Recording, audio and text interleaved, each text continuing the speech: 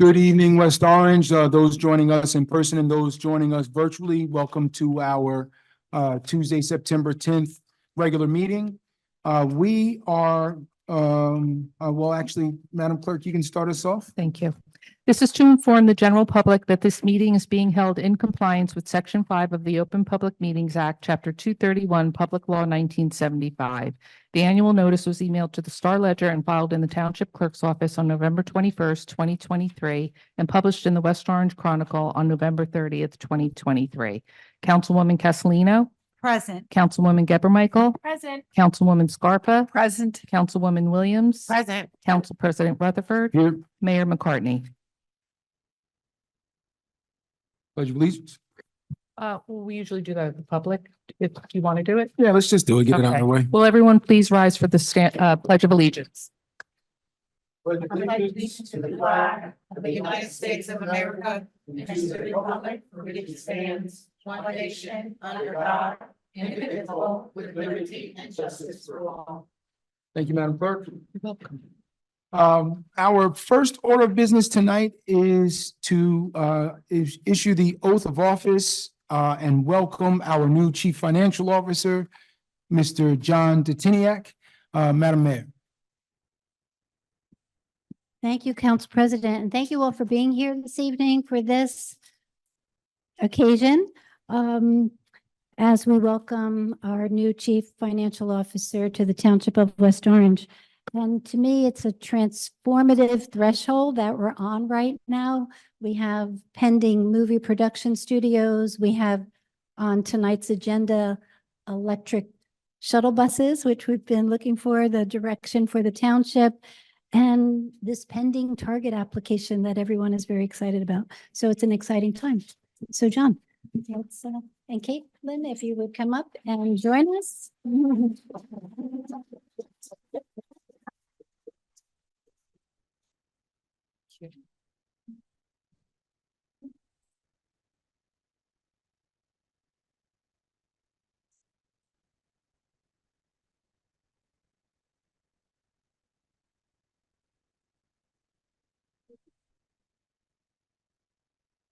I'm John Detiniak, Do solemnly swear do solemnly swear that I will support the Constitution of the United States that I will support the Constitution of the United States and the Constitution of the State of New Jersey, and the Constitution of the State of New Jersey, and that I will bear true faith and that I will bear true faith and allegiance to the same and allegiance to the same and to the governments established in the United States and to the governments established in the United States and in this state and in this state under the authority of the people.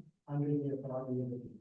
I do further solemnly swear I do further solemnly swear that I will faithfully, that I will faithfully, impartially, partially, and justly perform and justly perform all the duties of the position of Chief Financial Officer all of the duties of the position of Chief Financial to Officer the best of my ability. to the best of my ability. So help me So help me God.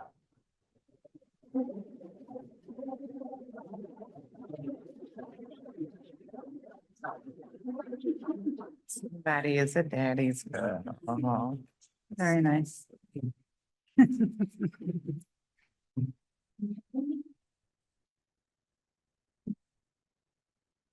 Okay, thank you. Words, yeah.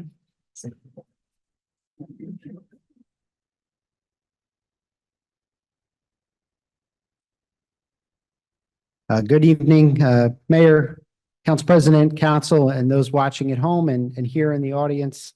I'll be very brief. I want to just say I'm very honored and very excited to take the reins of the Finance Department starting this Monday, the 16th. And everything I said in my oath, I swear to do.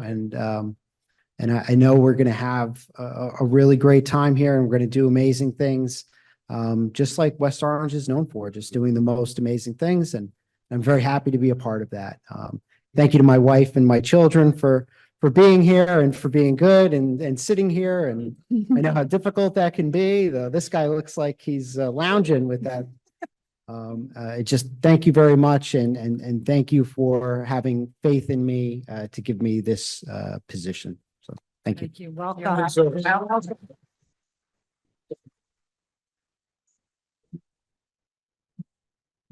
Mr. Titiniak, we are certainly looking forward to your tenure here and wish you much success as you serve the people of West Orange. Madam Mayor, proclamation, voter registration day.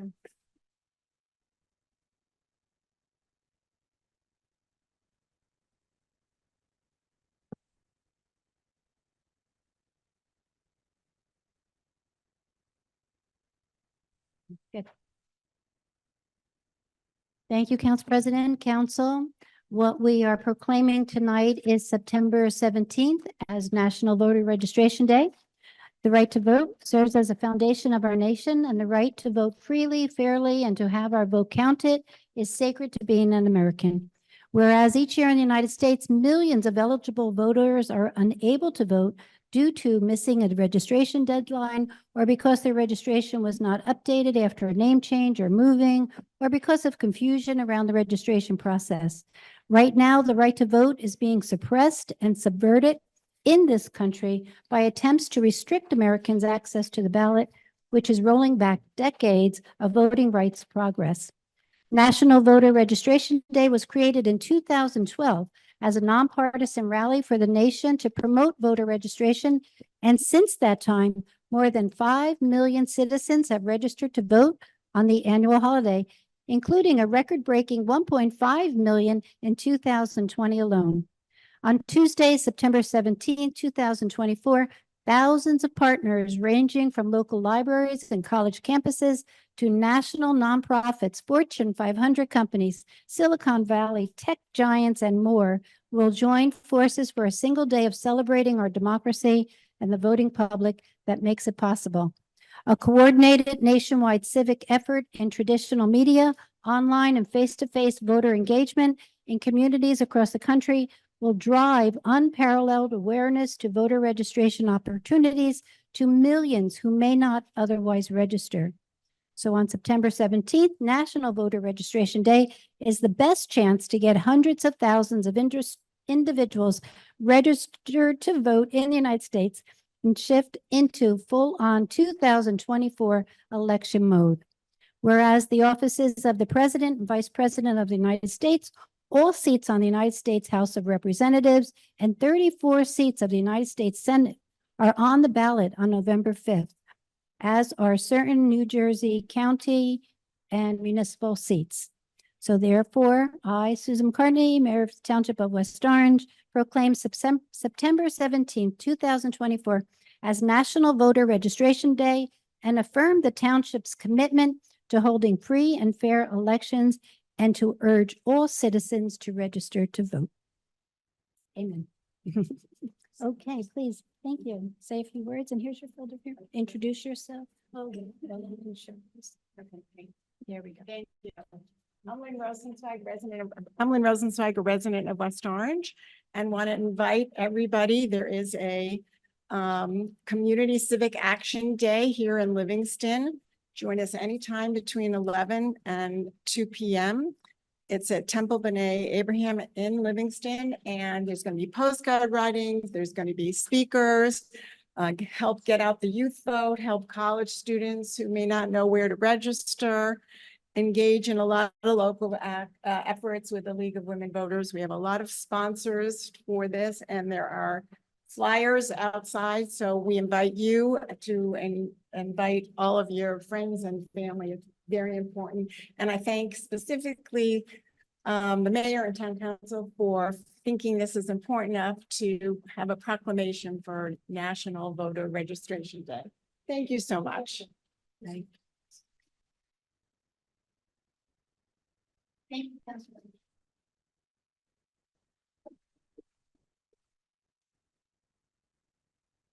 Thank you, Madam Mayor. We are now going to introduce the new general manager for Rock Spring Golf Club. Who's handling that duty? You can come up here.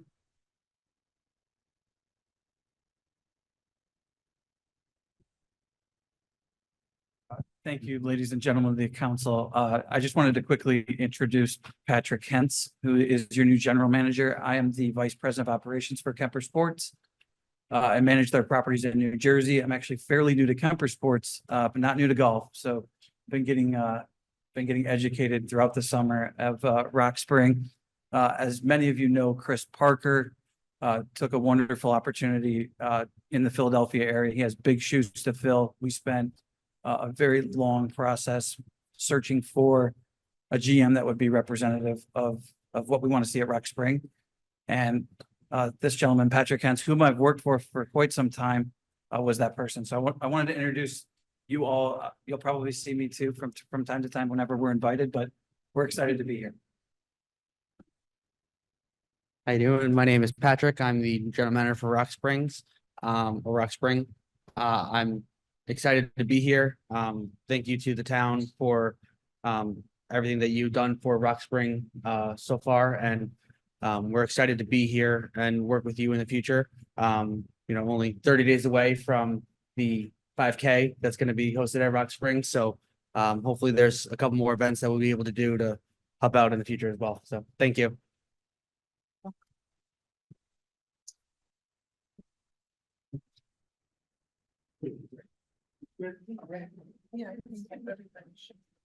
Let's go. We should do another one to John as well. We'll come down.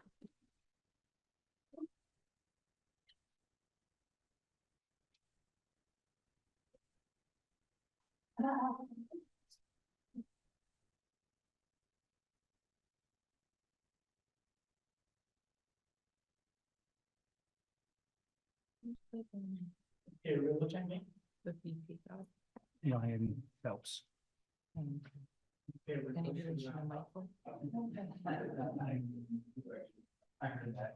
Oh.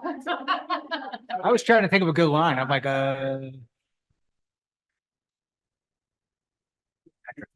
Yeah, I have him. got good ears. Not old like us. Oh my God, we went out the other night. It's kind of nice restaurant. Hold on, let me see this slide. It's kind of like a new restaurant. So the three daughters, one wife, husband, doesn't. But it's just so and food, you see, that's why I was like, couldn't hear anybody. Okay, ready on set. Yeah, you're, you to explain, but that's like. Okay, thank you. That back. Yeah. It's like a pitch that they're now. That's what I'll. So like that. I can't focus. So there's like shit going on around me. I'm like, it comes to my mind's like a pin. That was pretty cool. We, yeah. So it was terrible. Sorry, my young is like, this guy comes by and all sudden goes, like that, I think he like went them along the table. I didn't know. So that according to it's red. That's who she works with. So that's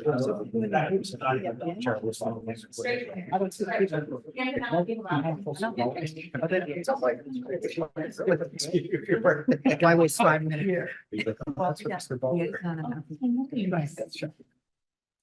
All right, now we have a few more minutes for our council liaison announcements.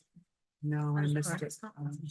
Yeah, you guys, we'll start with, Councilwoman Castellino. Sure. Thank you, Council President. So as liaison to the West Orange Board of Education and as a former parent in the school district, schools are in. So everyone drive safely. We have a lot of new crosswalks across the township. And please pay attention to them. You see that blinking light, you need to stop. Look for the pedestrian in the walkway And do not cut off any buses that are stopping to pick up children. So we've already got some emails from folks and, we have a lot of speed bumps in town. I thank our township engineer. She's been all over the township or patrolman with the chief and keeping in touch there. But it's up to us drivers. Unfortunately, we're a big cut through in the county. But for us that live here, we really need to pay attention because spent a lot of time going door to door this season, hearing a lot of folks concerned about the traffic on streets that are just so quieter. So that's it, for technology, the GPSs have disturbed a lot of our once quiet neighborhoods. So please, please, please do your part in keeping our children safe. Also, I just want to thank the members of the Downtown Alliance and some members of the Public Relations Commission for a great summer. They worked really hard this summer. We had great events on the Downtown Thursdays. They were team efforts, which all involved. And we look forward to planning the next Halloween event. Right now, our downtown executive director, she couldn't be here tonight, but she'll be here next week. They'll be working with the beautification committee. They have already started canvassing going up and down Main Street and looking at some ways to improve. If you haven't been over by Supreme Bakery in that parking lot, look in the alleyway. We call it the Edison Alleyway. And there's a beautification project that we received a grant from last spring. So please go look at that beautiful hanging artwork just to bring a little cheer to that part of the township. Thank you, Council President. Thank you, Councilwoman Geber Michael. Good evening, everyone. The RENA board met today and it was a very light agenda. And the Pedestrian Safety Advisory Board meeting that's scheduled for tomorrow is canceled and is being rescheduled to September 25th. And that concludes my council liaison announcements. I hope all the kids have a wonderful school year and that you all had a great summer and happy fall when it arrives. Councilwoman Scarpa. Thank you. The economic development did not meet this month and will meeting the end of this month coming up. So we'll have more to tell you about that next month. And the Environmental Commission as well. We were off a little bit for the summer, but last month, the Older Adults Advisory Board is in full force. We were able to take our seniors on another trip to see the West Orange Community Band at OSPAC, thanks to Mr. Fonzino and Laura Van Dyke for once again making it possible for our seniors to get out and around to enjoy some of the wonderful concerts in our town. Our little couple from the Degnan House that were on their date. This was their second date now. And hopefully we will be able to get them out again next month because we want to get the seniors out for Jazz Fest as well. So we've been able to get them out every month to enjoy some of the beautiful activity at OSPAC. And I want to thank Camille Vecchio too for really welcoming them in a way that made them feel special. Also, our Older Adults Advisory Board Subcommittee is working on transportation, which communications and transportation have always been the two major issues for seniors. We've been looking at various options, including on-demand transportation, as some of our surrounding communities are doing. And I even sent the mayor a grant opportunity that I found for transportation. So let's keep our fingers crossed and hope something will happen with that. So, and that's about it. Thank you, Councilwoman Williams. Thank you, Council President. I'd like to welcome all of our West Orange students, parents, families back to school. I am excited about this school year. mostly because I have a senior in college, and that means no more tuition after this year. So I'm extremely excited. But want to welcome all of our families back to a prosperous, productive, and enjoyable school year. The Historic Preservation Commission meets tomorrow at 7 p.m. via Zoom. So all those who are interested in historic preservation, please join that meeting. It is an open public meeting. The West Orange Arts Council Center is still soliciting Latin artists for their fall exhibit. So if you have any connections or know of anyone who has any talent and that may be of the Latin descent, please encourage them to contact our Arts Council and submit their work. The Municipal Alliance Committee met last month, and as school starts back, we have a liaison that serves on that committee from Seton Hall Prep, as well as from West Orange High School. Our West Orange High School liaison to the Municipal Alliance Committee graduated from the high school last year with a 4.2 GPA, is now a freshman at George Washington University after serving as an intern for me this summer. So we will be looking for a liaison, student liaison from West Orange High School to join the Municipal Alliance Committee. And if you don't recall, that committee focuses on ways that we can connect drug prevention, alcohol prevention to our schools. And that goes from our elementary age-appropriate education all the way to our high school. So if you're interested, again, we'll be putting out information at the high school, and just reach out and let us know that you're interested. As mentioned earlier in our announcements, our Run for WOSAC highlighting suicide prevention and awareness is coming up on October 6th. I want to thank all of our sponsors. We have a tremendous amount of sponsors this year. This is our 5th year.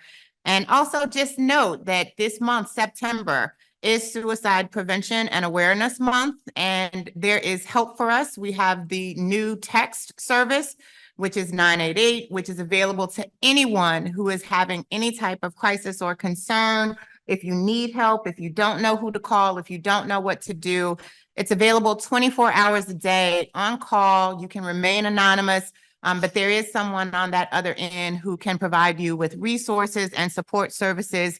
Always remember that you do not have to struggle with any mental health issues. We are never alone. There is always someone to support whatever it is you're going through. Also coming up next, the 16th, if I'm not mistaken, the 3rd week of September is the Grassroots Foundation, Green Grassroots Community Foundation, their Green Ribbon Week, which is also done at the high school. So that starts next week on the 16th through the 20th. There will be a myriad of activities.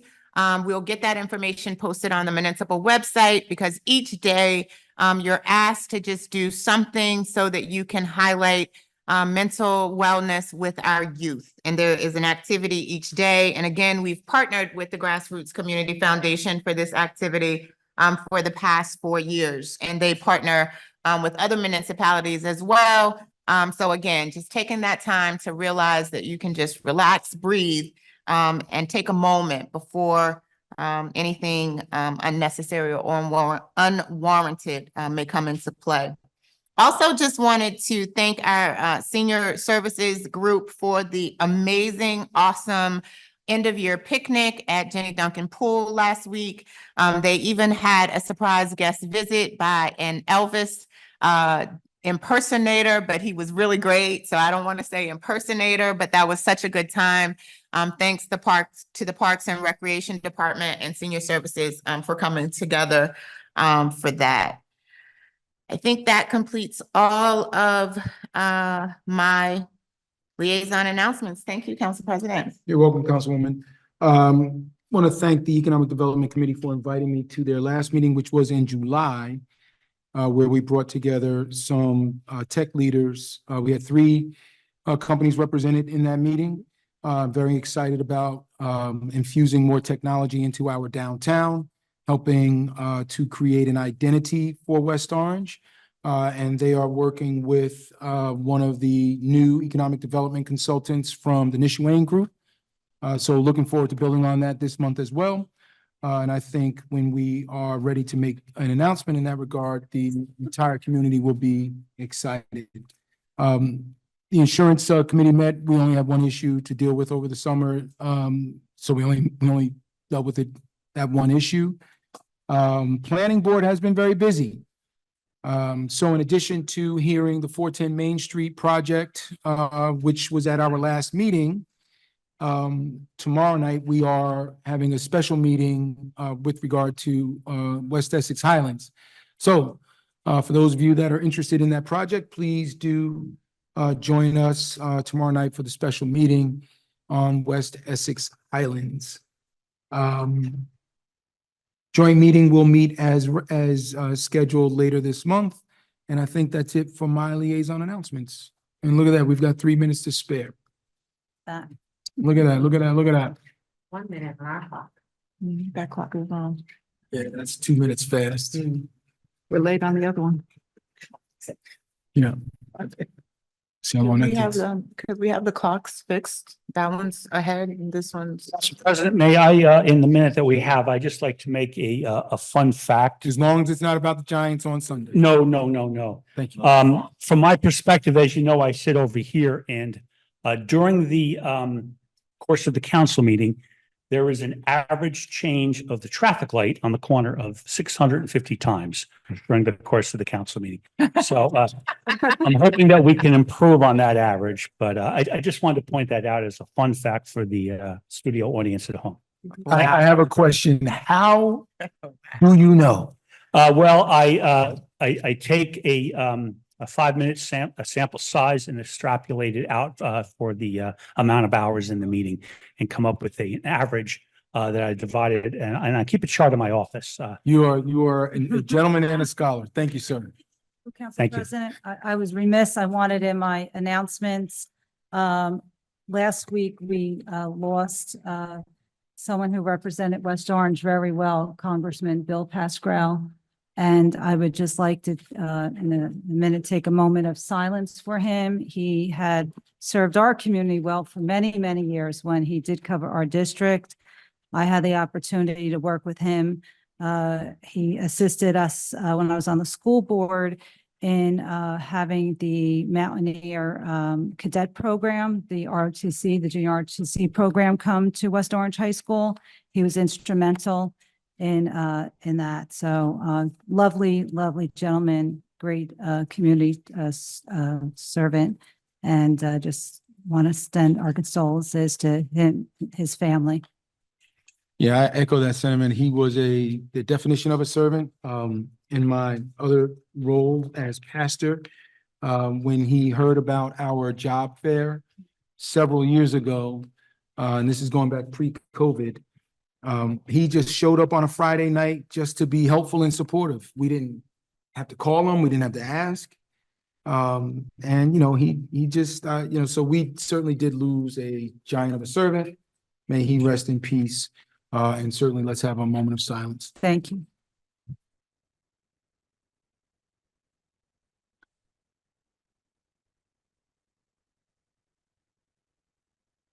Thank you. Look at that, 7 on the dot. Madam Clerk, can we go into our public meeting? Yes. This is to inform the general public that this meeting is being held in compliance with Section 5 of the Open Public Meetings Act, Chapter 231, Public Law 1975. The annual notice was emailed to the Star Ledger and filed in the Township Clerk's office on November 21st, 2023, and published in the West Orange Chronicle on November 30th, 2023. Councilwoman Castellino, Present. Councilwoman Geber Michael, Present. Councilwoman Scarpa, Present. Councilwoman Williams, Present. Council President Rutherford. Here. We have already done the Pledge of Allegiance. We are going to begin with our public comment. As always, we will begin with Mr. Fagan, followed by Mr. Puglisi. Thank you, Council President.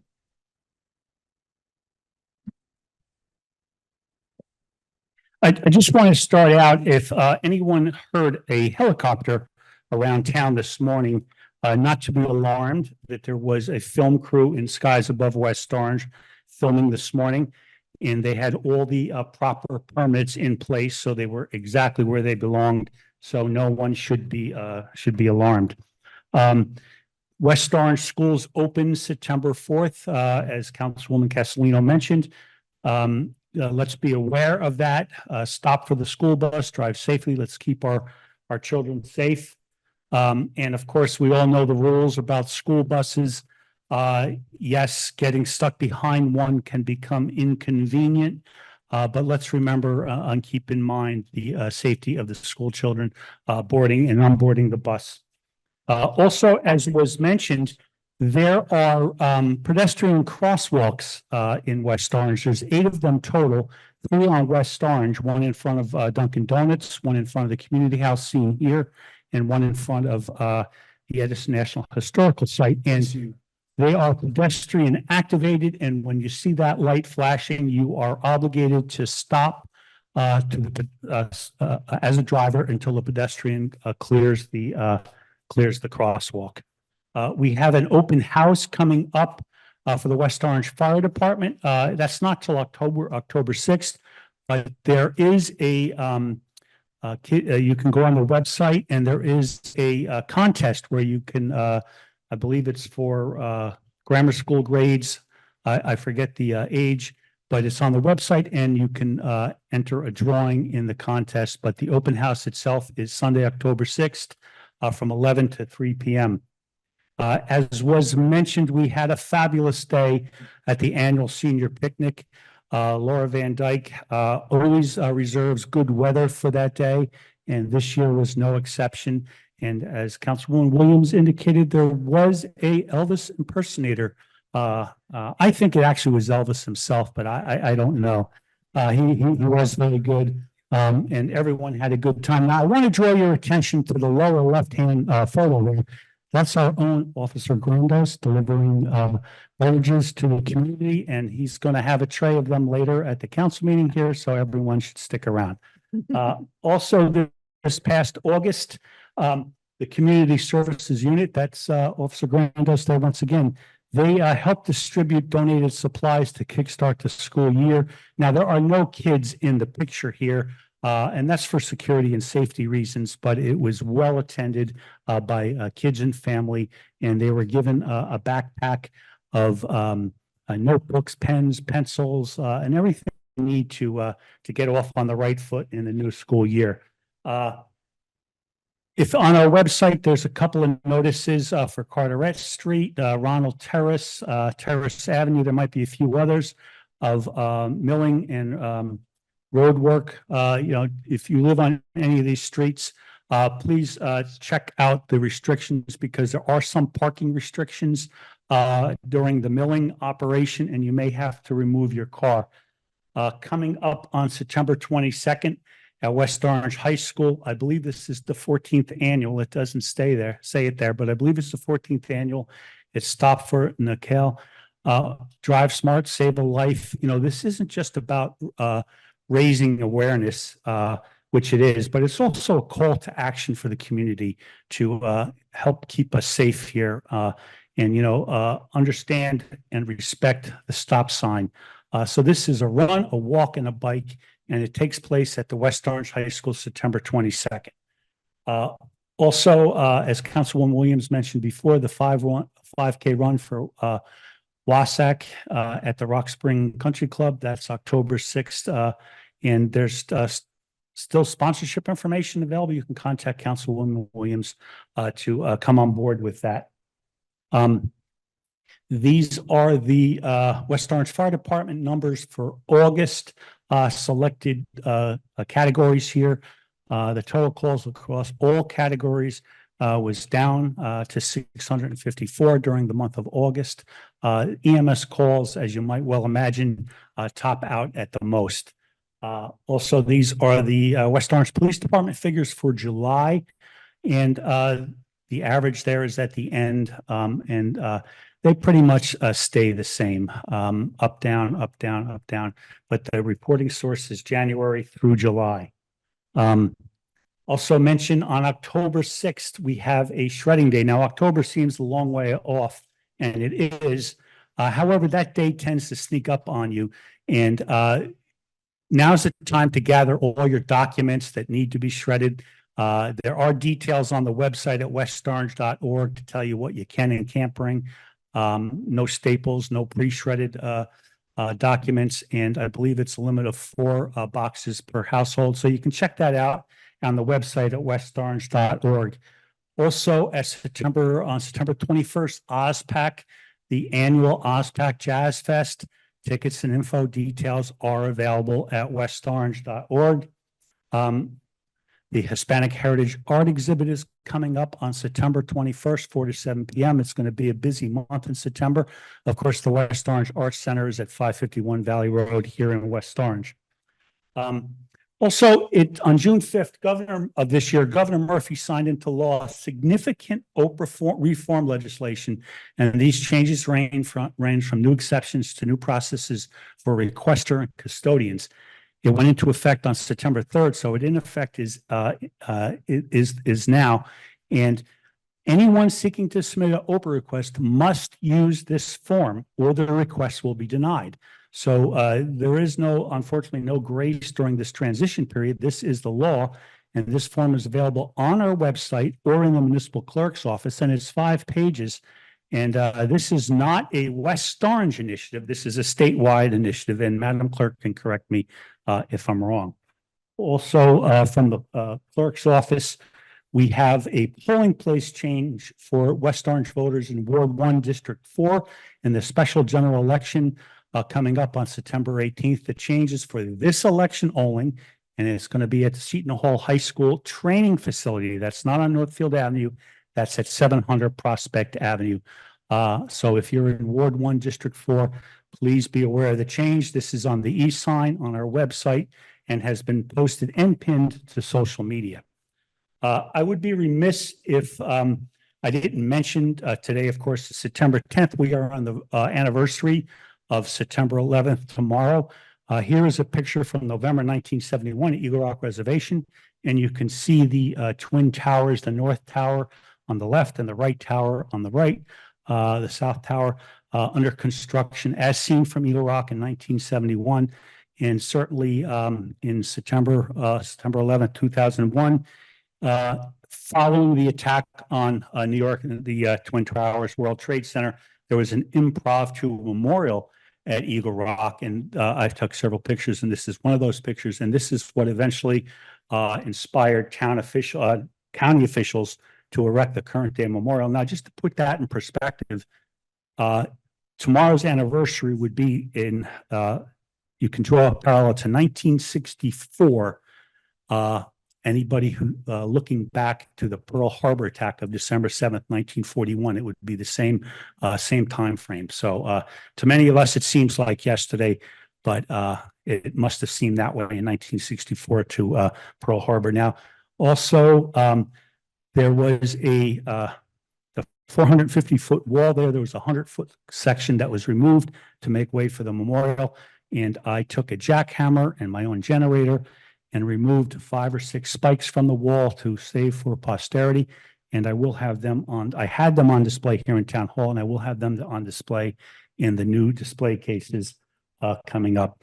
That concludes my report for this evening. I already mentioned about the traffic light changes on Mount Pleasant Avenue, so I don't need to go over that again. Anybody who wishes to contact all our township council members via email can do so, council@westorange.org. Thank you, Council President, and that concludes my report for this evening. Thank you, sir. Mr. Puglisi?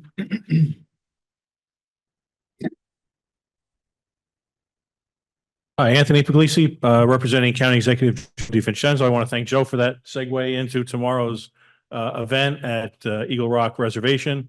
It was County Executive DiVincenzo who at that time was serving as freeholder president, who took the initiative to raise a few $1 million to have that whole area redone and dedicated to the people who lost their lives on September 11th. So the program tomorrow, as always, we start at 8 a.m. sharp.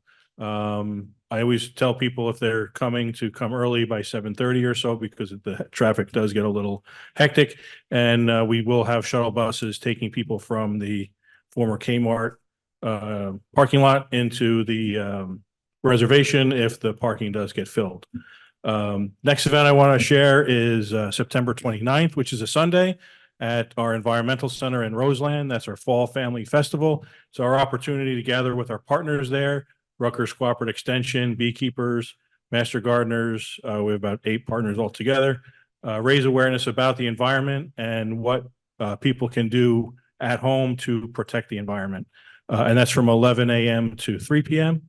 And then September 24th, which is Tuesday, is our annual Senior Wellness Day. And thank you, Joe, for putting that up. The only years we haven't done it is during the pandemic, so I really can't tell you how many years we've done it, but we're back full steam. And this is our opportunity to invite seniors to basically a one-stop center at Cody Arena with our offices and organizations that we partner with throughout the county to help seniors stay independent, stay in their homes, promote a healthy lifestyle, try to make it a fun day for everybody with music, refreshments. And if anyone needs any transportation that day, there's that number 973-737-7200. And just one final thing, I just want to thank, this is from the county executive, thanking West Orange and the West Orange Fire Department. A couple of weeks ago, we did have a lightning strike at Turtleback Zoo, and the roof of the Sea Turtle Recovery Building caught on fire. The fire department was there within minutes, very professional. All the turtles were evacuated. They're now at a facility in New York, and we've already begun repairs on that building. So just again, thank you to the West Orange Fire Department from the county executive. Thank you. Thank you, Mr. Puglisi. All right, if there's anyone in the gallery that would like to address the council in public comment, you're invited to do so now. Just come on up to the microphone. We only accept public comment from those that are in person. So if you're joining us via Zoom, you will not be able to comment. You don't have to wait. You can just approach the microphone. Good evening. You'll need to state your name. Absolutely. Good evening and God bless you, everyone. I am Pastor Thurcell C. Williams, a 25-year resident of West Orange, New Jersey. And is there a reason why they're taking pictures? Okay. All right. So I have I signed a petition, as I have for several of you over the years. I've worked the polls in this town over the past 25 years. I've gone door to door for several elections in this town over the past 25 years, for men, women, Black, white, indifferent. But I signed a petition for Councilman Rutherford sometime, I guess, summer or spring, and the petition was rejected. When I was told that the petition was rejected, I called to the office because, again, let me just reiterate, and this happened, I guess, last Thursday. I just came back from Chicago as a delegate for the Democratic National Convention. I think I'm Ward 1, Division 4, whatever, right? As a West Orange resident, I have with me in my hand here, Doug Adams just mailed me something to my address here in West Orange. When I called the town clerk to ask why my petition was rejected, she said that I was not in the system. I said, that's impossible. I said, I've been here for 25 years, a registered voter in West Orange for 25 years. You're not here, you're not here. I said, listen, ma'am, and I'm gonna be frank with you all. I said, I know there's a lot going on in the town, but please don't engage me in that. I am a registered voter here in the town. You're not in here, you're not in here. I said, great, no worries. Let me call the Board of Elections. Call the Board of Elections. I ran it all the way up to Trenton. I do text banking and all of those things as a delegate, and also the Interfaith Caucus Chair for the Democrats of New Jersey. I said, hey guys, did something happen in the system? I just had a whole ballot for West Orange. Joe Biden's name was there and mine was underneath it. Did something happen that I'm no longer in the system? No, absolutely not. You're here. I call back and speak with the town clerk. I think, is it Katie? Kathy? Karen, I'm sorry. Karen. I said, Karen, I said, listen, I'm a pastor that has served in this town for a long time. I don't know what's going on, but I'm telling you, something is not right in the system. Why don't you save the taxpayers some money, save the town some money, save personal people some money, and somebody admit that something is wrong in the system? We have a discourse, I wouldn't do that, that's voter tampering. And I said, I didn't say you tampered. What I'm telling you is that if they got me wrong, then is it a possibility that the other 60 petitions that are wrong were right? We discoursed some more. I wished her well. I wished the town well. But I just came by today on my way to Debate Watch and to try to be salt and light in this town some more, to say that something is wrong here, you guys, and we really need to fix it. And I pray that West Orange, I moved here 25 years ago. And I've seen a lot of good and a lot of great come out of this town. But some of the things, and I've said this to the mayor, to the council persons, some of the things that I am seeing are not the greatness of West Orange. And it is my most earnest prayer, in whatever ways that you pray, that we get it right and get it together. If for nobody else, the people of West Orange, New Jersey. God bless you all, and I wish you Godspeed in your efforts. Thank you, Pastor.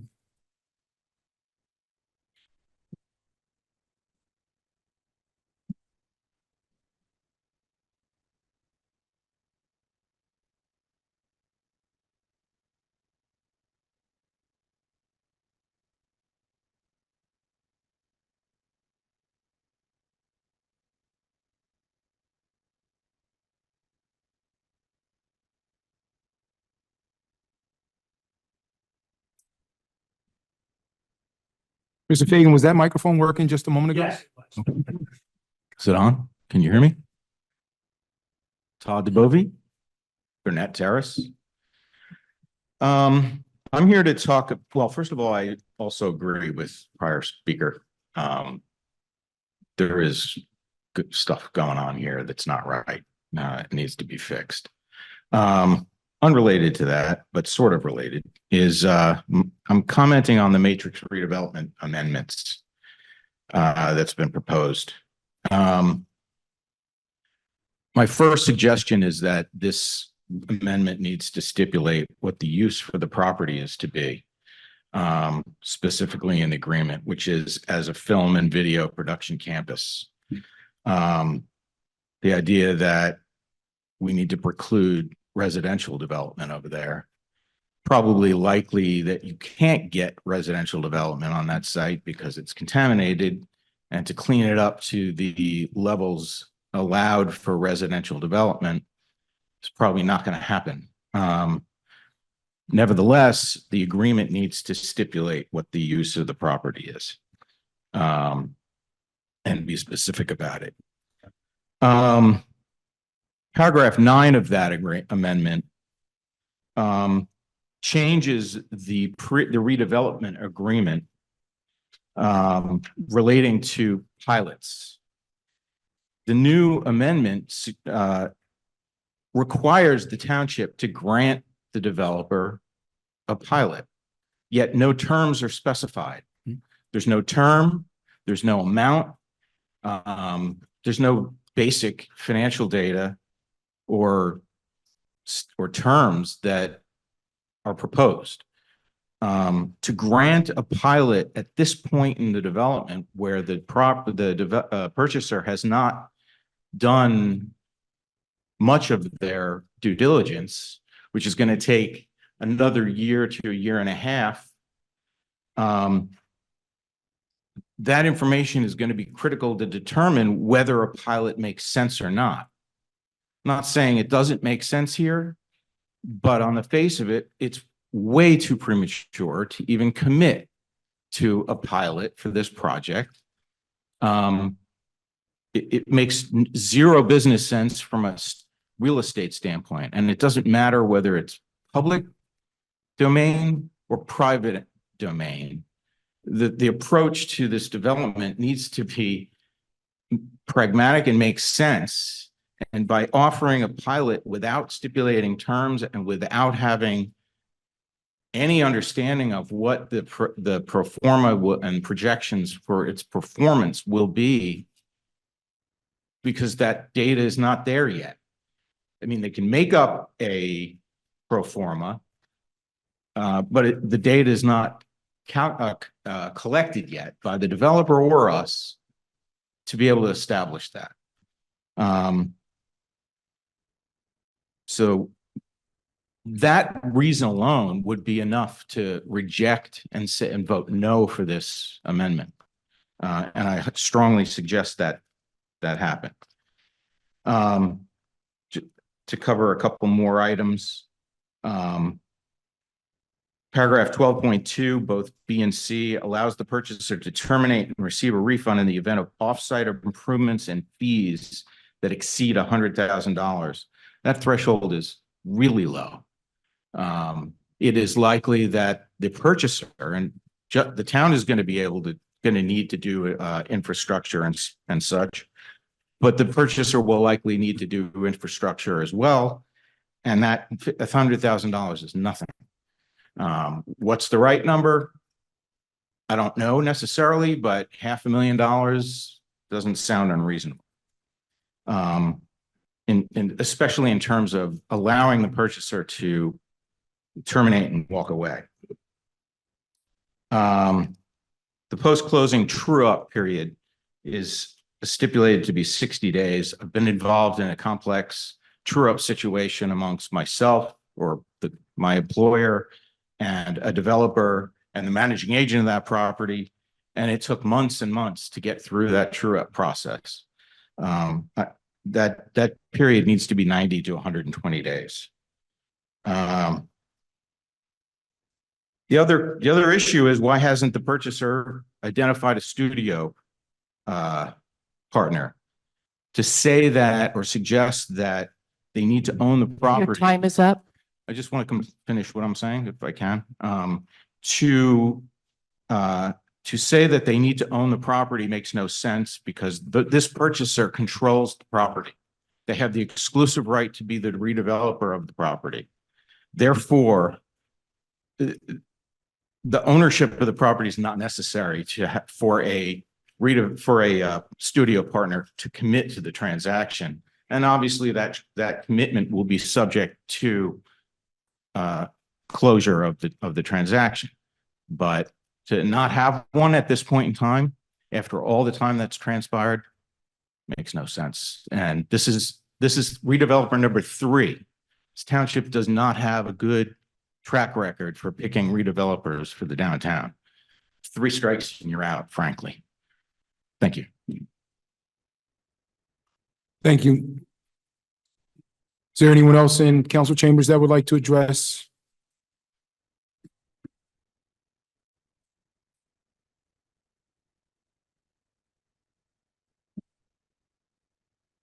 Good evening. Joe Krakowiak, Grandview Avenue. I'm also speaking about Resolution 273-24 on redevelopment. Given the numerous problems I see with the proposed contractual terms between this township and the redeveloper, the council should vote down and direct the administration to renegotiate. I thought the original agreement was heavily weighted to the developer, but this proposed amendment gives them even more, along with shifting great cost and risk to the township residents and taxpayers. In the original, the redeveloper was required to fund and handle remediation. That's pretty standard practice in the industry for the purchaser to buy as is. Now that responsibility would shift totally to the township. Why? The document doesn't say, except that the costs, quote, remain undetermined, end quote, although the issue of environmental remediation in this area has existed for well over a decade. Here's a clue. The redeveloper, while happily unloading this responsibility, and I have no idea why we would not at least share that responsibility or end the negotiations today, is offering to loan the town at least $1.5 million for remediation, which now includes demolition of buildings on 2 properties. The loan would be in addition to a nearly $500,000 existing cleanup fund. These are huge and scary numbers. And let's not forget that the 3 council members who are now in their 4th and final year of their terms, along with former council member Mayor McCartney, voted to authorize borrowing $20 million to buy properties in the Phase 2 area. Let's not forget that we did not have to. since the state local redevelopment and housing law doesn't require municipalities to buy the properties to avoid the dangers of real estate speculation and the loss of property taxes under municipal ownership. And let's not forget that I and other residents spoke at multiple council meetings telling you why you should not buy. Instead, you voted to authorize the township to borrow to buy the Barton Press property at 55 Lakeside in 2022, according to county records. We paid $12.5 million when the assessed value was $7 million. That means we paid $5.5 million more, 79% more than assessed. Those numbers are supposed to be similar. At that assessment, the cost of the town's ownership to the taxpayers to make up for was $321,860 annualized last year and will be even more next year. And let's not forget, we gave that money to Prism, which we dumped as the previous redeveloper for failure to perform. Prism had bought the property out of foreclosure filed against them for non-payment of the mortgage and taxes for roughly $3 or $4 million. So they got a huge profit here. But now we see two glaring reasons why not to buy that property. First, we're proposing to sell the Barton Press and Public Works properties for $10.8 million. If you apportion that price based on the relative assessed values of the two properties, we, and I'm counting every resident and taxpayer in West Orange, are going to lose more than half of what we paid 2 years ago just for the Barton Press property. More than $6.1 million loss. Just let that sink in for a minute. What do we use to repay the loan balance after wiping out half the value we spent it on? Increased property taxes are almost certain. And not only are we proposing to take this unconscionable and unforgivable loss, but now we're trying to saddle ourselves with remediation and demolition for property that we didn't even need to buy in the first place. Another huge issue is the redevelopment financial agreement, which outlines the financial impact of the project. State law allows incentives to get these projects done. Here in West Orange, as with the two previous redevelopments, the township is offering a 30-year tax abatement. No property taxes on the improvements for 3 decades, replaced by a payment in lieu of taxes. These pilots start payments at roughly 15% of what the redeveloper would otherwise pay at the property tax rates the rest of us pay. These amounts rise gradually over 30 years until finally required to be equal to the then current property tax rates. In the original agreement, the redeveloper wanted a pilot similar to what Prism had agreed to. Now they want the hurdles lowered further. They want one of the standards to be to give the township more revenue than what it costs the township services to the project. Wouldn't that be great if the rest of us could get that deal? The other standard is that the project. Your time is up. Thank you, Madam Clerk. Council President, I just asked for leave. I'm not quite finished with my comments on what I think is a really important issue. You may continue. Thank you.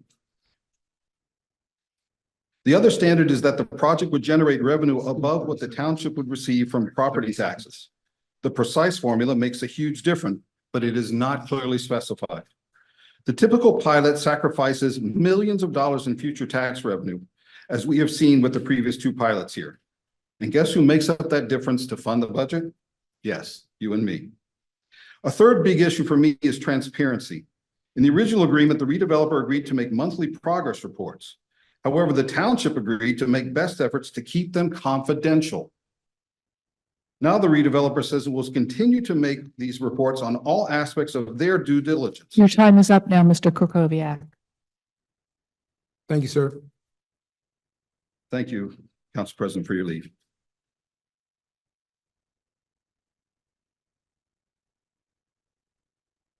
Anyone else in the council chambers that would like to address the public?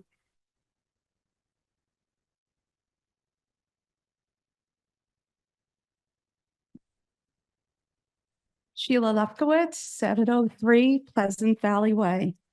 I will continue the conversation. A third big issue for me is transparency. In the original agreement, the redeveloper agreed to make monthly progress reports. However, the township agreed to make best efforts to keep them confidential.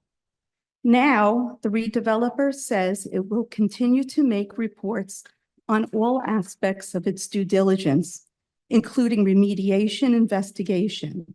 The council should demand instant access so you get more transparency and information you can share with constituents on this issue, so vital to the future of our downtown and municipal finances.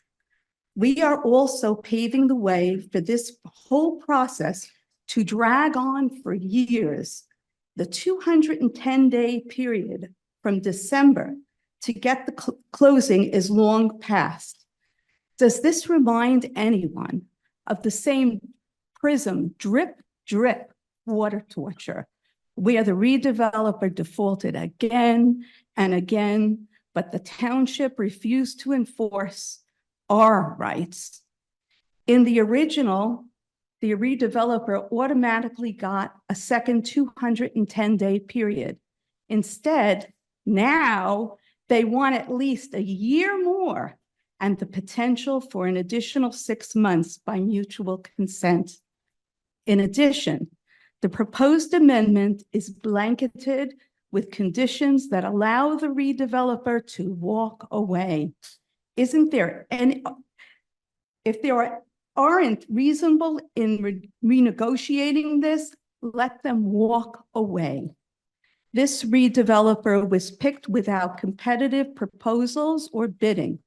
If you can't get this project at least balanced 50-50 in terms of risk and cost for residents, you should end this process and restart and get the best competitive deal available in the market. Please vote no on this and send the administration a list of your own conditions to make this a much fairer agreement for residents and taxpayers. It's not too late to pull back from the abyss. Thank you. Thank you. Anyone else, Council Chambers? Seeing none, public comment is now closed. We'll go in reverse order this time. Councilwoman Williams.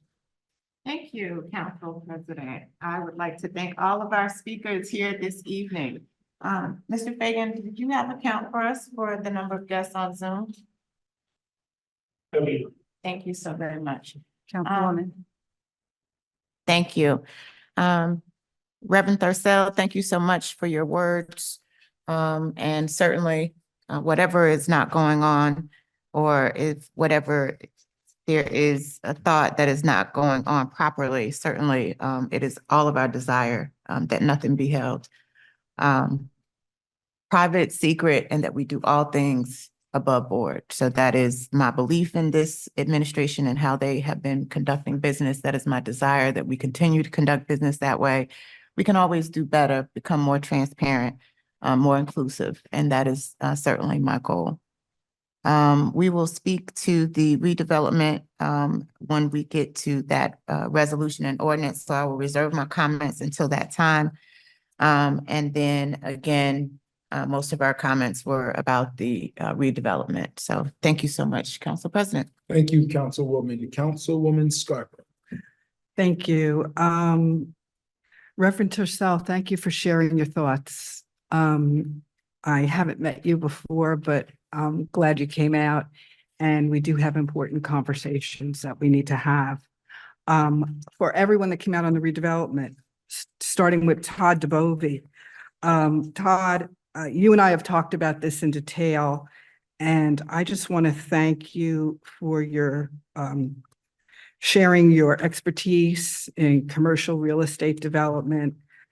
It's important that we hear from more members of our community with expertise in commercial development and in finance, because I believe that there are a lot of holes in this agreement as well, and I had serious concerns. I agree with all of your comments. I won't go through them again, as we've talked about earlier in the week. And you taught me a few things about issues that I didn't know about, the true up and certain other issues that pertain to real estate development. Joe Krakowiak, once again, I want to thank you for your incredibly detailed and expertise that you have offered our community for decades. We need to hear from those with the background in these issues, because many of us are new to this whole commercial real estate development world. I have been a business person. I understand contracts. I look at contracts. I saw a lot of things that just did not look kosher to me. And I really value the opportunity to be able to seek some guidance and for you to share your expertise. And again, I agree with everything that you have articulated, as well as Todd did. I won't go through it all, but a lot of it does really come down to a few things. The township funding the remediation is problematic. The pilot is very problematic, particularly when we don't have financials and we can't really accurately assess the need for a pilot. The financial agreement is poorly negotiated, and selling the properties at undervalue are also an issue. And it all comes back to, this is what happens when projects are not competitively bid. And the transparency is an issue. And on an issue like this, where information has trickled out of the website, I've gotten calls from a couple of people who said, I can't even find all this information on the website. There's not really enough to make these decisions. Why hasn't this been out in the public for longer? And it needs to be. This is such an important project for our township. This information cannot be rushed out. Everyone needs to be able to weigh in. And so Sheila Lefkowitz, I want to thank you for continuing this important conversation. Because quite frankly, I think Mr. Krakowiak should have had as much time as he needed to discuss it in detail. And so should Todd DeBovie. It's ridiculous that we would have something this important relegated to 5 minutes. So thank you all for coming out, and I will be voting no on this issue because there are just too many problems. Thank you, Councilwoman. Councilwoman Geber Michael. Thank you. Good evening, West Orange. To those of you in our council chambers and on the Zoom, welcome. I want to thank you guys. Your voices are crucial in shaping our community, and we appreciate your engagement in local matters. Pastor, I know you very well, and I'm, kind of shocked with what happened. I mean, there must be an error with the system. So, hopefully it's something that can get worked out. But I know that it's pending litigation, so it's not something that we can really talk about here, but I do hope that your petition does get included, because I know that you're a registered voter. You sign petitions also, for me, for others. So I'm sorry that this happened to you, but hopefully it's something that can be looked into with our system. And now regarding the Matrix redevelopment deal, I would like to thank Mr. DeBovie, Mr. Krakowiak, and Ms. Lefkowitz for your advocacy. I agree with all of your points. I agree with my council colleague, Councilman Scarpa, excuse me. I was not in favor for this deal because of, as Ms. Lefkowitz mentioned, we didn't get the best competitive deal. We never put this out. And, I've said from the beginning, we don't know what we don't know. And something that I struggled with is they don't even have a studio partner. And I knew this was going to happen. I had a feeling that we would be here. And so for that reason, I'm voting no, and I'm not in favor. just because I don't like the way that this happened. If there's no transparency, that it wasn't an open process. I understand that it doesn't have to be an open process when it's deemed an area in need of redevelopment, but that's the right thing to do in government. So that's what I believe. And I'm entitled to my vote, what I think is the best for the residents and for this town. And I don't think this deal with Matrix is. And that's my opinion, and I will stand by it. I will end my public comment response there, but I really want to thank the three of you for coming out and speaking tonight, because this is something that's very important. Actually, I'm going to add another point in terms of how it was purchased. I was on the council when we purchased it at a very high price, but it's the same MO with Rock Spring, right? Rock Spring was appraised for $4 million. Another entity offered $6 million, it was rejected, and then all of a sudden West Orange buys it for $12 million, 3 times the appraised value. And again, all on taxpayer dollars, unfortunately. So we have a fiscal responsibility, if I do Sherry here, and to put the best interests of West Orange residents, not developers, not anyone else, but the people in the town. So I never thought this was a good deal. I made my comments very clear in that meeting. In fact, I went knowing that Councilwoman Scarpa and I didn't have the votes to, in terms of voting this down, I still went through the contract in detail and found many flaws. One of the flaws was that, it could be a studio and or residential. That's been rectified since, but there are other things, again, outlined by Mr. Krakowiak, Mr. DeBovi, and Ms. Lefkowitz that, I agree with you guys. This is not a good deal for West Orange, and this it helps the developer, and it hurts us, I believe, in the long run. I think the best thing to do is squash this and put it out to bid and see who we can solicit in terms of vendors, because this is the Black Mariah. This is the first studio, in the world, and we're a hot town. We're close to the city.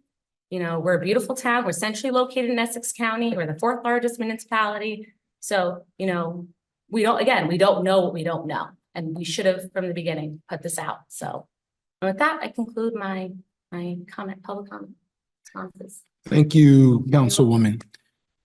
Councilwoman Castellino. Thank you, Council President. Rev, thank you so much for coming down and sharing. And I've known you for a little bit, and you're a woman of integrity. And I'm not going to comment, but other than so is our Madam Clerk. And so I'm sure, well, it's been tough. Like when there's tough situations out there, she's a woman of integrity, and does her best and works very hard for us. And I'm going to leave it at that. So I haven't really been following things, but I do know Madam Clerk, and I do appreciate your situation as well. But I had to share that with the public. In regards to this contract, I had wanted, and I'm going to request it tonight by Council President when we get there, that we go into executive session to discuss this, because this is an ongoing negotiation. What has been very disappointing and aggravating to me is that we've had this contract for over 3 weeks, and comments that were made tonight. Now, our attorney had asked us, sent us information, and asked for input and wanted feedback. And that was not taken upon till I believe as of yesterday by some of you. So that is very disappointing, because this was a project at hand. It's not a secret that they wanted a pilot. That was stated in the very beginning. So as far as transparency, Ms. Lefkowitz, I always appreciate your comments and you coming out, but that was transparent from day one. They wanted a pilot. So we'll start with that. Item number 2, and that has to be negotiated, and the attorney can explain all that, because it makes sense once you ask questions and things are explained to you within that. So I look forward to that being shared. They also have paid us $400,000 to the township as well for the time to pursue this. I'm not saying not to agree or disagree, but I am frustrated that, you know, this is an ongoing negotiation and there needs to be comments and involvement.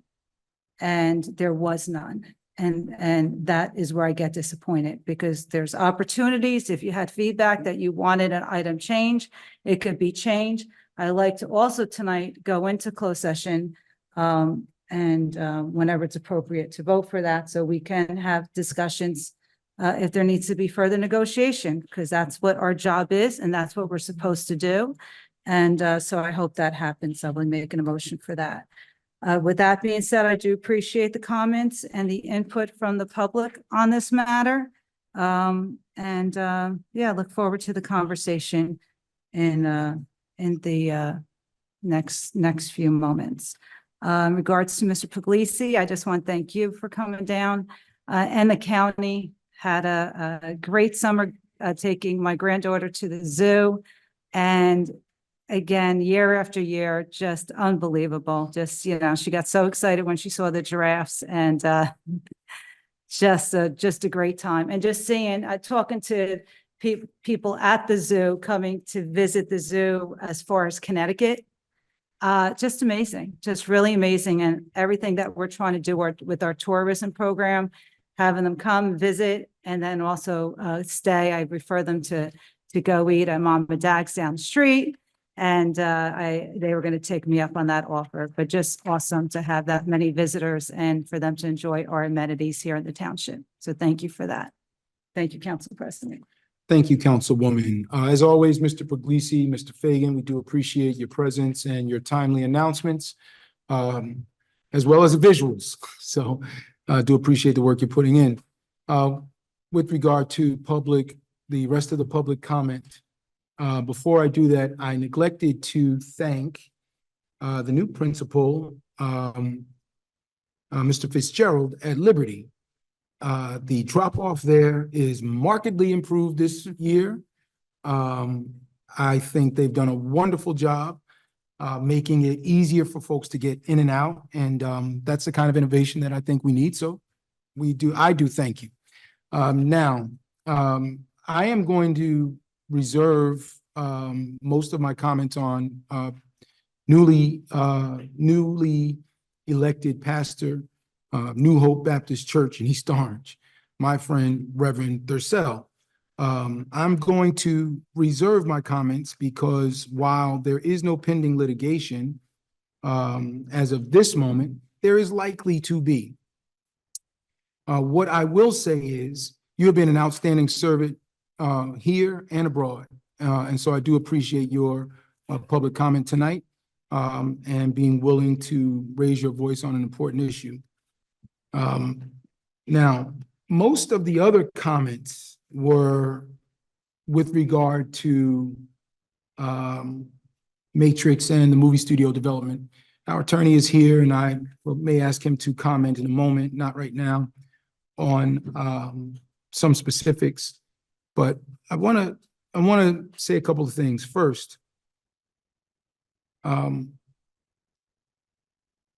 months, we as a council advised our mayor to put out an RFP on the property. That wasn't done.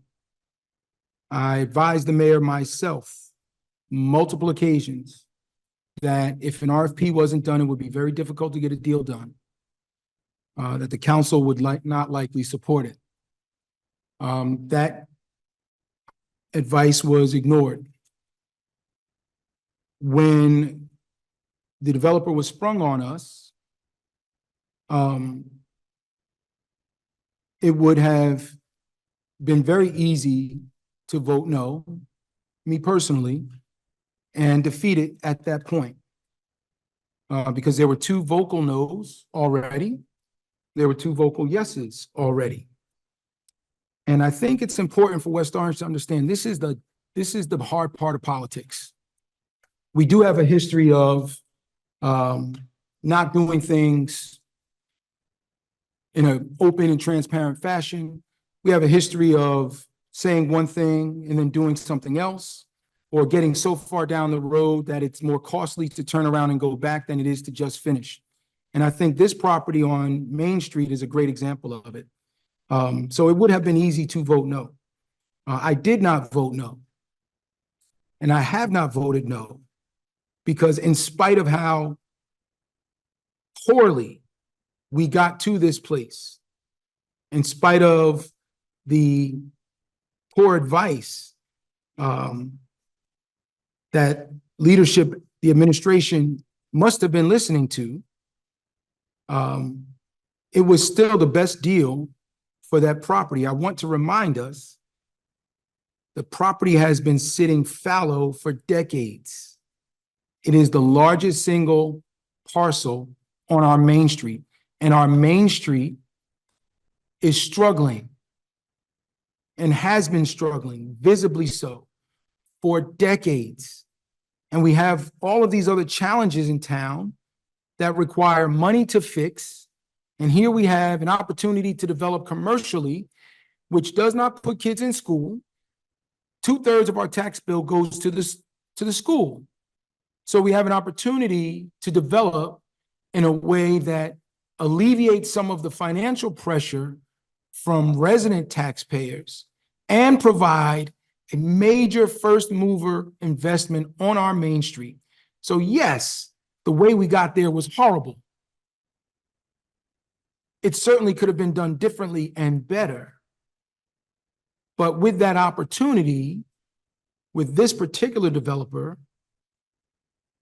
in spite of how poorly we got there, I thought it was in the best interest of the town, not me personally. There are many supporters of mine that asked me to vote no. It was in the best interest of the town, in spite of the difficult politics, in spite of the lawsuits, in spite of the innuendos and narratives and all of the horrible political antics over the last 4 years.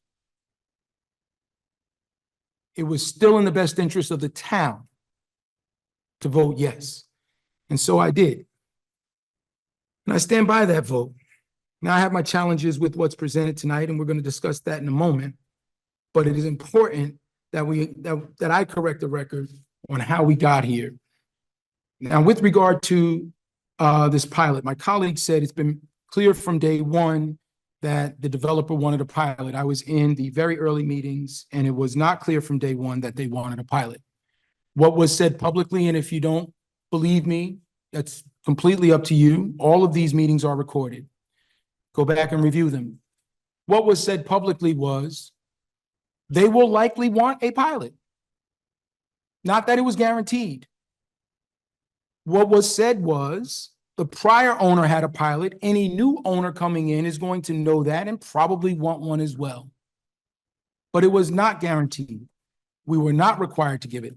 And there have been multiple conversations in public about this.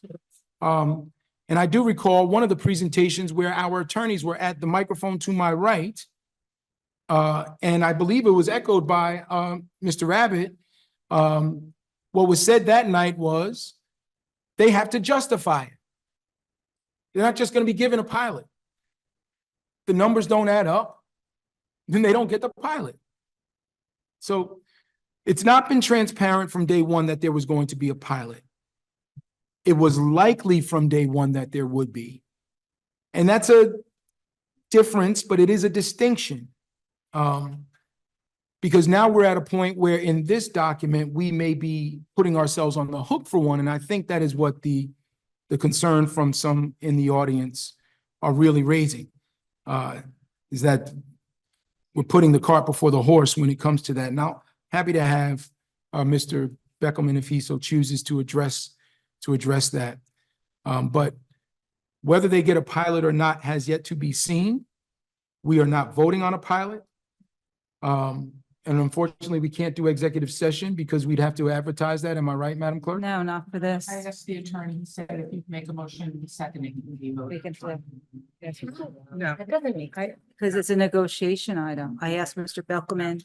We asked for other Yesterday. things All right. on here and we're told no. So when are we going to discuss? All right, the hold council- time out. council I amendment? I still have the mic. The So, right way.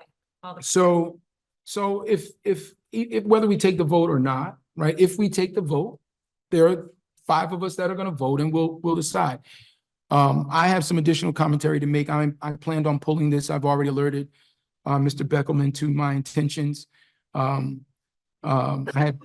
Prior to this meeting, I had decided to pull it for various reasons we can discuss at that time. But the point is, what I think is important is that we understand how we got here. We got here because of bad politics.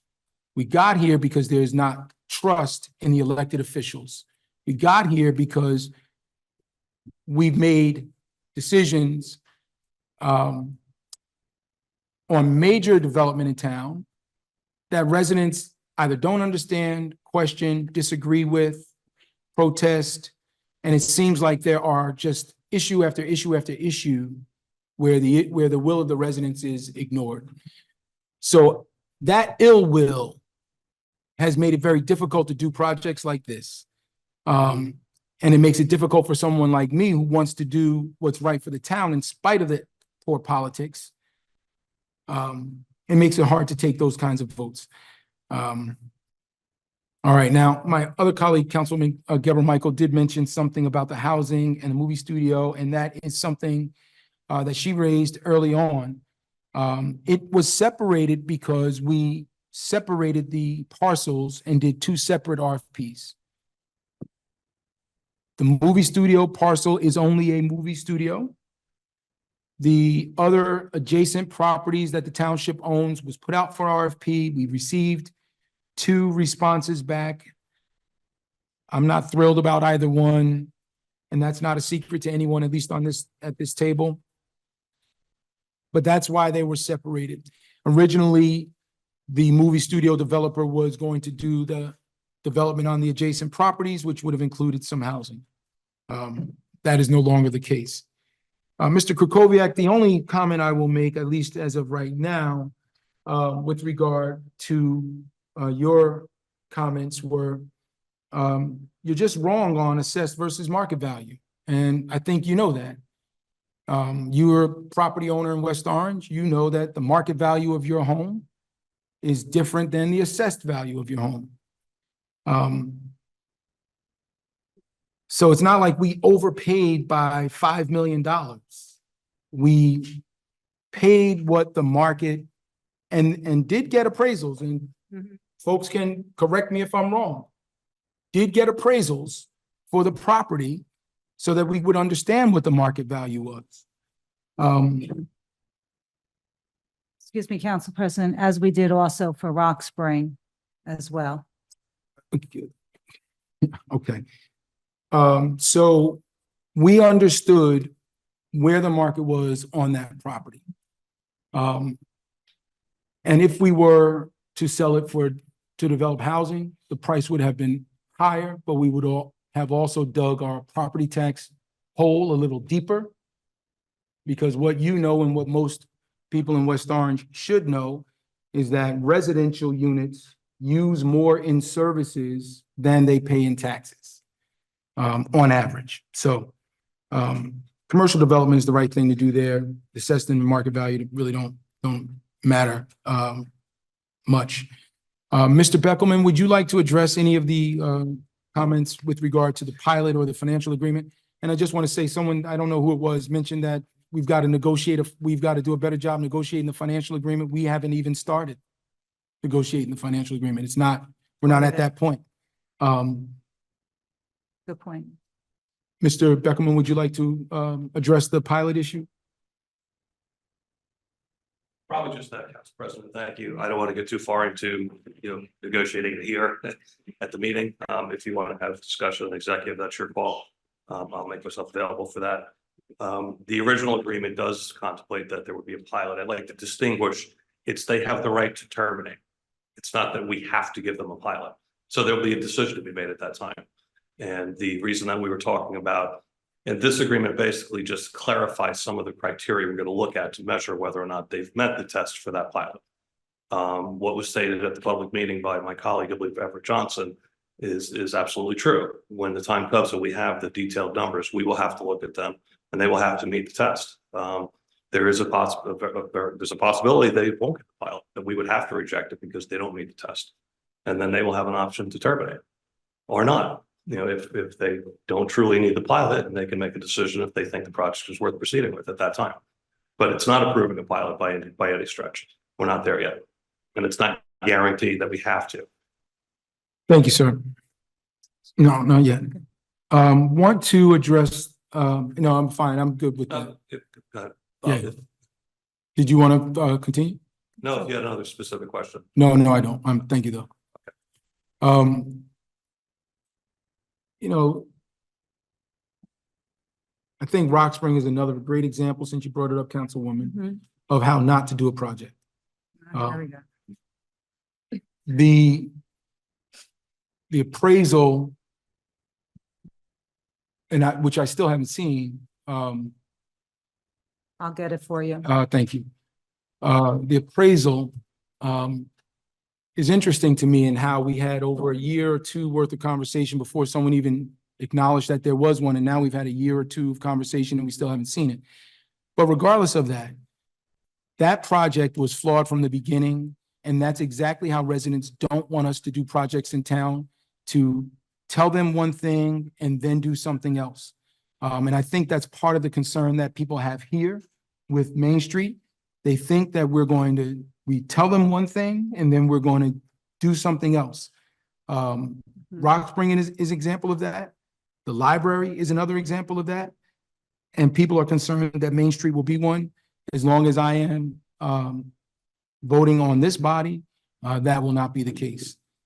And we're not doing anything to keep the reports confidential. There are just some months where it's the same thing, or we're doing remediation, we're still in the studies, or whatever the case may be. No new news to report on who the studio partner is. That kind of information, you know, you could sit here and be redundant. We already have very long council meetings. I choose not to waste time that way. Councilwoman, you wanted to add something? Yeah, thank you, Council President. So, no, the point being of the pilot is that there was discussion of it, that because they would, correct me if I'm wrong, Mr. Beckelman, they have the right to receive back their $400,000 if they don't receive the pilot, correct? Because that's where the two payments, yes, or 200,000 back. Yeah, there were two payments of $200,000. And we actually have clarified that from the original agreement as well. What we were trying to capture was if the township unreasonably rejected the pilot. So how do we determine that? It's a difficult test to try to really determine, frankly. So we set up more specific parameters in this amendment to try to come to that, figure that out. So if the township ultimately decides to unreasonably reject the pilot with no good reason, it says we're just not going to do it, yes, then they would be entitled to a $200,000 payment returned, not $400,000. And that's where, thank you. And that's where I wanted to make my point. And I apologize to the public if I didn't represent that well, that in regards to the pilot, there's been discussions. Not that there is one now, but there has been discussions, and it's been enumerated in the redevelopment agreement. Thank you, Councilwoman. All right, any other further comments before we move into our consent agenda? Seeing none. Public comment is now closed.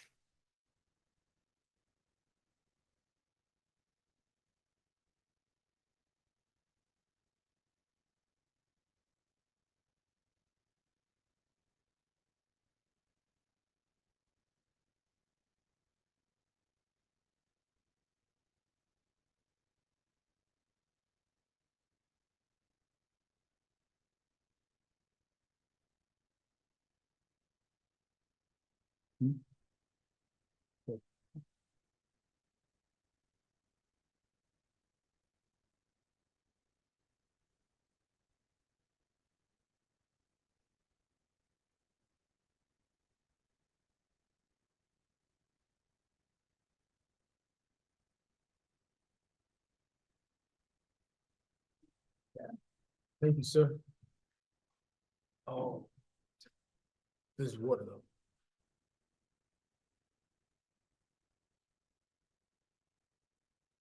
Can you alert the Zoom audience or can they still hear? We're just waiting for Madam Clerk to return. Oh. You want to do a little song? Yeah. Can you? Sure. You always have. Yeah, get something front lined center. up. Impromptu.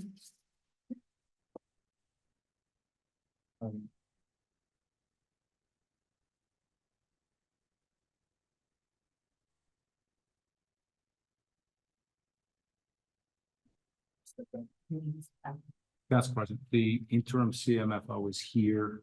If you're going to speak about the budget, Vince? yeah, He's just not in. he's working, so I said, stay working. You don't need to sit in here for all this and Well, we're going to do that first. first, let's get him. Yeah, I mean, obviously through approval of minutes, bills, that kind of thing.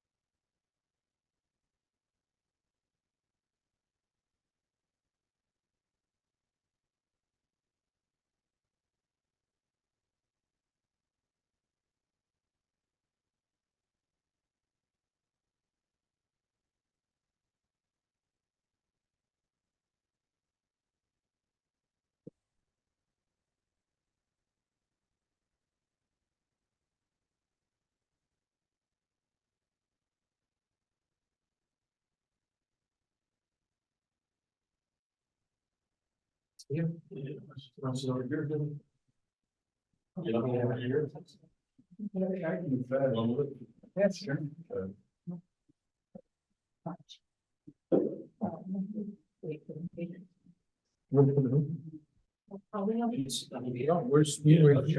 Oh, I thought they were waiting for Vince. I told them.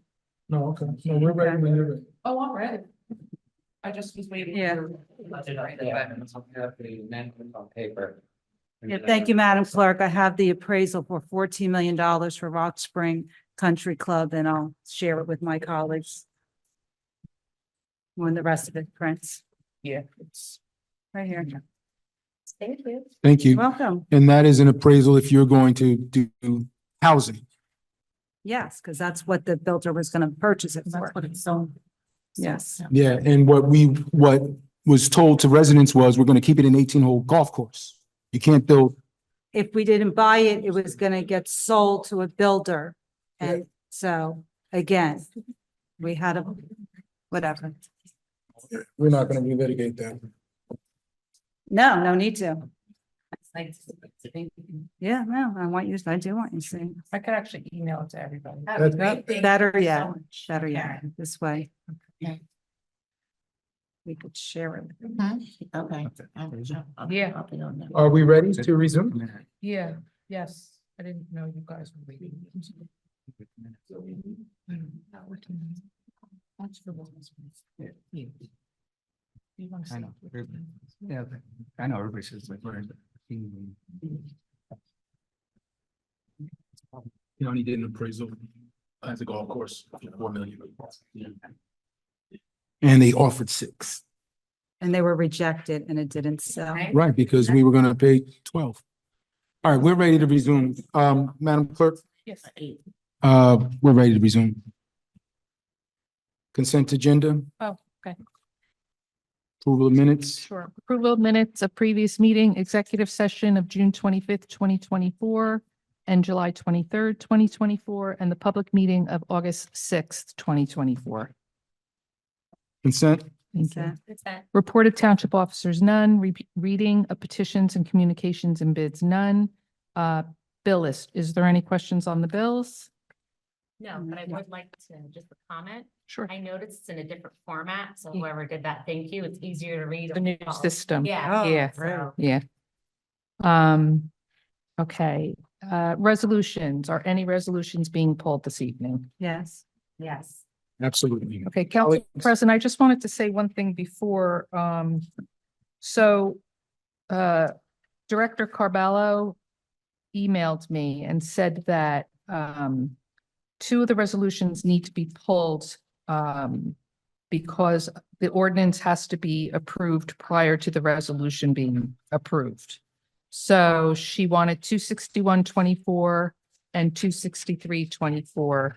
She wanted the vote on those two to go after the ordinances were Oh, approved. okay, that makes sense. No, that's fine. Yeah, that's- Any other colleagues, any other resolutions being pulled? Yes. Councilwoman? I would like to pull, 273. And I don't think, I don't need it pulled. I just had comments on 250 and 272. And just wanted to point something out on 259. 250 or 259? 259, sorry, 259. 259 for comment? Yeah, comments on And those. 272? 250, yeah, I'm sorry, 250, 259, and 272 for comments. Okay. Anything else being pulled, colleagues? Yeah, 267-24. 267 by Councilman The Scarpa. stormwater. And I have a comment on 268-24. Councilwoman Williams, comment on 268. Anything else? What would you like to pull? Two. 271. You're pulling that? Yes. Okay. I'd like to pull 270. 273 was pulled by Yes. Councilwoman Castellino, correct? Yes. Okay. You know So- what? I don't need to pull 267. You Okay. do not? No, I just have a different question. I'll just ask it later. Okay, you want to just ask your question? That's all right, I'll wait. Okay. So if you wait, you're going to ask the question after the vote. Well, we could go over the questions first before. That's what I'm asking. If Yeah. you want to, No, it's okay. you sure? Yeah, we're good. Okay. So 267, no question prior to the vote.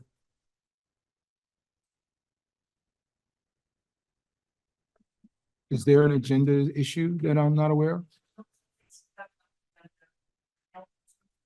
Is there a page missing? This is printed on two sides. Yeah, no. Is that? It was. Do you have Give the back. 255? It should be on the back. Can you print the second page? It looks like maybe that's missing. Is that the one that was out? Yep. Yeah, probably missing the back page.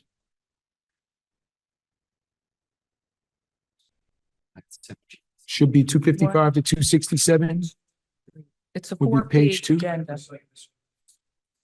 All right, let me go. through it. Thank you.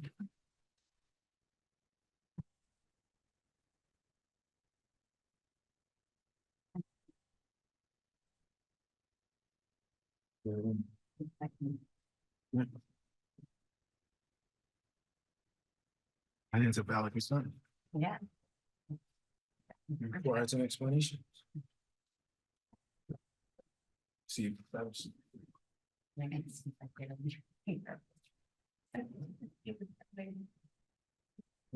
there's something I missed. Definitely. Yeah, right. Almost midsummer.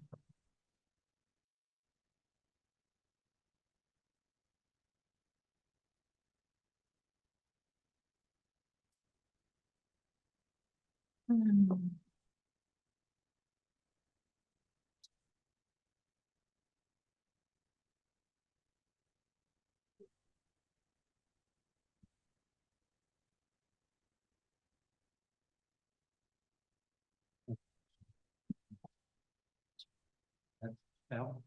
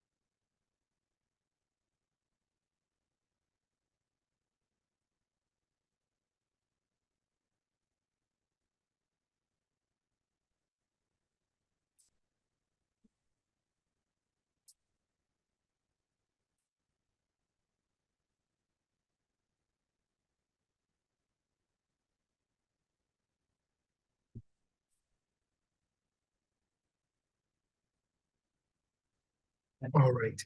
So that we're clear, we have pulled for questions or comments 250 by Councilwoman Castellino.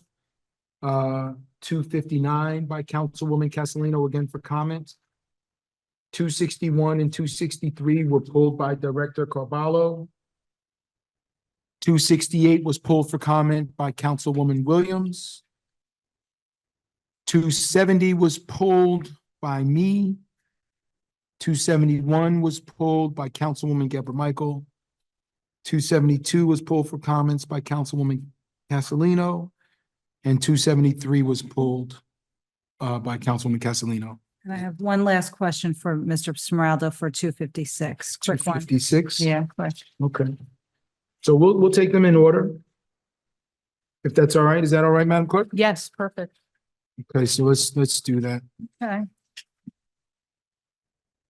Um, start with 250. sure. Thank you, Council President. I just want to thank our engineer and Mr. Keough at the REC for redesigning one of our oldest playgrounds, Lafayette Park, that's located on the corner of Park Avenue and Main Street. You know, kids aren't playing baseball in all our parks like they used to. And the Recreation Department realizes that, did a assessment of this property. And now we're going to expand parking. A new kiddie park is already under construction where the down the first baseline. Futsal court is going to be installed, and also a volleyball court, as well as a dog run. A lot of residents have been using the field past couple of years inappropriately by having their dogs run on it while kids played, and now there'll be a fenced out dog park run area. So I just wanted to bring that to the public's attention on a great collaborative project, and look forward. I know the neighborhood's looking forward to it. So thank you for all those efforts. Anything else on 250? That's it for me for 250. If anybody else has anything on 250. Just want to reiterate, I'm glad to see the administration investing in parks. This one in particular, which certainly has needed some upkeep and upgrades rather for some time. But as we prepare to move into the capital budget, as I've already alerted the mayor, I expect there to be money in there for parks in other parts of West Orange. And so we are going to do what we can to make sure that, we can enjoy the same quality of life as some of these other neighborhoods that have, parks within local walking distance. But this is a great start, and I do commend everyone that had a hand in it. Now, didn't want to, you just wanted to comment. that one was a comment, Okay. All right, so right? in We're doing this, all the comments first, right? yeah. 256, 256, real quick. This is just signage, real simple. No, nothing, questioning on that, that we have to get a agreement with the county routes. But, Mr. Smeraldo, is there any other signage going on? Like where are we at with the library with the other, wayfinding signage? For in and around, or on the public roads, conversation with Mr. Cubey. I actually just sent an email the other day to our sign maker for the rest of the executive drive. We're making progress on it. Okay. Right? What about the funding from, The funding, we have to get the prices, and then we have to, because this was the 75,000 was credit? Yeah. the credit, we have to present these to our legal to deal with where we got the credit from. Okay. So, And then phase 2 will be in the capital budget for the library project? yes. Well, I don't know if it's gonna be in this particular capital project. It will be a phase 2 will be presented to the council. I don't know if it's gonna be in this, because this is quite expensive, the phase 2. It'd probably eat more than half of what the anticipated capital budget would be. Wow. So that would probably be a different request. And right now, Director Carballo has received, probably a couple of weeks ago, she received the final component of the project, which had to deal with the electrical upgrades, because there was a great deal of things that had to be changed based on the needs of what's going to be on the property. I know that she's been reviewing it and trying to get the cost estimate so that this way we can present the whole package to the council for consideration. I agree.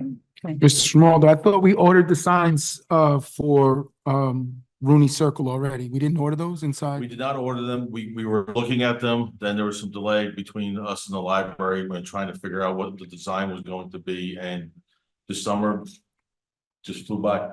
I tried to call Mr. Cubey. We just didn't meet. We have had conversations. We have the designs. We were going to change the designs.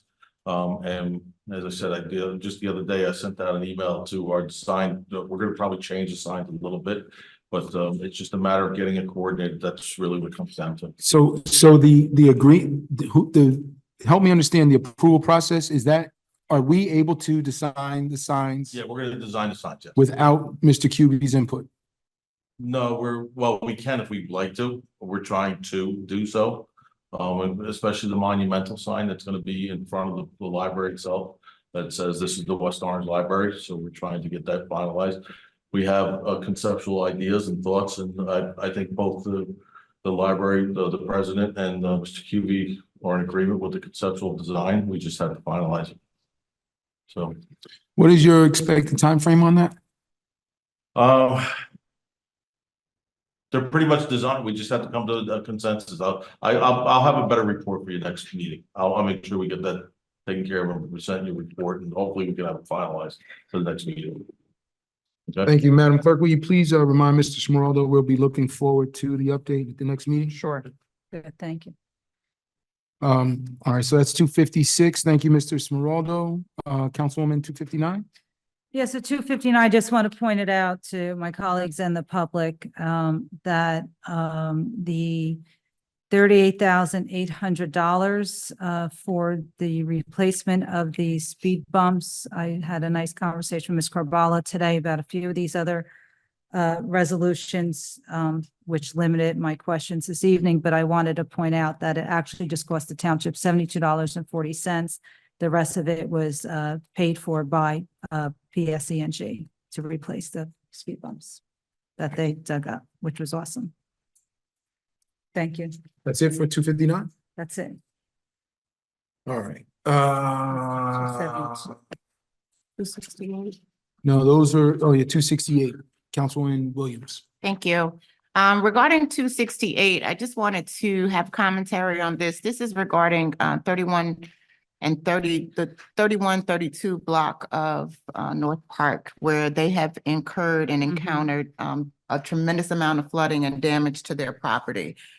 This has been ongoing for at least 2 to 2.5 years, with the residents calling, complaining of water intrusion coming down from Llewellyn Park. And so I just wanted to put it on the record that this repair is being done. It is a $2,500 repair to the township. Hopefully, this $2,500 repair will eliminate the thousands of dollars of damage to a couple of these residents' home. And moving forward, if it is something as simple as us being able to clean existing piping or remove trash to prevent runoff into our neighbors' homes, it is our responsibility as a community to make sure we're protecting our residents. So I just wanted to put that on the record, make sure Ms. Love is aware that we are continuing to make progress in that area with some of those concerns. Thank you very much. Anyone else want to comment on 268? No? No, just thank you, to the administration for getting it done. Also, President, I'm leaving. I have another obligation. Okay. You're leaving to go to a debate watch party? You're leaving a council meeting to go to a debate watch party. That is impressive. Wow. I lost my train of thought. No. So on 268, while I am grateful that this is being done, and I do want to thank the administration for this work, I think we all know that this is not going to end. It may alleviate some, it may mitigate for a moment, but it's not going to end the issue. So I want to know what, if anything, we're going to do about addressing runoff from the top of the hill to the bottom. We have, water coming through Llewellyn Park. That's been an issue for years. You're very well aware of that. I think you probably more than anyone else on the team is aware. There are some issues at the top of the hill, one with the resident, and then also with the retention basin from the townhomes there. And then we still have the issue with through Park Drive North and South. So are we prepared to address that issue holistically, or are we just trying to get a Band-Aid on this part? And I understand sometimes you need a Band-Aid, right? You may not be able to do the whole thing right now, but I want to understand that because I think that's the best approach. So if I can start with 268-24, these are always emergency cleanups after the fact, after the trash rack is filled. The trash rack is for those who don't know, is a metal grate in front of a large storm sewer pipe to keep the branches and things from going in there, because they go under roadways, they get clogged up in roadways. That's like next to impossible to clean out. So what I asked for our legal department was to look at the municipal service agreement with Llewellyn Park and see who's responsible. They determined that we are responsible, not Llewellyn Park. But I said, then what we need to do is to constantly look at this monthly and keep it clean, not clean it out after we get one of these torrential rainstorms and the mess has already happened and the people's homes have flooded out. It has to be kept clean, constantly ongoing. So that's something we're going to have to budget into next year, but right now it's an emergency. With regard to the stormwater above, what's going on up on Eagle Ridge Way. That's one issue. We do have to look at what the water coming from the condos next door. And from my understanding is there's quite possibly water that even comes from Eagle Ridge condos across from Essex Green and into a pipe, which you can see a pipe going down the rock wall and under 280 into Llewellyn Park. We don't really have good infrastructure maps in this town to look at. This is all going to have to be budgeted. And we're going to have hydraulic engineers determine how we fix this. But I'm on the same page as you. Like, we can't keep reacting to it. We have to look at fixing it for a long-term solution. So I've been in talks with Beth about this. She agrees too. We need a stormwater management plan. We need to get it updated. We're not even in compliance with the ones from 22. Never mind the ones from 24. We really need to step this up. Well, I appreciate your effort there, Chief. I just want to understand. So it's going to cost about $2,500 every time we have to clean up that. I know the exact spot you're talking about. I think we can do better than that because we're calling them in to clean up a mess. Yeah, that's already occurred. But if it's ongoing, I think if it's ongoing, we can probably do a little bit better because they really don't have to clean up that much every time. And that's not a responsibility we could give to our DPW? I'm going to talk to them about that, but I just don't think they have the staff now. In the new budget, they do have people, so maybe they can. But it takes a machine too, so you have to have a machine operator and be able to get the machine in there. That's another thing there's a lot of things I want to do is get to the point where we have, a list of machines and machine operators and what we pay an hour instead of every time there's an emergency, we got to try to find somebody and the price is what it is. We get that up front. We know that we pay, $200 for a track hoe and an operator. I'm making that number up, but at least we get it in advance and we know, and that's the most they can charge us, and we can be competitive. When we have emergencies, we really can't be too competitive. We kind of have to take whoever's willing to come out and do it, whether it's Grabowski or Schwager or whoever, we're at their mercy. So we get these agreements up front. We're only paying them when we use them, but at least we know what that cost is beforehand. Got it. Thank you very much, Chief. And if there's anything I can do to be helpful to get this thing done from the top to the bottom, we do have a new congressperson. This may be a good time to make an ask. But yes, I think your approach and my approach is the right approach. And then, we can figure out where the next place is to address, but that one is certainly one of the ongoing issues. So thanks. President, just to add, 267. Yeah. That is part of the study of the stormwater outlets. So, we're looking for that additional funding to help identify. We identified about half the stormwater outlets in this municipality. This is going to complete the project, so we're going to start identifying where our trouble spots. Great work, gentlemen. Thank you very much, Councilwoman. Yeah, no, I had a great conversation again with Ms. Carvalho today. And I didn't mark it because I was satisfied, but as you're on the topic, about that mapping out. And so this is half of it and the other half has to be done as well. So I appreciate the administration's proactiveness for this. Cybec would know best, but I think a lot of that's grant money too. Yeah. I believe a lot of that's grant money, but Cybec would know this. We're not going to vote it down, so we can report on that. Capital. Yeah, but I do appreciate that, Director Carvalho, for getting the grant money to offset. All right, so that's 268. I do want to say, Mr. Beckelman, it's going to be difficult to get any movement on the matter that you're here for because there are 4 of us. So it's not likely to move forward in any fashion. Just want to give you a heads up. We can talk about it later, but I'd like him to wait. okay, Once we get to I'm just 270. letting him know, there are 4 of us now. And it's gonna take 3 votes to pass one way or another or table. So, She should have stayed. I think we should vote on it. yeah, I mean, That's so her it's too late now. responsibility. She's gone. So I'm in Sorry. shock. She had an event, we could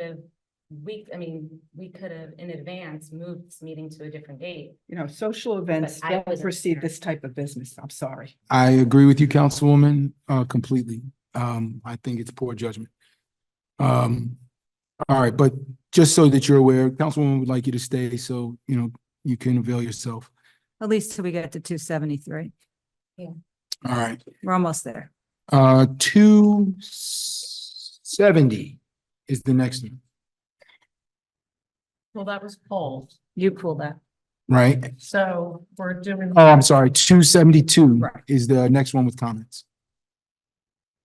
Oh, that was me. Yes. So we started the evening with Mr. Fagan with the helicopter and the filming of 20th Century LLC.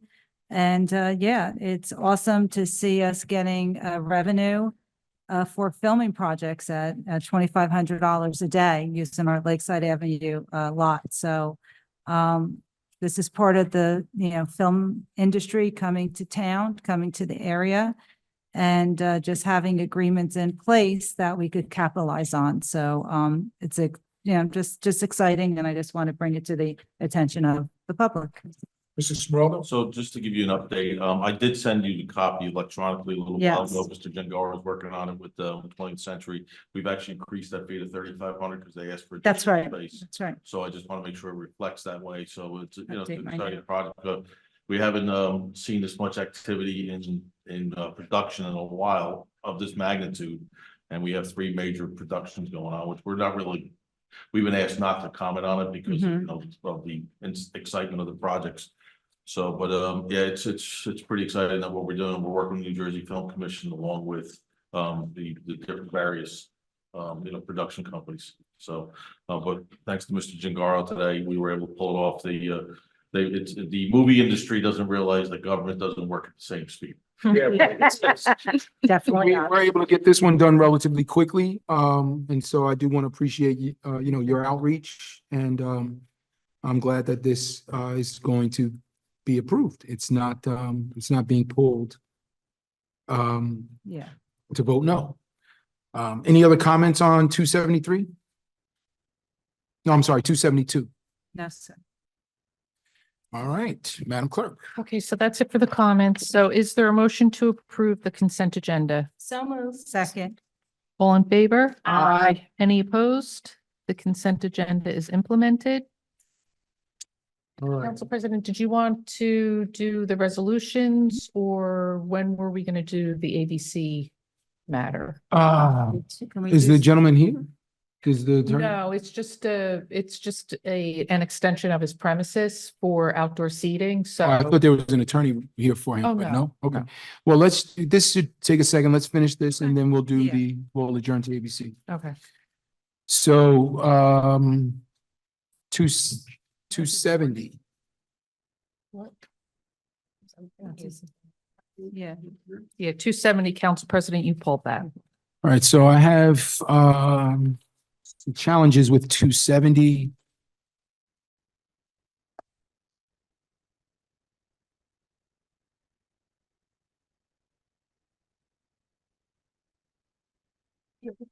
Just give me a second. Oh. Yeah, no, it doesn't, it's listed, but, you know. All right, so concerned about a couple of things in 270. What page? Colleagues, if you will turn to beginning with page 3. Council President, page 3 of the proposed. Yeah, Exhibit A, draft 9/4/24. Mr. Gingaro, under purpose of request, I know it's mentioned elsewhere in the exhibit, but it says perform a forensic audit for the years 21, 22, and 23. Now elsewhere, it says each year individually. Is there any conflict there? Is that an issue? Can we be more explicit, or can we direct to that? I don't want someone to read this and the first thing they read is you got to do 3 years and they don't want to do it. Got it. So. You do and/or? That's fine. So I would offer that amendment and/or, this is on the second line under purpose of request 2021, 2022, and/or 2023.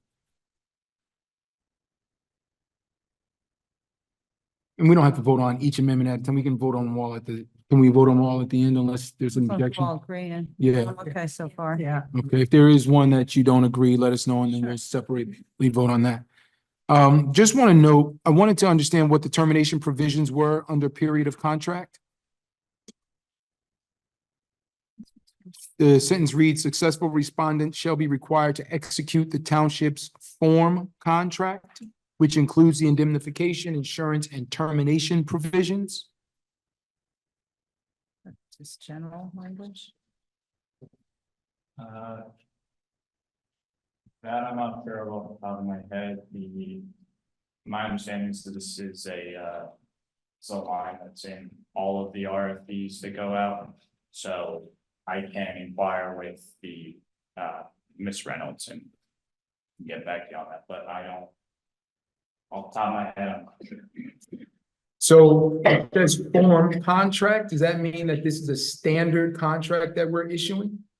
No, when I say form, what I mean to say is that when we do RFPs, when RFPs go out, I'm sure that much of the language is similar from one RFP to another.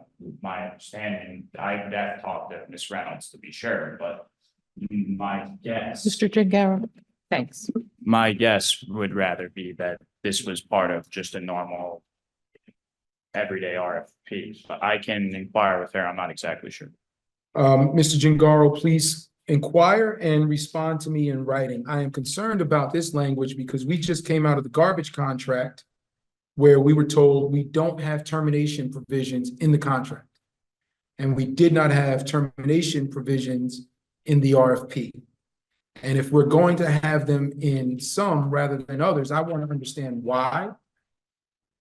I think we were at a significant disadvantage once we found out about the two undisclosed conflicts of interest our township attorney has, one with the winner of the garbage contract and one with the writer of the garbage contract. And part of the reason why we couldn't get out of it was because we did not have termination provisions.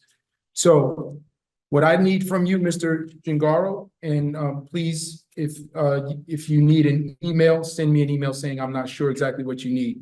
Don't wait for me to send you the email. I have way more on my plate to do than. Don't do that. Okay, that's been an excuse used by others. I need to know, one, what the termination provisions are. Two, if they are standard across RFPs. Go. I got you. I appreciate you, sir. One, what the termination provisions are. And two, if they're standard across RFPs. And three, if there were in fact termination provisions in the garbage contract. That's separate from this 268. Separate issue, but I don't know that, and again, our office is confidential. I don't know that I'm gonna be able to opine on the garbage contract or anything having to do with it, but to the extent that I can, to the extent that I can or can't, I'll let you know. I appreciate that. Actually, what you can do is forward the request to the special counsel for the garbage contract and CC me on it. Thank you, sir. Send that around to. CC the council. Actually, yeah, don't do that. I'll get it to you. I'll get it to you. I would like to also. I'll get it to you. I'll get it to each of my colleagues separately so that we don't violate OPMA. Yes, sir. Just clarify, what are the termination provisions in this RFP? Are they standard throughout the RFPs that we typically put out to bid? And I'm gonna reach out to special counsel regarding the termination provisions of the garbage. Thank you, sir. I had a question after you. Are you still going? I'm still going, but you go can ahead. chime in. Is it on this? You might answer. it. Okay. It's on this, but you. might In this answer it. section? Because that was my last thing on I that was section. gonna do the addenda. I have a Okay. question on No, that. I had nothing there, so please. by all I means. just didn't know, is that standard, where it says during the period provided in preparation of responses, township may issue addenda, amendments, or answers to written What inquiries. page are you on? I'm sorry. I'm on 17. Oh, no, yeah, we didn't get there yet. Let's go page by All right, page. go ahead. All right. Okay. On page 6, section 2.2, procurement process and schedule. At the bottom of that paragraph, all respondents shall submit a list of any political contributions to the following people since January 1, 2020. It lists the mayor and 4 council members. It does not list Councilwoman Geber Michael. Why is that? You guys forgot about me. That's what it looks like. And oversight. We can add that in. Thank you, sir. Is there a motion to make that amendment? Yes, Sure. So moved. Are we gonna do it all? all at the same time. Okay, Yeah. so let's Oh, okay. wait for that. All right, now in 2.3, conditions, second paragraph, this RFQ does not commit the Township of West Orange to award a contract. Help me understand why that's necessary there. That's standard with all requests for proposals. So for example, if the request isn't substantially compliant with the terms of the RFP, it doesn't ensure, and for example, if there are multiple respondents to the RFP. So it's just to say that if there are multiple respondents, it doesn't commit us to award it to you just because you responded to it. It's the lowest responsible bidder. Well, we're going to talk about that. This is an RFP or an RFQ? Oh, I'm sorry, it's an RFQ, but it's the same, forget the lowest responsible bidder part, but it's the same, we evaluate the responses to it, and it's just to say that if the 5 companies respond to it, or the 5 current companies respond to this, it doesn't automatically commit us to have a contract. Got it. It does say that in other places, like we're not required to award a contract and we can reject all of the bids. So I'm trying to make sure that we're not approving something that down the road can simply be rejected either by the administration, unilaterally or through some vote of us after the fact. I think right now we're voting on doing this forensic audit. I want to make sure that the forensic audit gets done. I don't want to give a loophole for someone to get out of it down the road just because they want to. I'm not sure if I really understand. Oh, bless. I think the point of it is to say that if there are 5 respondents to the RFQ, the administration evaluates the respondents and we put one up for your approval, council's approval. And if the council decides not to move forward with that one, then we reevaluate and set up a different one. So Going off that list, right? Of the response Yeah. to the RFQ, provided that if we run out of time, we give everybody on there the extension, et cetera. So, I'm sorry? Just asked if the attorney would like me to jump in and put my QPA hat on, even though I'm not your QPA. The award would be made based on price and other factors considered. It's not low bidder. So you're going to evaluate the responses and decide based on price and other factors, as you probably purchase most of the things in your life. The second thing is there would always be the option to not award a contract by the governing body if the prices all came in exorbitantly high compared to what you were expecting. You would naturally reject them all and reevaluate your finances. A third factor is I was instructed not to put any money in the 2024 budget. So this would be something that could not be awarded in the 2024 budget, but would rather have to be done as part of the temporary budget in 2025. Who instructed you to do that? I spoke with the assistant administrator and the administrator, I believe. It was never voted on. It's not in the budget amendment. Council has to put it in for it to be there. So it wasn't like, there's nothing underhanded here. This is not voted on by council. You did not appropriate that money. I think we all discussed this at the last, when we did the budget We've had amendments. most We said by the discussion. time this came out, it would be on the next, yeah. All right, so this line, this RFQ does not commit the Township of West Orange to award a contract. Can we just qualify that to any specific respondent? You need to have the option to reject them. Yeah, suppose they all come in at $10 million. I mean, what if they all come in at $10 million? There's language in here that allows us to reject all of them. Oh, then you said, no problem. Yeah. I just have one last thought. Yeah. If I read this correctly, and I don't have it in front of me, is this for the 21, 22, and 23 audits? Okay, we haven't done the 23 audit yet. We're doing a forensic audit before we're doing the regular audit, or while we're doing the regular audit? That was the thought. We were gonna go work backwards. Do you think we should work forward? Do you think we should start with 21? And move forward? 23 should be done by the time this was ever awarded. Yeah, 23 will be done. So you're gonna have the auditor do the 23 audit and then immediately forensically audit that 23 audit? Is Not that the same plan? Auditor. But.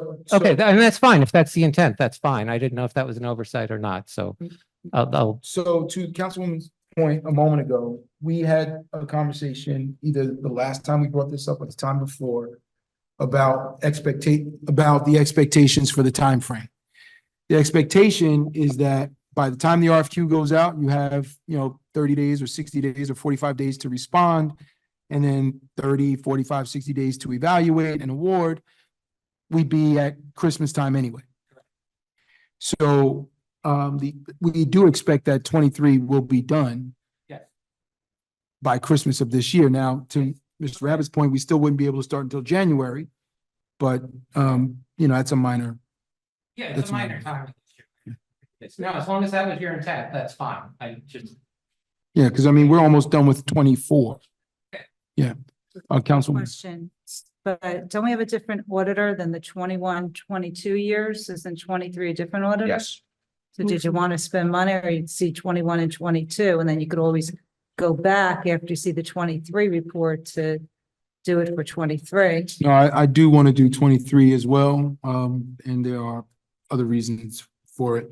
It is not this, even 21 and 22 don't really have much to do with the auditor. So this isn't that I don't think the auditor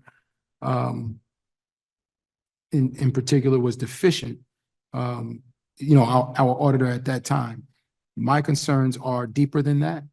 And our regular auditor, whoever they are, they're going to deal with whatever we give them. And they'll do some spot checks too. But this is a different type of audit that is meant to uncover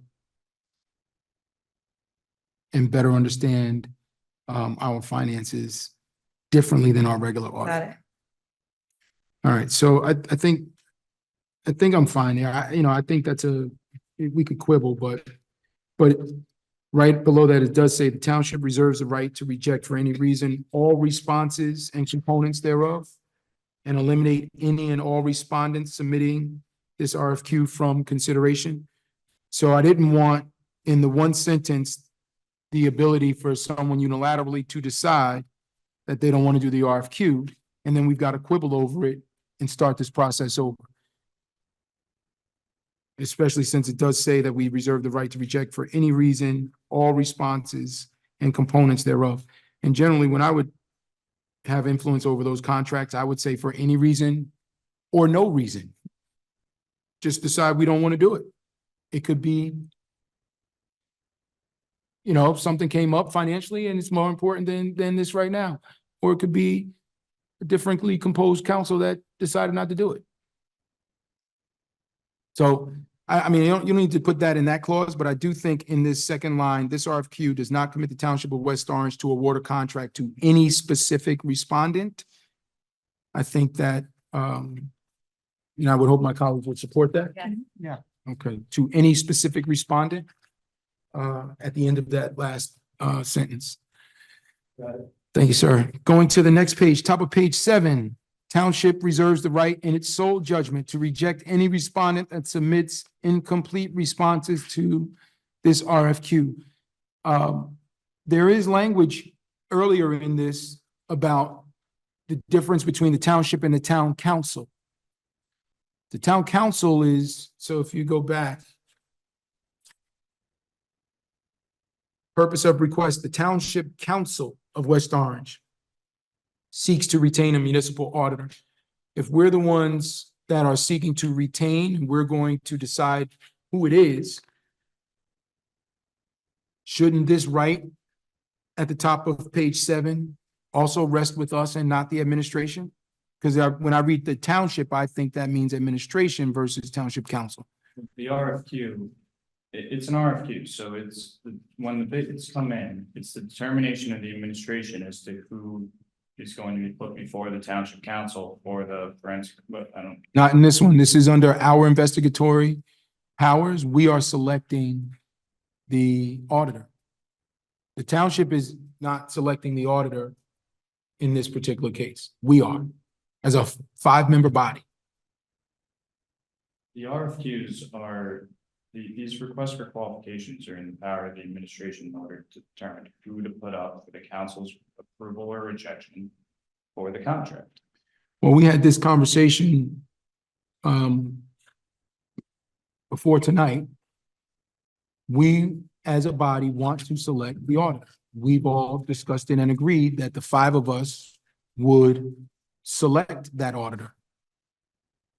You'll have the opportunity to either accept or reject whom the administration puts up. Well, so we don't want to do that. So here's why. If 5 people do respond and we go through those responses and we feel strongly, or at least the majority of us feel strongly about anyone on there, I don't want to have to go through 5 different votes to get to the one that we ultimately want to choose.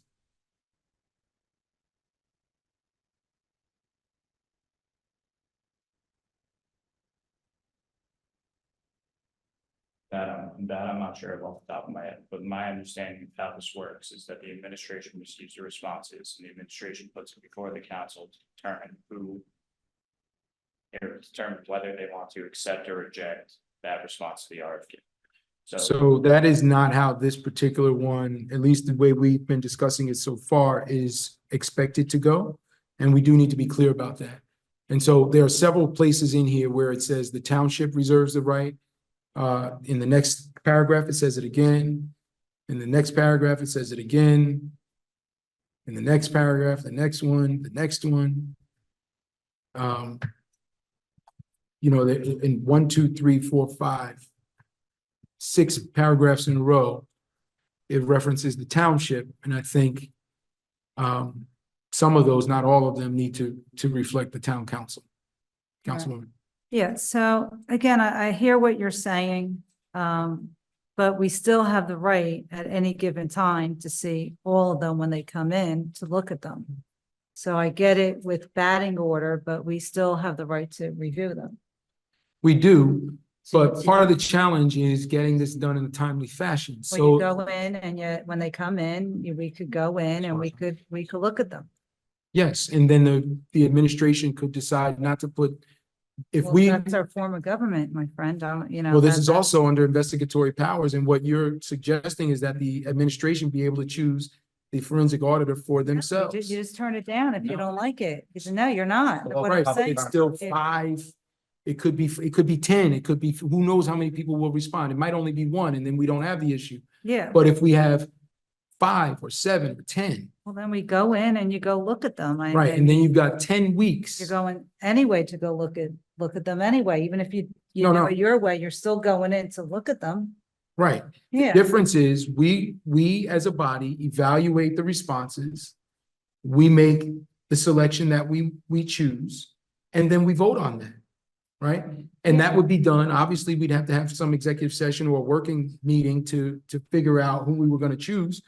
But we would deliberate amongst ourselves, evaluate these responses, and say, okay, well, I want this one, I want this one, and once there are 3 for any one of them, then we can vote on that one, instead of having the administration say, well, we want to put this one up. And then come back and, well, we want to put this one up or that one up, and it just delays the process. Well, I think either way, by the time you get all of us together, it delays the process. So yeah, I'm fine either way. Yeah, I have to agree with you. Given that we have this given that we have this oversight responsibility, why don't we just put the township council? And do it? Is there any reason why we can't? It's a Faulkner Act you gotta follow. So what have we done in the past under the investigatory First chicken. powers of the town council? Can anyone share that with me? No, I don't recall any, well, I do, it's years and years ago, under the Spina administration. Because there was a conflict, because it involved the mayor and his son, special counsel was given to the township council. Because the administration itself had a conflict. And how did they go about choosing that special counsel? That I couldn't tell you. I have no, I mean, I wasn't that involved in it to know. Right. But I would assume that the council was the ones who selected the council CIL was the ones who selected the council SEL. That would be my guess too, right? Because you wouldn't want the administration to appoint the special counsel in a moment where there's a conflict. And this is a similar situation. But it happened last year anyway. I'm not sure it is. I'm not sure I agree with you, but reasonable people can disagree. I don't see the conflict with the mayor putting somebody up. I think this falls under the local public contract law, but I'm not an expert there. So find out. We find Right, out. and I'll- Yeah. It's probably Let's get a the best thing legal to do. opinion. I'd like to know, we're still gonna move forward with this at some point because this is gonna take way too long, and I, you know, I am concerned that some of these things may be intentional, putting it on the record now. My concern is that, like many other things, this process has been slowed down intentionally. And so I'm trying not. Slow down. We're doing it. If we had a You want me to meeting. answer the last- question? Well. You again, asked the question. Yeah. How? I Yeah, like by inserting language that requires us to debate on it, and then if we end up not agreeing, if we end up not agreeing, then we got to take more time. And I think that is certainly, and I think it's cynical to think that it's not. Like, after all that we've been through, I think it's cynical to think that this hasn't been slowed down. You didn't want the last meeting. You guys canceled the last meeting in August. We could have had this done last meeting. That's not. Perhaps. I think where he's coming from, Councilman Castellino, is Mhm. that in other RFQs that we've had, we haven't seen language like this. While I understand that it is local public contract law, he's just questioning it just based on, past instances. So, I mean, he has a right to express Sure. his concerns. I understand where you're coming from as well, but, as he said, he wants to move this forward and along. He's entitled to say. So, Council President, if I may. Sure. You, last meeting, I was here, and Mr. Gengaro and Mr. Bono, and you asked to do this. So I spoke to Ms. Reynolds to get this done. She did this. There is some language in here that is typically considered boilerplate because that's what it is, and it makes it life easier for her. So suggest that you think it's cynical, Ms. Reynolds' ethics. Not with regard to Ms. Reynolds. I This was understand, a but the language- comment directly toward But the council. language in here is not that. This language wasn't put in here for us to debate tonight. This is standard language. If there's things that we need to change, we'll do that and we can work with our legal and everything else. But I can assure you that Ms. Reynolds uses this language in a lot of other, processes. And so, and if we need to correct it, we will to make it sound. The fact was you wanted it for the next meeting. We got it for you for the next meeting. It's here.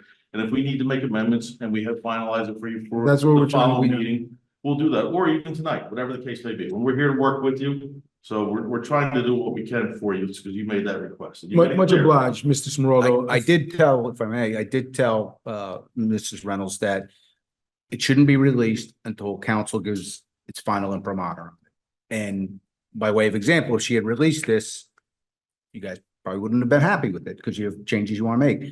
I want to come back to you when we make those changes and get a legal opinion on whether council gets to select it in this unique circumstance or it's the administration that puts it up. I don't want it to hit the street until council's. Well, the selection At least agree process, to. I think it can still be released with, the expectation that by the time we get to the evaluation period, we will be clear on who is going to do the evaluation and the selection.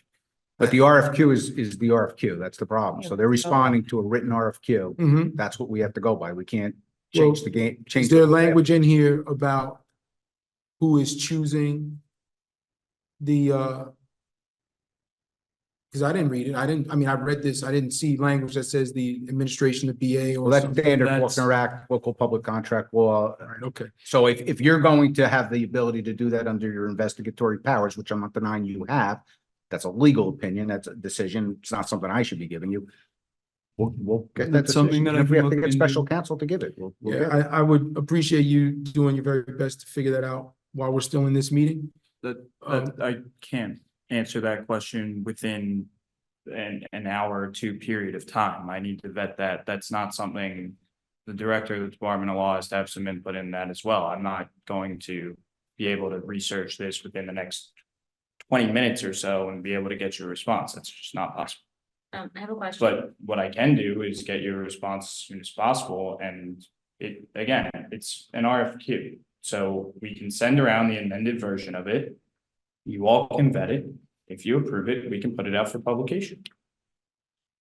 Sometimes we have directors on. Can we see if we can get the director on tonight? I mean, we usually have other directors, when we ask questions at like 10 or 11 o'clock at night, they're on. Can we ask this at least question regarding the RFQ just to satisfy council president? I can see if I can get them on the phone. Can I ask a question? And again, I'm not being fresh here. This is important to you and I get this. Why isn't there discussions before we get here so we can move along? I'm getting. Let me tell you why. frustrated. Let me Yeah, tell you why. I We would- have I would- 5 planning board meetings in August alone, right? Yeah. And we've got all of these other crazy issues that are going on in town that take up time. And and me too. I've been very, You're not very on the busy. planning board and you're not dealing with those issues. Okay, but I have my own issues in my neighborhood and that I've that's- been dealing with but I have we those still have, local issues as well. but we still have to if you have a question, you could send an email.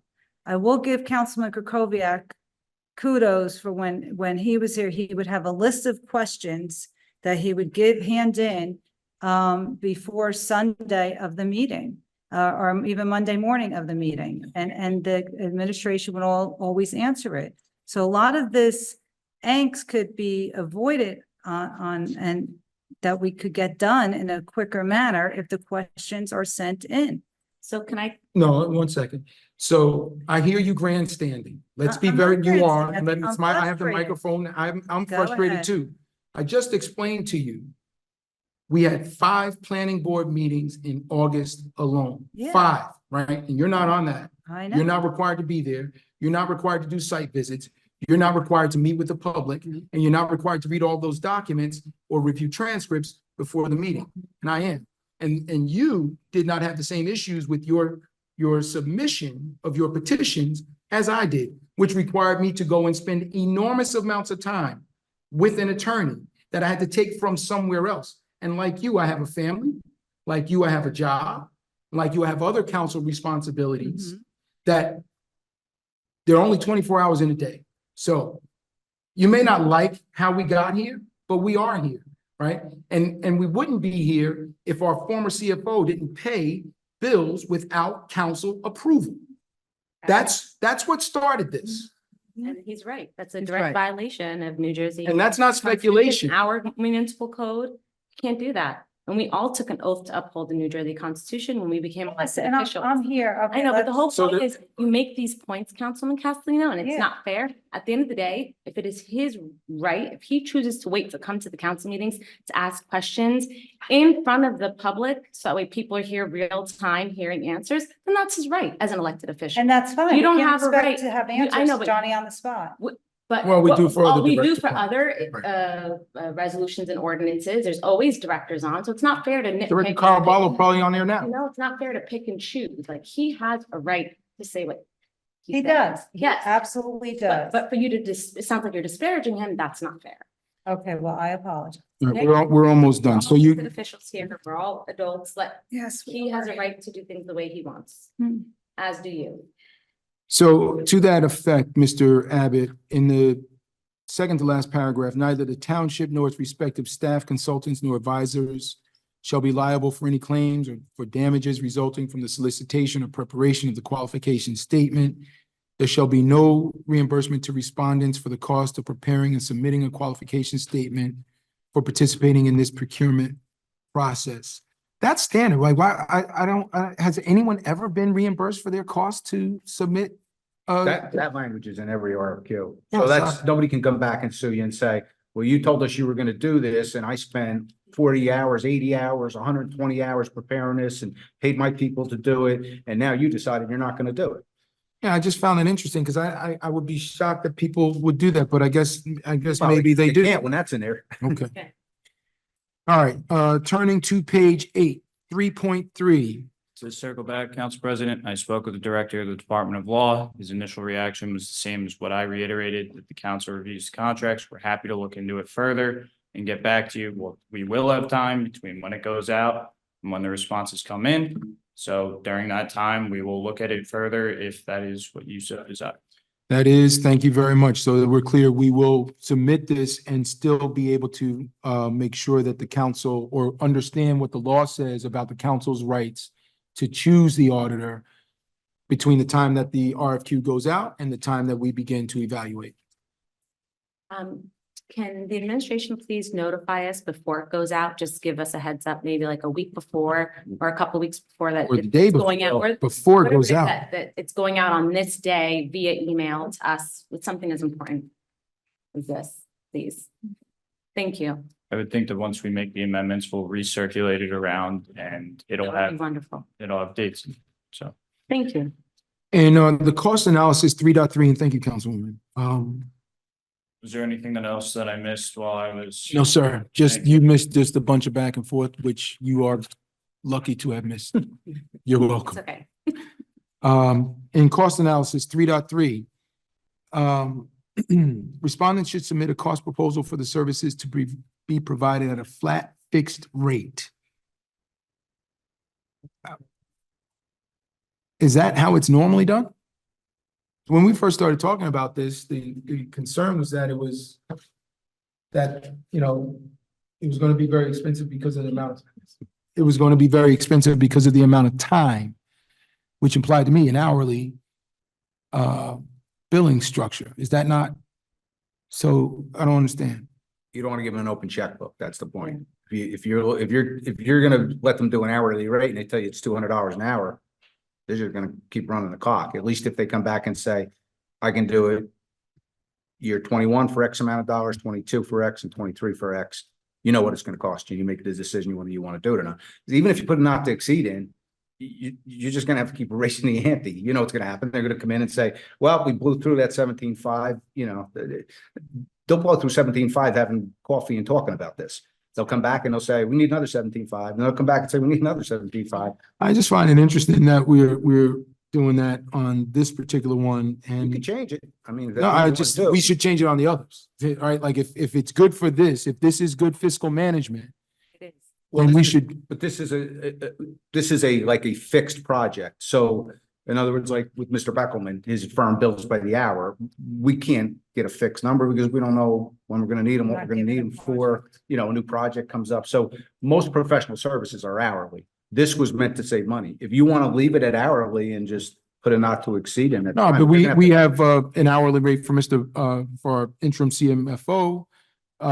It's a particular period of time, you know, what the job entails. Like, but we didn't do a flat fixed rate for that. Right, and we're back again tonight asking for more money. That's my point, so. And that's my point. If it's good for this, right? If it's good for this, then it should be good for the others too. I don't see it working there, but listen, council controls the purse strings. If that's the way you want to pass Allegedly. resolutions and ordinances, you can. All right, and I just wanted to note in the next paragraph, it says, the flat fixed fee should be separated by year. That's what I was referencing earlier, where, you know, that first, where we made the clause. Can I The make a comment? amendment. I want to make sure that I understood this contract very well. With the breakdown by year, does that mean we will have the opportunity to select, for an example, just year 21 and 22, and if we choose to wait on 23, can we do that? Or are we asking? No, that's what we asked for. Yeah, That's what this says. That's what it says. I just want to make sure, okay. Yes. And also for the benefit of the public, because it is a hefty document, for anyone who might have not read it. Because, you know, if we just ask for one flat price, right, whatever the rate is, for the 3 years, it might be a lot more expensive, right, for certain companies versus the breakdown yearly, and then us being able to pick and choose. So it actually gives you the ability to have more than one vendor. Great. Okay, I just don't want to be pigeonholed in a sense, you know. Right, it's all or none, no. Yeah, So I was just gonna echo that. Okay. It's all correct. thank Council you. President, just to make sure that it's consistent with what you want on page 3, you said and or 2023. Do you want that to be and or on this also? Well, I think it's clearer here. It says it's separated by Okay, I year, just want to make sure that. so we can. Well, that's why I asked, because I Yeah. wasn't Yeah. sure. Yeah. Yeah. No, I want to be able to, if the numbers come in ridiculously high, or if it's a tough budget year, to be able to still do 1 year and not be obligated to do 3. Yes. All right, and section 5, and I think we're just about done. This actually is the last one. Section 5, you said? Yes, sir. Yes, 5.1 evaluations. Second sentence, the township will consider qualification statements only firms and individuals. I think there's a word missing there. In the township's judgment, have demonstrated the capability and willingness to provide high quality services. I'm not clear of what that sentence is saying. From only firms and individuals? It's supposed to say from. And in the township's judgment, like, yeah, like, I don't know, if we doctor it up, is that what you're intending to say there? That have demonstrated the capability and willingness, Perhaps after the comma, we could add the word which. which in the township's judgment, which comma in the township's judgment? Is that what you're suggesting? They would read, the township will consider qualification statements. Oh, I see. From. From only firms and individuals Which, which in the township's judgment have demonstrated. yeah, I support that amendment. We would be adding the word from after qualification statements. And then we would be adding the word which after individuals, comma. Okay. All right, the last one is in the ranking percentage. Okay. So I understand the value in the second to last one, utilization of local contractors and businesses whenever possible. I don't want that to be a criteria here in case we get a respondent from far away, who, does not have the relationships network to partner with someone locally quickly. They would automatically be at a 5% disadvantage. Okay. Yeah, So is there a proposed amendment to that? I propose that we strike that 5%. It's got to go elsewhere. And yeah, we can talk about that part, but want to make Just sure so my you- colleagues are. President, just so you know, that was put in there because they wanted to make sure that we weren't getting out-of-state people who weren't familiar with New Jersey law. So if you wanted to clarify that to be certified in New Jersey auditing procedures, So let's hope. I'm fine with that. Somebody from Cape May County Right. wants to perform this, that's fine, but you don't want somebody from Albany who's not familiar with New Jersey. No, I totally understand and agree. I don't have an issue with that. And then maybe. So if you want to say, utilization of contractors and businesses doing work in New Jersey or performing work in New Jersey, something to that effect, and then you're getting a New Jersey. So I think I'm understanding it differently now as a result of your statement. My understanding was that whoever the auditor was, if they needed to subcontract, they would have to find, or they would get 5% more or up to 5% more or a higher score if they were to use local contractors and businesses to help perform that service. Is that not what that means? The way it was told to me was that we're looking to use contractors that are familiar with New Jersey and are in New Jersey and not somebody from out of state. I think that's close. All right, so let's just say, It's to preclude people who are not in Jersey, finances. right. Familiar with- So how can we say that so that they are familiar with accounting principles in New Jersey? Maybe Mr. Bono can help, or Mr. Gingaro, I don't know. New Jersey licensed RMA. Wouldn't they have to have a New Jersey accounting license firm? to do this, like any other? In order to do it in New Jersey, they have to be an RMA, registered municipal account. Exactly, just like any. So, perhaps that, with that, I'm familiar with IFO, which is the other comprehensive basic accounting, which is the accounting that we use.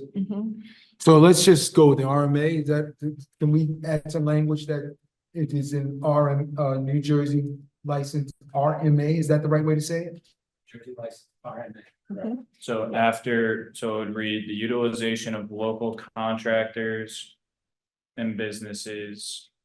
No, I think it would say, Take that out. yeah, it would say, is a New Jersey licensed RMA. Strike local contractors, businesses whenever possible, and just say the utilization of.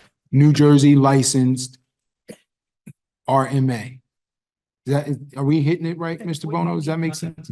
Yeah, I'm just kind of thinking. Because I don't know if it, You don't want them to have to hire just RMAs, like, I think Ron is who's working with PK Connor, is a contractor of PK Connor.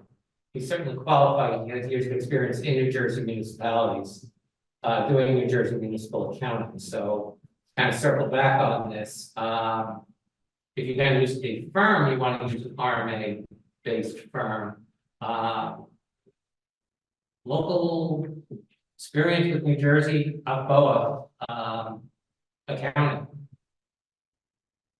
Yeah, and I'll because spell they're ACBOA. What is ACBOA? In West Orange, and they work on insurance companies, doesn't help us.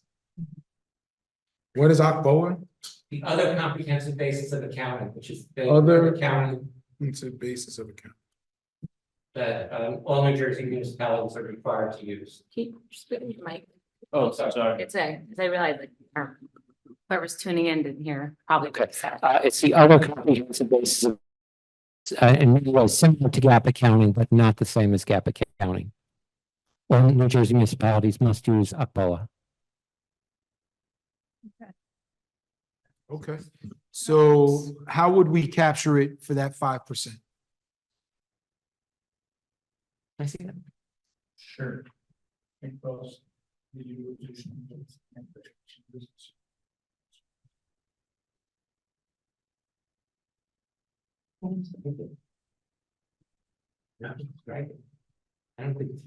I don't think it's relevant to this RFQ. All right, 1, 2, 3, 4, 5. So there are 5 other categories. Can we just add 1% to each? Get rid of that line, add 1% to each. You don't want them to be in there from New Jersey? The only thing you would, They're licensed, if they know the law. yeah, you need specialists. The only thing you would do is there's nothing material in this work that I believe would be done, but let's say you wanted to have confirmations printed out to people who paid their taxes or received bills. The idea of a clause like that is to give that kind of work to a local subcontractor, a local printer. Right. I don't think it's material in this case. Got it. Thank you. So we're gonna strike that. Just add 1% to each one of the other 5 categories. Got it. That is it for me. And since none were objected to, I don't think, Councilwoman, no? No, I'm good. All right, so Madam Clerk, can we vote on the, I offer a motion that we. I'm sorry, accept- Council President, I just didn't know if Councilwoman Scarpa had anything. Oh, that's right, I'm Kind sorry. of quick, back on 7, the addenda, is that standard?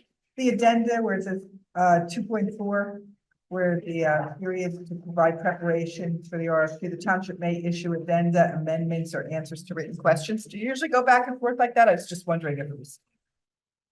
Yeah. Yes, Okay, no, at least that's my understanding. all right. Okay, is there a second on the amendments? Second. Okay, Councilwoman Castellino? Yes. Councilwoman Geber Michael? Councilwoman Yes. Scarpa? Council President Rutherford? Yes, Okay, and now I'll take a vote on the overall. offer a motion to approve 270, what is this? 1? No, no, 270. 270. With amendments. With amendment, as Okay. amended. Okay, perfect. Councilwoman Castellino? Yes. Councilwoman Geber Yes. Michael? Councilwoman Yes. Scarpa? Council President Rutherford? Yes. Okay, perfect. The motion carries. All right, 271. 71, resolution authorizing a professional services agreement with VB Logic LLC to provide financial consulting services from September 10th, 2024 through December 31st, 2024 at a rate of $200 per hour with a maximum cap of $50,000. Councilwoman Geber Michael. Yes, so I pulled this because, okay, first off, on the first page, 1, 2, the third whereas, it's saying that he served as an interim CFO starting April 2024, and I'm just kind of confused where April came from because we didn't even know of him or interview him until end of July. So, I mean, how is it that he was doing, I guess this is a question for the administration, how is it that he's able to do work without a contract in April and May and June when we did, well, not me, because when the council voted on his contract end of July. So I'm just confused. Isn't that, again, a violation of local? Vince has done work for the township all along. He can do work up to 17.5 without a contract. The administration can retain him. Okay. And then, Okay. and then beyond. No, the that I 17.5 understand. Thank you. Please explain, because people have asked me, residents have asked me about this. That's accurate. I started helping John close out the 2023 year. And as we got closer to the 17.5, then it was determined that there would be a need for a resolution. And at that point, they put in the resolution. Mhm. I do agree with you. That's a little confusing because it does cite me as CFO during the entire period, which I Yeah. don't you feel were. is entirely accurate. Yeah. And I don't know if there's a way to cure that at this point, but just for the record that I was just simply helping out until the governing body appointed me interim CFO. Well, thank you for helping out. I'm going to be transparent, nothing personal, because I don't know you. Thank you for helping the township in, during our dire need. But I don't feel like there's a need for this, considering our CFO starts on Monday. We also voted for 2 professional service contracts for vendors that are also helping financially. So again, as Chief mentioned, this is an open pocketbook at $200 an hour. I understand 50,000 is the cap that just seems like a lot of money that we're spending. We're always talking about budget. So, thank you, but I'm a no on this contract. So remember, we also have no assistant finance director since Stephanie left. Okay. Understood. But I just saving that want to be whole salary. transparent that even the night when you guys voted on this contract, I was told you guys were going to adjourn the meeting. So I'd left executive session. I don't vote on And contracts. I understand that. I'm just explaining so the public knows. So I was, I never had the opportunity, I guess, to vote on it. So I don't know if the whole point is, I feel like we're spending money unnecessarily. And if we need what position did you say? A finance director? Assistant finance director, assistant- John Detiniak needs to sit in on those interviews Okay. and pick his right hand. Correct. Then we should do that and open it up. We already have resumes, but Okay, great. John hasn't come on board yet. I'll let Vince tell you the story about, his first time doing his CFO job, and you want to just relay that. I've heard this. No, story. No. we get it. We- I mean, you need somebody to help John 928. transition. That's So, the so I bottom. understand. Get I it. think Other the two, vendors. so to her point, to the point we're just making with this RQ, the prior one. It's open-ended, it's a blank check, to use your terminology. Second, what assurances, and I would appreciate the entire invoicing from April on, so that we know we didn't go over the 17.5. We have some concerns about the prior CFO. I don't have any about the current CFO. He hasn't started yet. Third, this 50,000. We just talked about money not being budgeted for the forensic audit until next year. We weren't able to do it this year because of that, or at least one of the reasons why. But we've got an additional 50,000 to pay an interim CMFO. And that's not a knock on you at all. I know you're qualified. I know I've seen your resume. We've had conversations. You've acquitted yourself very well in here. But sometimes we have an approach to doing the business one way over here and a different approach in a different situation. And I think that's not the right way to do it. So I just, if I can, if I may, awarding a contract that's going to cost, probably several $100,000 is completely different than using the salary that we're not paying the assistant finance director to privatize and pay Vince. I mean, I think John's going to be at a tremendous loss. He's going to be Yeah. coming in with, 2 strikes on him if he doesn't have somebody here who knows, although every town is different. It's not like every town is exactly the same. Local finances are exactly the same. So, I mean, for this guy I to understand. sit here and have nobody to talk to show him where things are, I think it's a mistake on our part. And the fact is Vince has been with the town for so many years. He's intimate with a lot of the different accounts. So he can at least, and it'll be up to Mr. Deteniak to say, hey, listen, I think I got it from now, and we have a cap, and we can utilize his expertise to that point.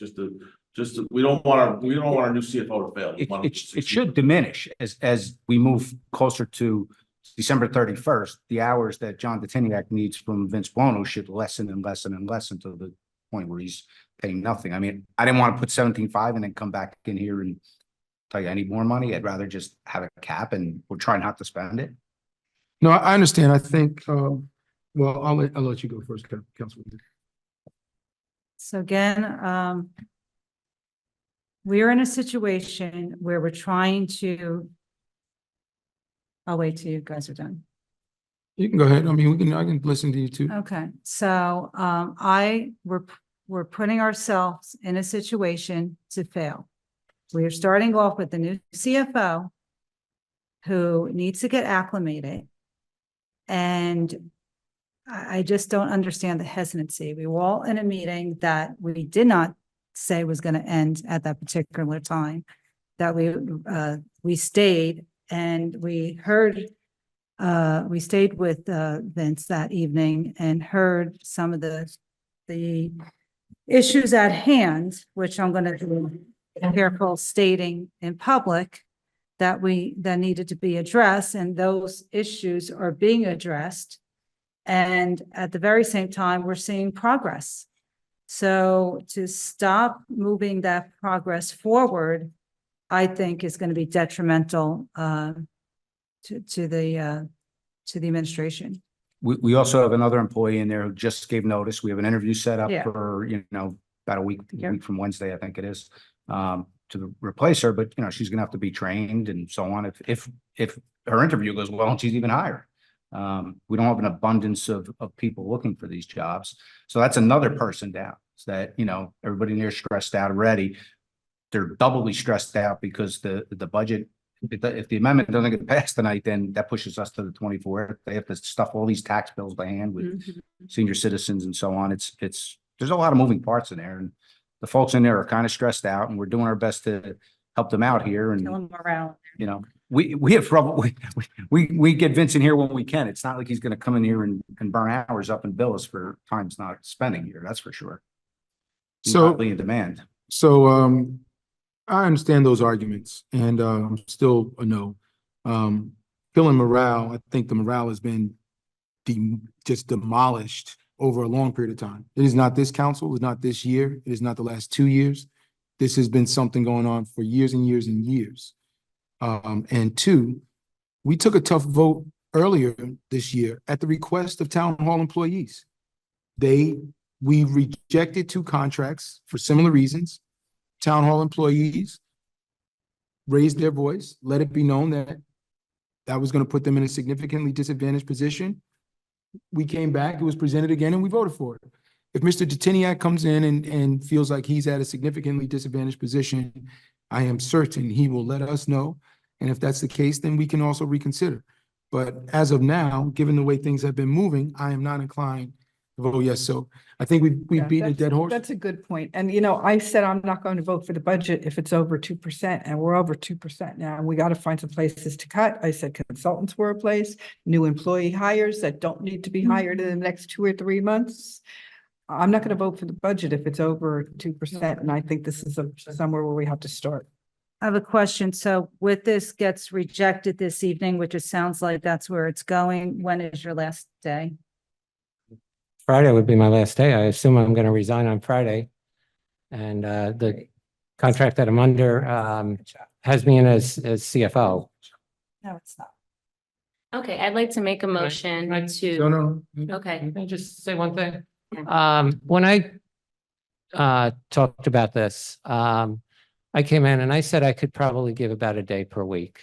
I just went back and did a little research. It looks like I've been doing about 12 to 13 hours a week. I didn't have 12 to 13 hours a week. And those 12 to 13 hours a week, every week, were a complete sprint. There wasn't a deep breath. There wasn't a moment at the water cooler. There is a whole lot to do here. I'm not dying to go on. I mean, I'm okay. I'm not going to walk out and shed a tear, just so we're clear. But if I were sitting on the dais right now, I would have me stay on a little bit longer to give John that help finding things, help knowing where things are, help understanding where the files are. When my first job was in Guttenberg, I got 3 months of parallel time with the going out CFO, and that made all the difference in the world. In terms of the total number, $50,000, I will never get to $50,000 this year. I really don't think I can even give you the 8 hours a week that I had said I would do while I was CFO. So if you've got 10 weeks left at 8 hours, that's probably, what does that come to, 16,000 if I do it right? Believe me, I will never get to 50,000. I think you give John his best shot if you bring me on, if you continue, make it at his discretion. And yes, I do expect to fade out, and no, I don't expect to be here 8 hours in December. Are you willing to entertain an amendment? Or are you still in? Why don't we do it not to exceed like 10,000? I'm comfortable with 10,000. Yeah. Then do it or no? I mean, because if it's once a week, I mean, what is he gonna do the rest of the week, right? He's got 5 days that he's working here. And then if you, And and if then you're only he'll here, come back and ask for you. Exactly. Same, yeah. same plea. But my question is, what happens, let's say if you come in every Monday, right, for 8 hours, Right? until you, I guess, reach the 10,000. What happens if he needs you on a Wednesday or a Thursday or a Can Friday? eat it How, up how is quicker. it that the one day is gonna help him for the rest of the year? It's gonna eat up quicker. I'm just trying to understand, isn't it better to come on for like 2 weeks consecutively and then to help him, or 3 weeks consecutively and then? It might be better, actually, if Because I, once a week doesn't make sense. If- How about From a as management- needed? Hold Yeah. on, from a management perspective, because I also work in administration, that doesn't make sense to me for yeah, someone you're trying to onboard if you're coming once a week till December, 4 months. I don't understand it. in a perfect world, I would want me here 8 hours on Monday, next Monday, 7 hours on Tuesday, 6 hours on Wednesday, 5 hours on Thursday, 3 hours on Friday, and probably 2 hours a day thereafter. I can't do that. I don't have that ability with the other commitments I have. Okay. Have made myself available to all the staff here by cell phone, by email, cell phone, and texting most. I get pictures every day of things they want me to look at. And I'll work with them on that basis. 10,000 is enough. 10,000. You comfortable? Yeah, but Or I for still the- don't understand through December. I mean, how long, I'm just, anyway, I Couldn't it- guess. Couldn't it be at John's request or as needed, on an as needed basis? Well, it is Well, it on already is his, with the yeah, town, you know, John is gonna do it. hourly. Yeah. So offer the amendment? I'm not enthusiastic, but if it's needed, I make an amendment. if Or not, right? Like, I'm not. I mean, honestly, I'd rather hear from John. Let him come in on Monday and tell us that he needs you. He might want someone else to assist him. That's fine. He might want to talk to the staff. I think we're putting the horse before the cart before the horse. That's a good idea. Um. I'm just. So you're saying your last day would be this Friday or next Friday? No, I have to step down as CFO because Sean's going to become the CFO.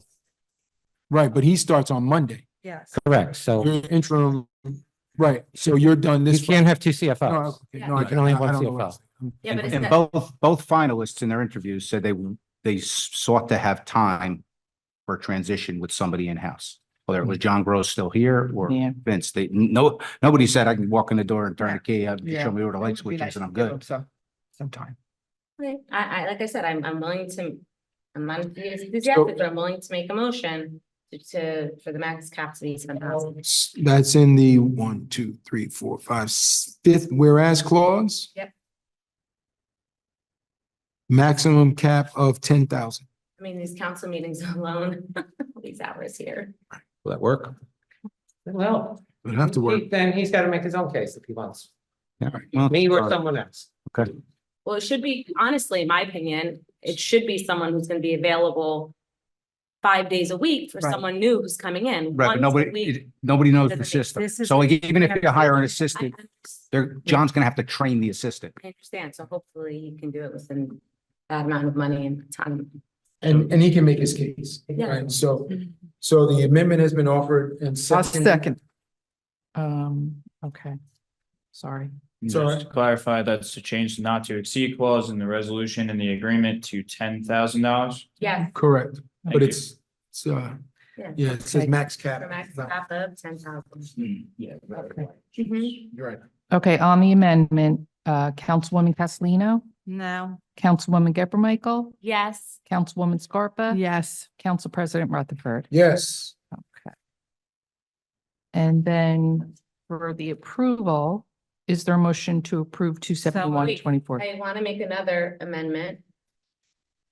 I don't think it should be to December 31st, because again, maybe after a month, he won't need Mr. Bono anymore, and he might want someone else who's gonna be here full-time, and you guys are interviewing people already, so I would like to change it from September 10, 2024 through October 10, 2020, But No. Councilwoman, if it. no, November. If 10,000 is Yeah. exceeded, it doesn't matter what month. Yeah, they have to come back to you anyway. I understand that, but it's the time frame, so that way maybe it'll light a fire to hurry up and hire people. But If he spends $10,000, he ain't coming back. Whoever we hire isn't going to be able do what Vince does for John. John needs to train that person's gonna work for John. I don't know if that's making sense, but you know, you got the president of the company, you're hiring the vice president. It's not like, well, once we get the vice president, they'll come in and they'll teach John how to do it. The Okay. president how to do Keep it. it to That's the backwards. December 31st then. So I mean, Yeah, again, if John doesn't need me, I won't be here. I just want to make sure that we're practically hiring, we're not waiting, because again, this is poor management. If we knew the CFO was retiring last November when he announced it in a council meeting, right? Like, the administration should have made sure to put it out in the winter or this early spring. We should have interviewed the people earlier on, not the last week of July, when he's retiring August 1st. I'm not even gonna So entertain that. that doesn't even make He sense. did to not me. put his papers in. Hold on, but he announced it matter. in a council meeting that he was You know leaving. better. at You 6 work Well, next, o'clock. I tell you what, next time what we'll do, we'll understand. advertise like you want us to do, and we'll say, he might leave, he might not, but when he leaves, we can hire you, but in that, give your But 2 why weeks so notice late? and we'll let you know when to come on Why, board. why did Well, we not get to meet? the Can't interview candidates people who until- don't know when John's leaving. So here- so- But my here- issue is the timeline. He Like, accelerated all right, his hold departure. on a second, hold on a second, hold on a so second. why were Hold on you a second, hold on a interviewing second. them so late? Hold on a second, hold on a second. So what is reasonable to do, right? When you don't know when the timeline, how long you have before your CFO is gonna leave, is to hire a deputy. And with the understanding that when that CFO leaves, the deputy will become the CFO. You will interview, you can put all your language out there. Trained person. so- The reason that doesn't work is because in a big town like West Orange, you need somebody who has the experience that Vince or John or somebody like that has. They are not leaving their job as a CMFO to come as a deputy here, even if they think that they're going to get the job down the road, because there's no guarantee. They're not going to do that. Okay.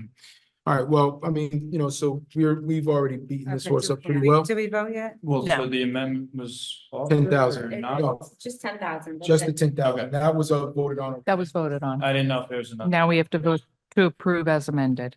Is there a motion? Is there a second? Yeah, I second. Thank you. Councilwoman Castellino, Yes. Councilwoman Geber Michael, Yes. Councilwoman Scarpa, Yes. Council President Rutherford. Yes. Okay, the motion carries. All right, it's 273. Hold that.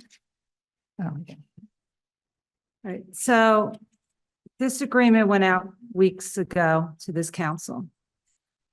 And as far as, obviously, there's questions. I had questions. And this is a negotiation. I would like to request, make a motion to go into closed session for a quick closed session. So we could give guidelines to the attorney, so we could keep this ball rolling here. Is there a second? No second. So we're not going to discuss this. We're not going into closed session to discuss it. I do want to offer a motion to table this. I've spoken with our attorneys, both of them, Mr. Beckelman and Mr. Johnson. I understand the developer's position on getting it done quickly. I think if we table it till our next meeting, that won't significantly impact the developer, if it impacts him at all. So I would offer a motion that we table it until our next meeting. Is there a second? Can I ask a question? Yeah. So I don't understand, what is the harm of going in to have a quick discussion so we could give input to the attorney, so the next meeting, we may have something more tangible to work with? That is my question to you folks. Why are you refusing to go negotiate something so he could have something to come back with, and then we could have a better conversation at the next meeting? I'll comment because Sure. we've been told not to add anything to the agenda until it's voted on, and then it goes on in the next meeting. It's been very made clear since I've been on the council what the process is. And if we do this, then people are going to say, why are you picking and choosing? It's not right. We have to be consistent. This is a negotiation. Does not matter. With a It does timeline. not matter. If we are not allowed Okay, to all add right, I'm done. items on, Thank you. I've asked Thank- for a special counsel in meetings before, and for executive session to talk about things, I'm told, no, we have to vote on it, and then it goes on the next meeting. That's how it works. Okay. So we have to remain consistent. It is only fair. Okay. And sometimes you have timelines that you got to deal It- with. that well, you can't good be- governance, too bad. This whole Okay. process is skewed.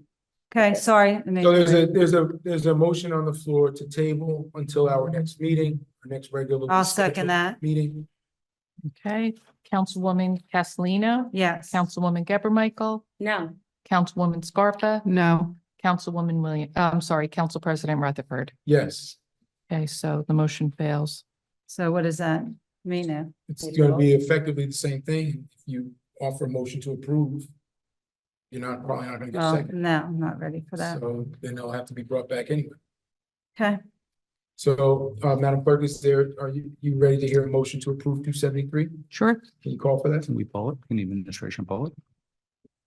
Well, no, if nobody's. All right, she's Then gonna minute- go for it, nobody's gonna offer it, or nobody seconds. I thought we just pulled it. No, that was I for know, to no, we, table. oh, we This tabled is it. to approve, so if you're not gonna approve, say no. Is, Someone would have to offer the motion to approve. yeah, I know, I that's make what a I was gonna do motion next. to approve this resolution. Okay, Is there a second? seeing none? Yeah. Motion, I'll second it. Now okay, it's gonna fail. right. I know. Councilwoman Castellino? I'm going to abstain. Okay, hold on a minute. Ridiculous. Okay, Councilwoman Geber Michael. No, Okay, Councilwoman Scarpa. No. Council President Rutherford. And this is the motion to approve? Correct. Mhm. And so that I'm clear, Mr. Gengaro, in order to approve, you would require 3 votes. To approve. Yeah. You already- Yeah, this is Mhm, just 3 games. votes. Come on, guys. It's tough. And so with the impact of this not being approved now would mean what? It would fail. Would fail, and then could it just be brought back at the next council meeting? That's up to the administration, I guess. Okay, so long as it's an option. Bring it back. I don't know if Matrix is gonna come back, but. I'll, this we is should have ridiculous. an This is like open a and chess fair game. We already have 2 no's and an abstention, so. This is why it's being watch party? Yeah. It's Where not- is she? Listen, I This is- get it. You're upset about that and I am I mean, too, but at the you're gonna see- same time, you're gonna I see don't the understand impact why of we it. can't just pull this and we have to play Well, we tried. politics. We tried, I offered the motion, it failed. So, There are consequences for your actions. so just so I'm clear, the motion is to approve, Correct. and there are 2 no and there's an abstention, I'll vote yes. Okay. The motion fails. All right, I would like to amend our agenda, council, approval, support, to adjourn the rest of our regular meeting. Oh, no, I'm sorry, we have to do the budget hearing. And then we can do the ABC. Okay. Because there's nobody here, so, Right, but we just have to go through the procedure. yes. So, Council President, do you have your script? I don't know what I did with it, I just had it a moment ago. I- Oh, here we go, I got it.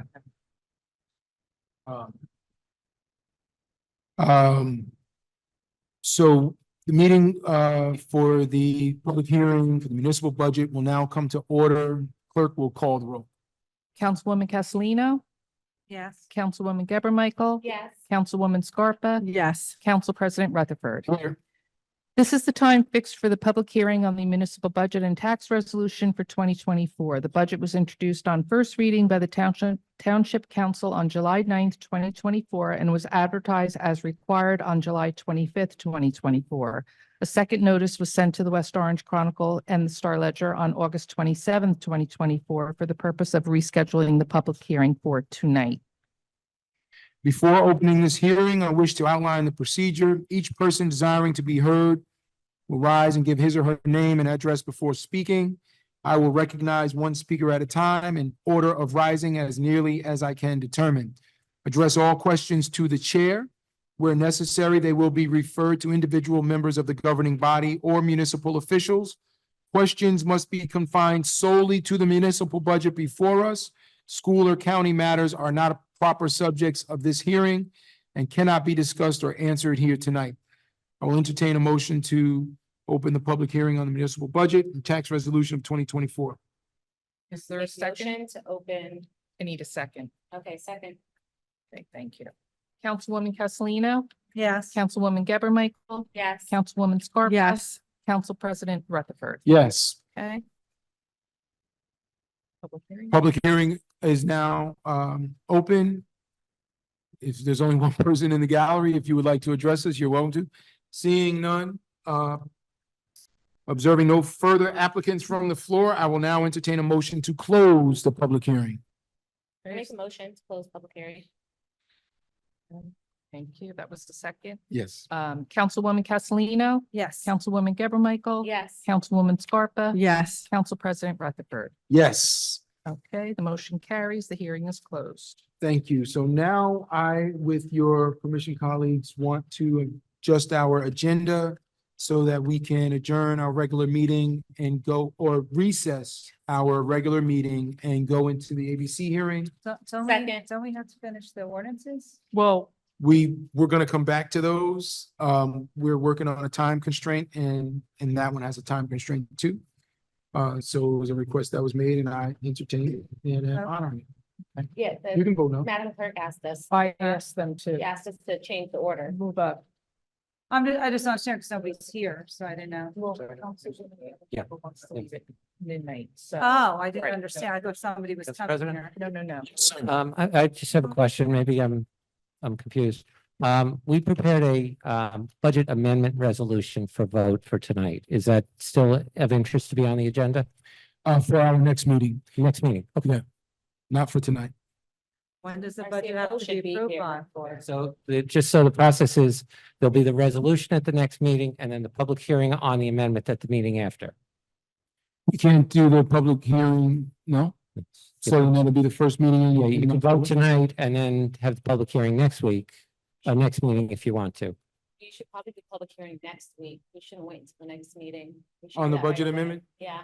Are there any questions on the budget amendment? It was circulated? The budget amendment, we took the adjustments that We were. would have to take a vote from the floor to add it. It would take all four of us to do it. Am I right, Madam Clerk? Yeah.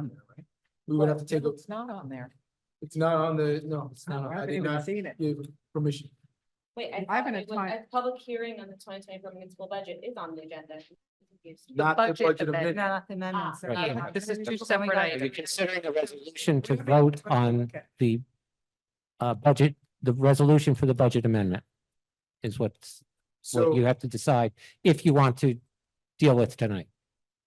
I think we should have a special meeting next week to do this, I don't have time. for even if it's special like a meetings. lunch, 1 hour. That I can do. Zoom, A Zoom I because can this is do. during important, lunch. and our council colleagues should be here as well for this. I mean, we got an empty I don't think seat, we should be making amendments or voting on the, something like this. I don't without- care. I need a break after the ladies.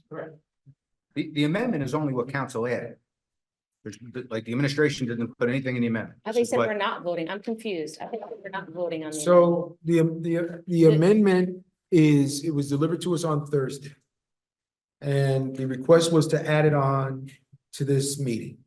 I was not comfortable doing that without having proper time to do it. Not noticing the public, all of those things. So I agree. I didn't do it. That doesn't mean that there aren't consequences for it, which apparently there are. But these are the amendments that we voted on, the majority of which were amendments that I recommended.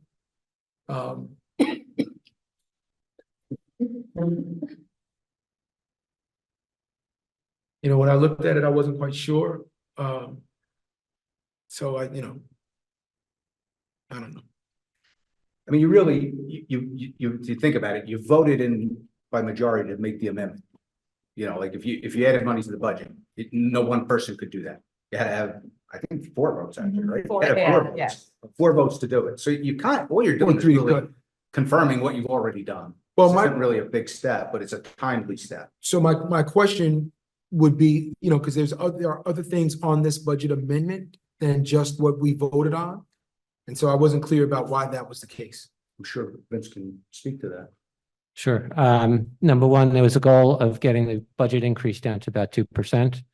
And we were able to use a little more surplus in certain places, based on the results of the annual financial statements.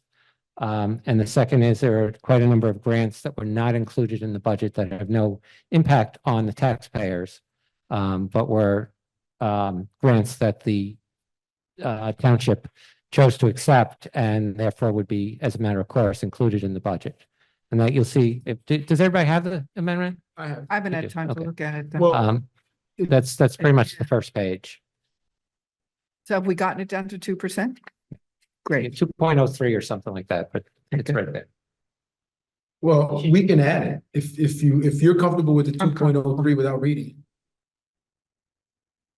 I know. It's 2.03. I mean, we already cut, right? Yeah. We took It sounds like there's It nothing was 2.5, controversial. 2.45. 247. Mostly throwing in. We took out grants. 800,000. We added back like 100 or so. I'm okay with it. I'm okay with If it's it. down that So when road. the councilwoman comes back, we can Look get about a it. motion to add it. Yeah. And then if, But then again, do It's, you think we for can vote. have a special meeting next week? no, we wouldn't need it. We would just have it at the regular meeting. Yeah. We wouldn't need this. Yeah. So that's If there's Then we any won't have that problem, we action can packed always agenda, make a right? motion to change something, Uh, right? uh, We have actually look Well, this at is it just and for the then- We can amendment. always make an amendment. Yeah. I don't think I will. I don't think we will. I don't think anybody wants to have a problem. I'm willing to just. All right, where's the councilwoman? Is she okay?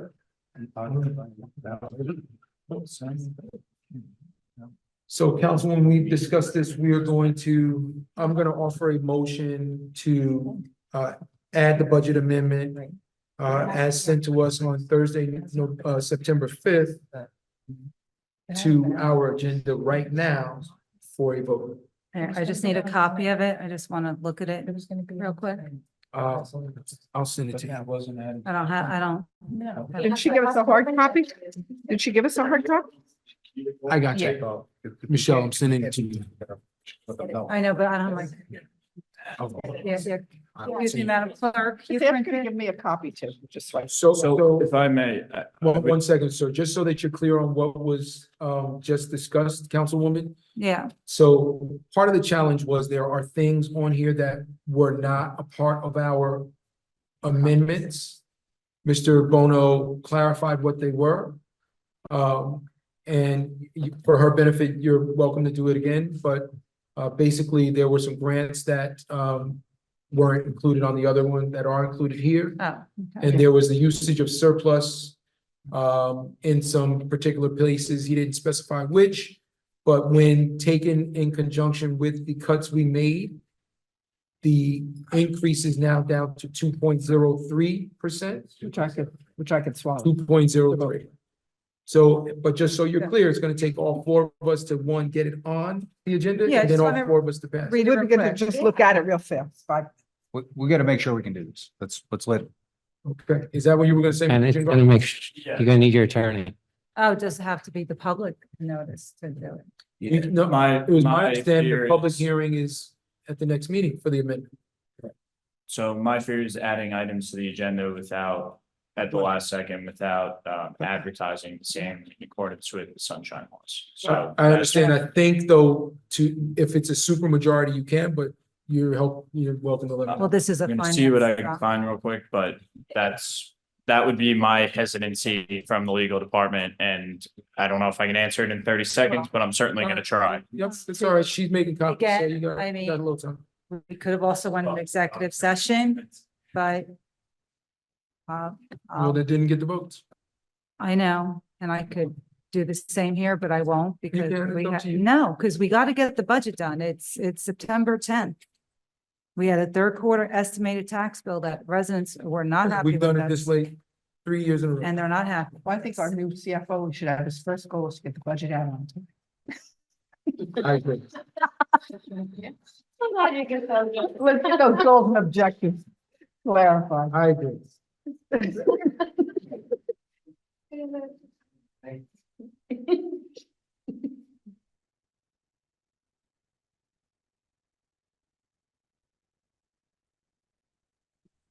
And since we have a moment of pause, if I may add, anything that we do vote on will be subject to approval by the Director of Division of Local Government Services.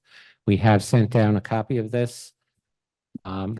Telling them that it has not been voted on. It's a routine way of doing it. We haven't heard any objections yet, but there's always a possibility. Got it.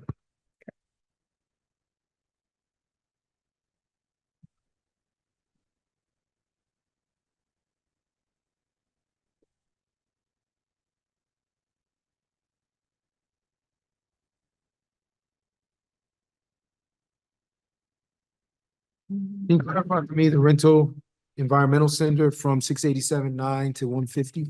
I cannot. No. I don't know. Yeah. In fact, I need a copy of that, whatever the lease is for 150. Okay.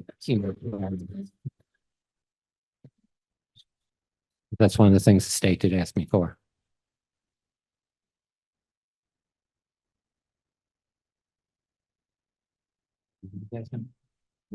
Environmental center. Went from 687 down to 150. Something we're renting to somebody. That should be the rent that Nature's Choice business, right? Did that change this year? So that Way went up. down. Way up this year. Yeah, that didn't. That's one of the ones you asked me on the phone that day. When we went over, it. That went up significantly. It went up. I'm Yeah. showing 687 last year. Yeah, why is it 150 this year? Is it because we're at the end of the year or We did the whole new contract with yeah, did we make more money? we make a lot more, we make a lot more than that now. So there's gonna show a significant increase this year's budget as a revenue, not as an expense. This is rent, no? Is this is our rent. So the rent went down.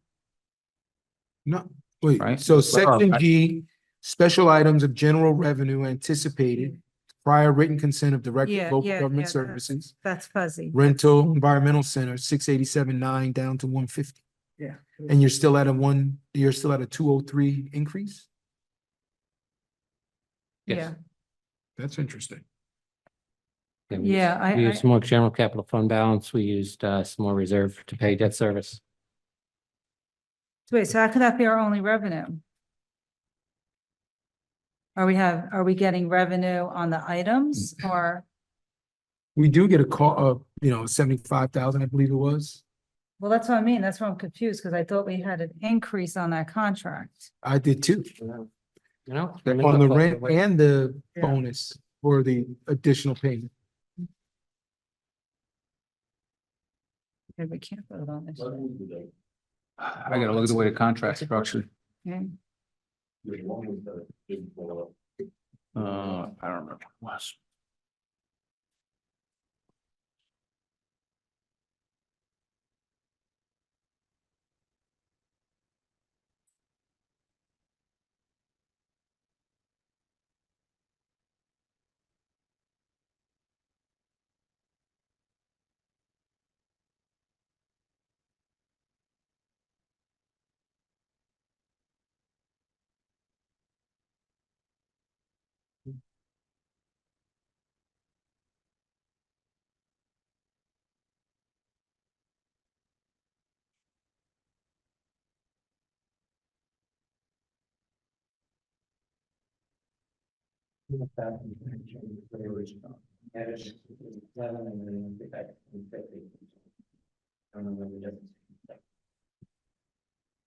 Okay, lower that. on 313.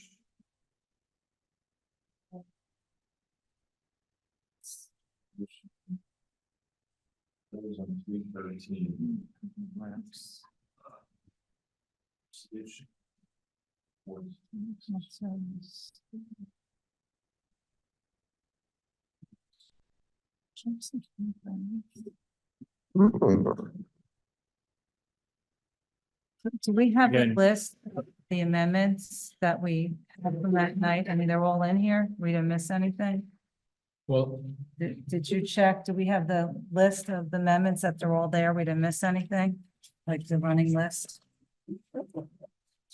Yeah, so I would just be weary about adding something to the agenda, even if there were 4 votes. I mean, the township ordinance clearly states that the agenda shall be completed not later than 3 p.m. on Thursday, preceding each regular meeting of Yeah. the council, except for emergency matters which may be added to the agenda at any time before the meeting with permission of the president of the council. So now that we're in the meeting, I would just be weary. That would be my legal advice. Thank you. I also echo what you said, which is part of what I said to Councilman Castellino. What are the repercussions of waiting and doing this? How are we? We just that have a much special meeting for later? this next week. Well, we're gonna have to, now. If we don't do it tonight, Yeah. we're gonna We have can't to. do it tonight. we're gonna We have can to- do a Zoom for an hour. Just. Yeah, we'll have to do something. Yeah, and I'd rather get the list of what we, Yeah. Yes. our work list, so we Probably can make better. sure nothing was missed. Yeah. All right. I mean, I checked it quickly, but I didn't have the list on it. I didn't have it at the time. Well, this isn't itemized that way. There's a level of trust here too. Yeah, All the amendments should be listed in the I minute. have it in my budget, yeah. And my budget stuff, why have my budget book with me? I mean, you can That'd go take me an hour to to compare it now. Section 8, general appropriations, and you'll see where some changes have been made. But it's not itemized the way that we Yeah. voted on it, but they are aggregated. So should we pick a date right now for this meeting next week? That works. I think we should do it. I think she needs to send, I got two things that I'll have, It didn't take effect. less, what time's your lunch? Well, or one, it doesn't matter. Is lunch, can you get on, she has school? For me, what's on my, what, I can depends do- on what day, Monday, Wednesday, Friday, it has to be a little after 12. But the. Monday, Wednesday, Friday. So Monday, Friday, Tuesday or Thursday. Wait a I have minute. flexibility. Monday and Friday, I have training on our new system Unicity We at definitely 1 make- o'clock. Oh, you gotta make sure you got Mr. Fagan too to Zoom us. Can you do Thursday at lunchtime? Oh, yeah. Thursday the 19th or the 12th? 12. Yeah, Sure. yeah, Can you do absolutely. 12? Yeah. I think I can, I may have a closing, but I think I can. I'll try to make it not on that time. What time is it, 12? Well, it's 12. Whatever time works for Yeah. Councilman Scarpa, I'll make myself available. Yeah. 12 o'clock? Mhm. 12 o'clock? Give me 12:15. Is that enough time, Madam Clerk, to do the 12 o'clock Tuesday, Thursday? Well, 12? we need Mr. No. We need Mr. Fagan, we need somebody to Zoom us. It's not quite enough.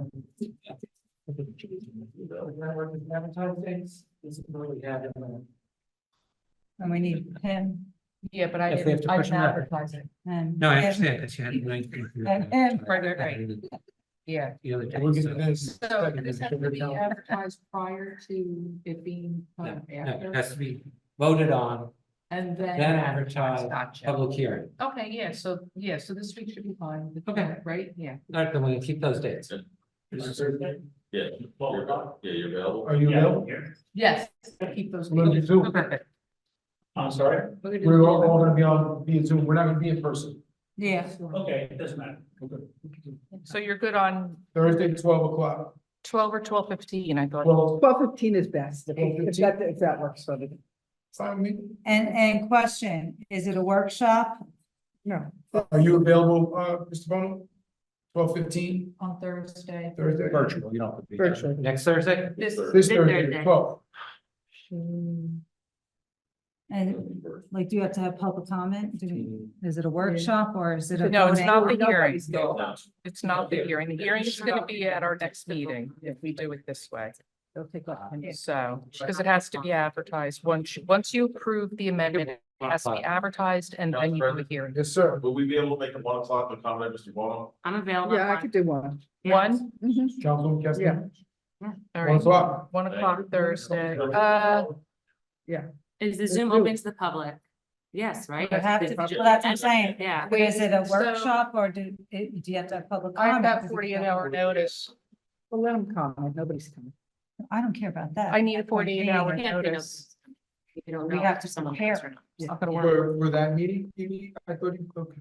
You need Right. 48 hours? Unless, is this considered some sort of an emergency? I mean, we are up against the state deadline. Well, that's true. Well, then we could do it tonight.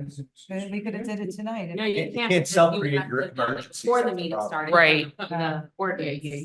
Yeah, Friday? I'm available I could Friday. do Friday. If I can miss the municipal meeting. No, that's at 1:30. Oh, it is 1:30? Yeah. We can move it to done in a half hour. 15th Friday? Okay, Friday's easier for me. Okay. Okay. all right, what time? 12:15? I'll try to make that work, Megan. yeah. Or 12. I could be flexible. Yes. You'll send out I the, could be flexible with the time. Oh, you can't wait. Anytime after 12:15, I could be flexible if you need to do it later, like Okay. 12:31. What are we waiting? What? No, never mind. Okay. Friday the 13th, Oh, God. 12:15. Okay. Are we sure?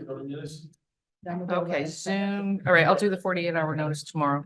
Good Lord. All right, so we're on. So Megan, you're good, right? Friday, the 13th and 12:15. Got it. Okay, I'm gonna have to establish something right now to send it to Karen. Thank you. Okay, so now, Let Councilwoman Williams, know. yeah, Budget amendment, vote. Can I keep this copy? Yeah. Yeah, As long as you got a copy of it, so. And you have the minutes, right, from, one I sec. do. They were approved tonight. You should.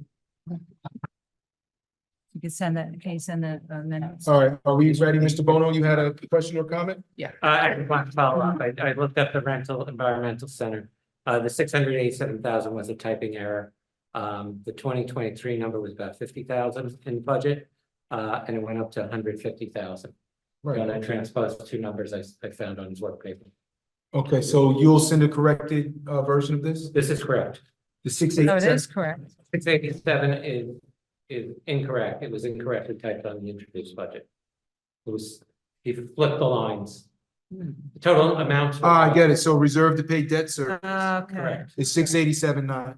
But we will be voting on a corrected version of this amended budget because this is incorrect. You're voting on the two column, correct?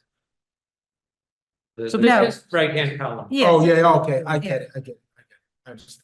So the 50 should be It's for the from 50 to rental 150, and the reserve to pay debt service, down 687. 687. Oh, wow. So it went from 687 down to 175. Yeah, no, that's The numbers on this amendment are correct. right, for the amended amount, for the updated, the two column. The front column is correct also. That was what was in the introduced budget, even though it was wrong. Right, but it was wrong. So we're fixing Right. it. It might have been the same as the introduced budget, but. Correct. Introduced budget- Another mistake. I'm sure somebody will text me about it. So do you have enough reserve for that debt service or Yes. you're okay then? Okay, good. All right, now we're going to, I'm sorry. no, I'm good. I'm ready to take the vote because we have a motion and then a second to enter into to recess the meeting and enter into ABC. Let's do it. So, okay, the vote, Councilwoman Castellino, Yes. Councilwoman Geber Michael, Yes. Councilwoman Yes. Scarpa, Council President Rutherford. Yes, Okay, so, so ABC. yes. Okay, so the first one up is a place-to-place transfer, an expansion of premises for Castle Rock Bar and Grill at 440 Main Street, West Orange for outdoor seating. This has been, he went through all the proper channels, everything's been approved. Okay, so I, Is outside music. so, yeah, I have comments, Council President, whenever you want me to talk. I don't know. No. Good night. Good night, sir. Thank No, you. Vince, thank you. Is there a question on this, Castle Rock? Yes. What's the question? So no, Castle Rock is, they're doing, they're doing well. They have great food and they've been trying to be good community partners. But it's not because of them. I wish we went through the ordinances, because it is going to be outside seating, which I fully support and know they'll do an awesome job. Do we need to put a time limit on them, Chief? Because they are open later and that's a conversation we need to have. Yeah. You want that to post a problem. special condition, you could do it at this point. Yeah, there's certain times that you can do it and I don't know, I thought it was only when you did the annuals or the Well, renewal. this is for an Or outside. discipline, but This is for I an would think if outside. they're asking for something special, you could put conditions on it. they're sitting outside, in the front. They're not using the back, correct? No, they are using that. Are they using the No, back? I don't know. I Yeah. thought that's what was I said. think you want to use high tops in the front for dinner, like to eat. No, I thought it was the back.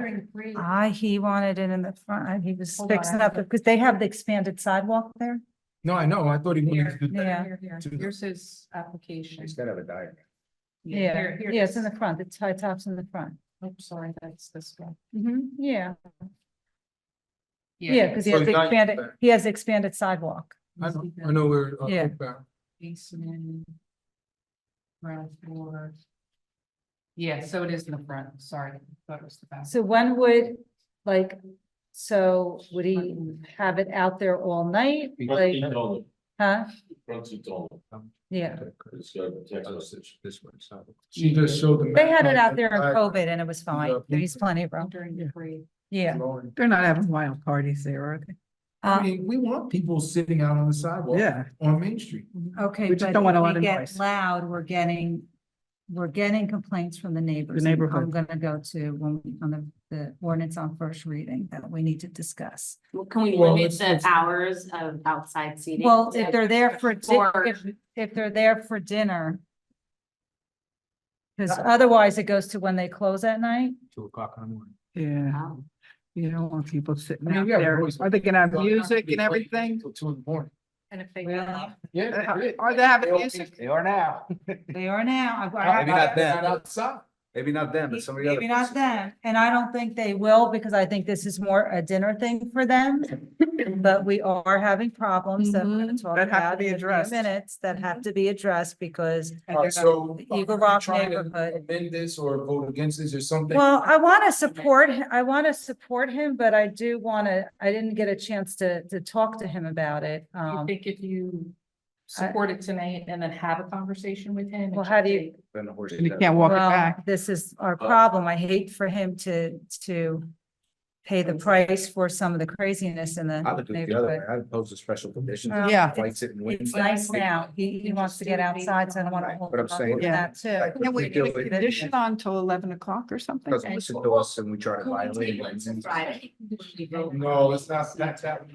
Yeah. Just in case, yeah.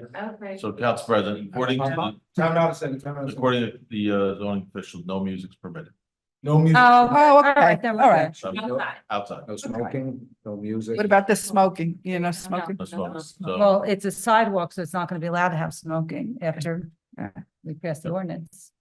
All right, so no music. That was the. Okay, that's the Yeah. issue. Perfect, we're done. Sorry. I'll make a motion to approve them. One second. Okay. Councilwoman Castellino? Yes. Councilwoman Geber? Yes. Councilwoman. Yes. Carlson, Council President. Yes. Yeah, Can he we needs. notify him of the ordinance that says there's no outside music? Yes, yes, I'll call him tomorrow. There's- Yeah. It's not, is that the ordinance or is that some other requirement from zone? Well, Well, that's if the it's zoning, it's zoning. gotta be an ordinance. Yeah, Can't enforce things not in ordinance. Megan can call him tomorrow. We'll get him on the phone.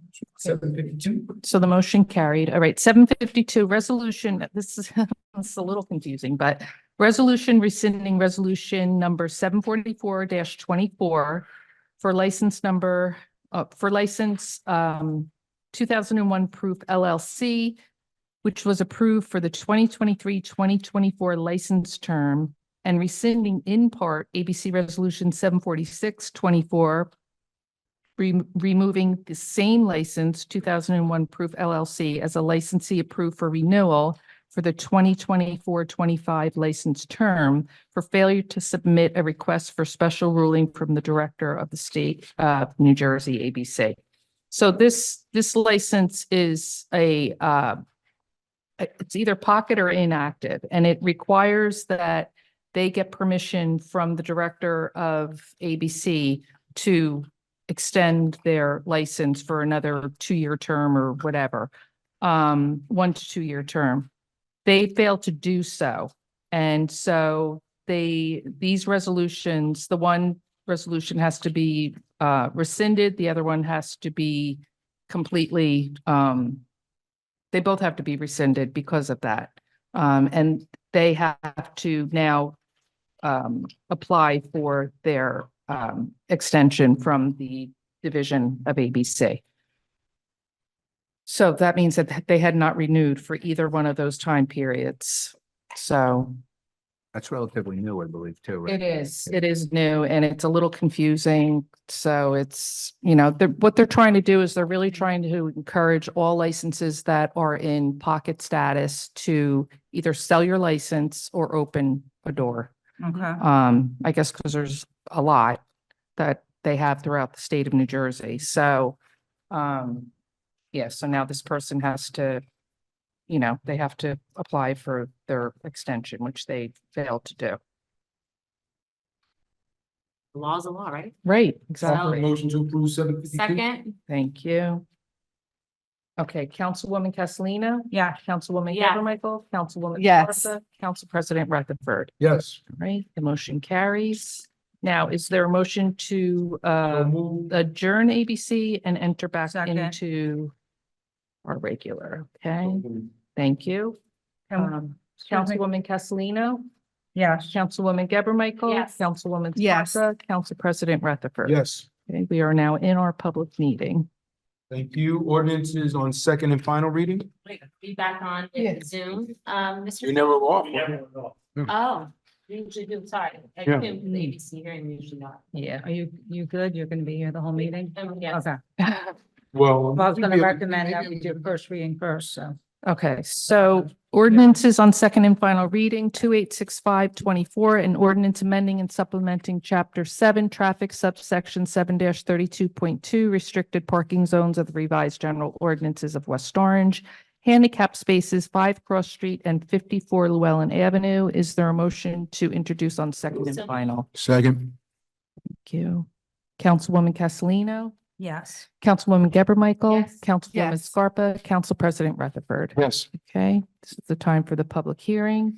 We will now open public hearing on 2865-24. Seeing no one in council chambers, public comment is now closed. Councilwoman Castellino. So this is, thank you, Council President. This is directed towards the administration. So I'm fine with this, but I had another, I won't mention the address this evening, but I shared with the chief last week when I came across in a neighborhood. The neighbors, there was a handicap parking spot that the residents had moved 4 years ago.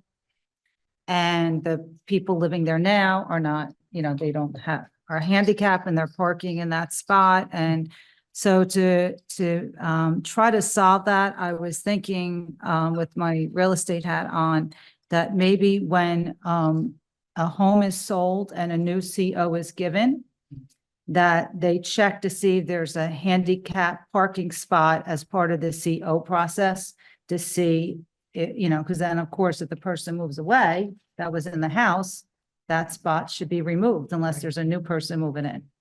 Was that possible? So we don't have this issue, especially on some of these streets that are very tight with the parking to begin with.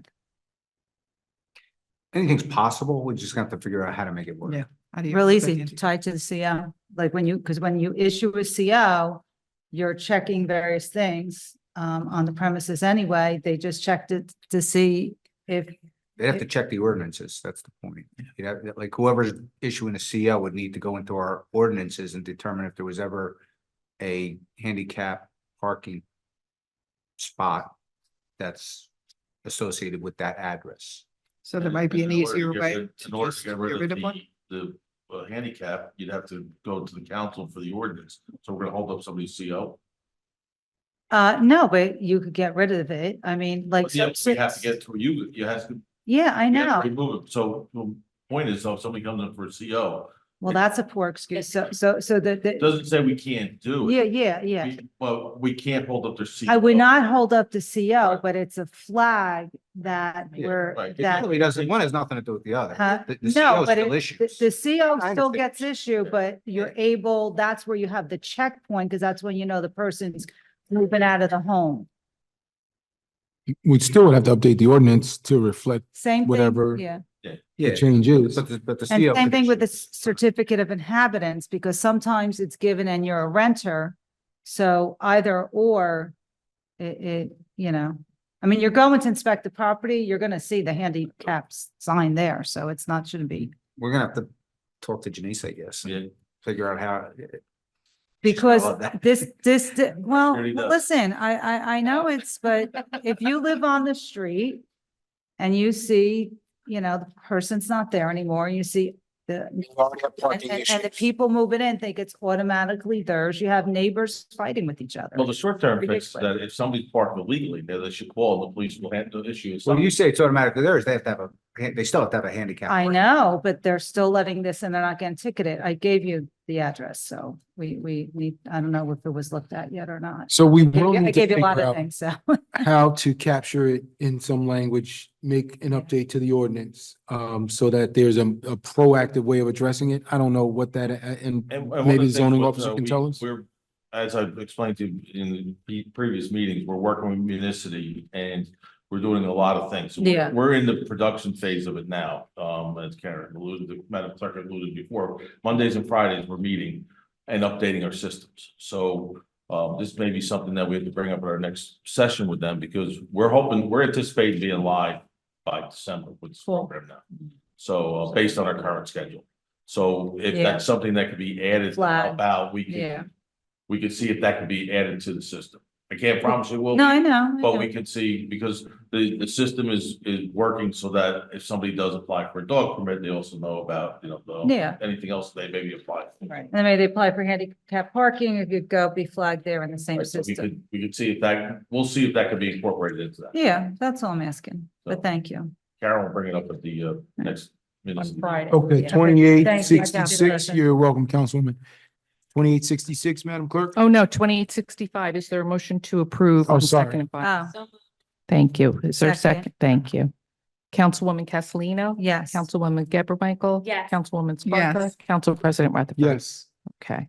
2866-24, an ordinance amending and supplementing Chapter 7 Traffic subsection 7-11 parking time limited on certain streets during certain hours and 7-14.3 parking time limited on certain streets during certain hours of certain days of the revised general ordinances. Is there a motion to introduce on? Make the motion. second to and final. introduce on Second. Second and final reading. Okay. Public comment? Councilwoman Castellino? Yes. Councilwoman Yes. Geber Michael? Councilwoman comment? Scarpa? Yes. Council President Rutherford?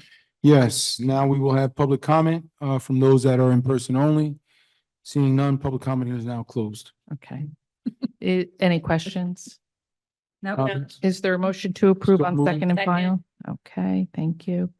Councilwoman Castellino? Yes. Councilwoman Geber Michael? Councilwoman Scarpa? Yes. Council President Rutherford? Yes, Okay, the motion carries. 2867-24, an ordinance creating a reclassification and salary schedule of certain Township of West Orange employees, setting forth their titles, classification, and salary ranges, and adopting a salary guide and establishing the employee status as a township employee and under the guidelines of the New Jersey Department of Personnel, position of Chief Financial Officer. Is there a motion to introduce on second and final? Second, Okay, Councilwoman Castellino? yes. Councilwoman Geber Yes. Michael? Yes. Councilwoman Scarpa? Council President Rutherford? yes. Public hearing? Public hearing is now open for 2867-24. Seeing none, public comment is now closed. Okay. Is there, So moved. thank you. Second. Okay, Councilwoman Castellino? Yes. Councilwoman Geber Michael? Yes. Councilwoman Yes. Scarpa? Council President Rutherford? Yes, Motion carries. 2868-24, bond ordinance providing for road, sidewalk, and sewer improvements by and in the Township of West Orange, appropriating $2 million therefore, and authorizing the issuance of $1,904,000 bonds or notes of the township to finance the part of the cost thereof. Is there a motion to introduce on second and final? so moved. Second. Okay. Councilwoman Castellino? Yes. Councilwoman Geber Michael? Yes. Councilwoman Scarpa? No, I didn't get the supplemental debt statement. Okay. I want to make sure that I get that. The one, and the the- one online? I'm gonna make it. And I note want of the it. public to know each time we issue debt, what our debt is, our net debt. I think it's important, given the amount of debt that we have, that each time we bond, we get the supplemental No, I debt could send it statement to and her. the public knows what we're doing. Understood. Yeah. Okay, that's fine. And Council President Rutherford, Yes. public hearing. Public comment is now open for 2868-24. For those in person only, seeing none, public comment is now closed. Madam Clerk, I offer motion to approve 2868. Second, Thank you. Councilwoman Castellino? yes. Councilwoman Geber Michael? Yes. Councilwoman Scarpa? No, Council President Rutherford? Yes. Okay, the motion carries. 2869-24, an ordinance amending Chapter 18 of the revised general ordinances of the Township of West Orange and establishing a section governing the rates for extra duty assignments for firefighters in the Township of West Orange, fees for services. Is there a motion to introduce on second and final? So moved. Second, Councilwoman Castellino? yes. Councilwoman Geber Michael? Yes. Councilwoman Scarpa? yes, Did you say no? I'm sorry. yes. Yes. Council President Rutherford? Yes. Okay. Public hearing. Public comment is now open for 2869. For those in person only, seeing none, public comment is now closed. Offer a motion to approve 2869. Okay, is there a second? Second, Thank you. Councilwoman Castellino? Yes. Councilwoman Deborah Michael? Yes. Councilwoman Yes. Scarpa? Council President Rutherford? Yes. The motion carries. Ordinances on first reading, 2870-24, ordinance amending Chapter 25, Section 29 of the Township Code related to stormwater management. I'd like to make a motion to table that. I had a resident call me. She said she wanted to do more in-depth analysis and wasn't able to even pull it off the website, and I think it does require more in-depth analysis. So I'd like to table it. Is there, okay. What's on first? yeah, it's on first reading. You could, It's on first reading, so Yeah, 2 you have a weeks. few weeks before it's going to go up on second. yeah.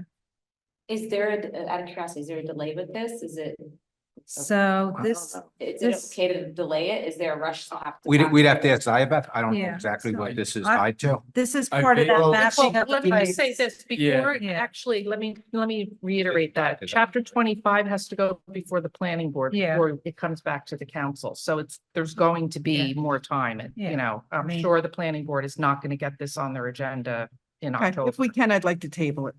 Well, you're Unless still it's- gonna have, see, because if you table it, then it's not gonna go to. So Oh, then the the planning planning board board wouldn't won't get Right, it. so Okay, pass that's it fine. tonight, it goes to All the right. planning board. The resident has plenty of time to do what they need to do, Yeah. all of you guys as well, so.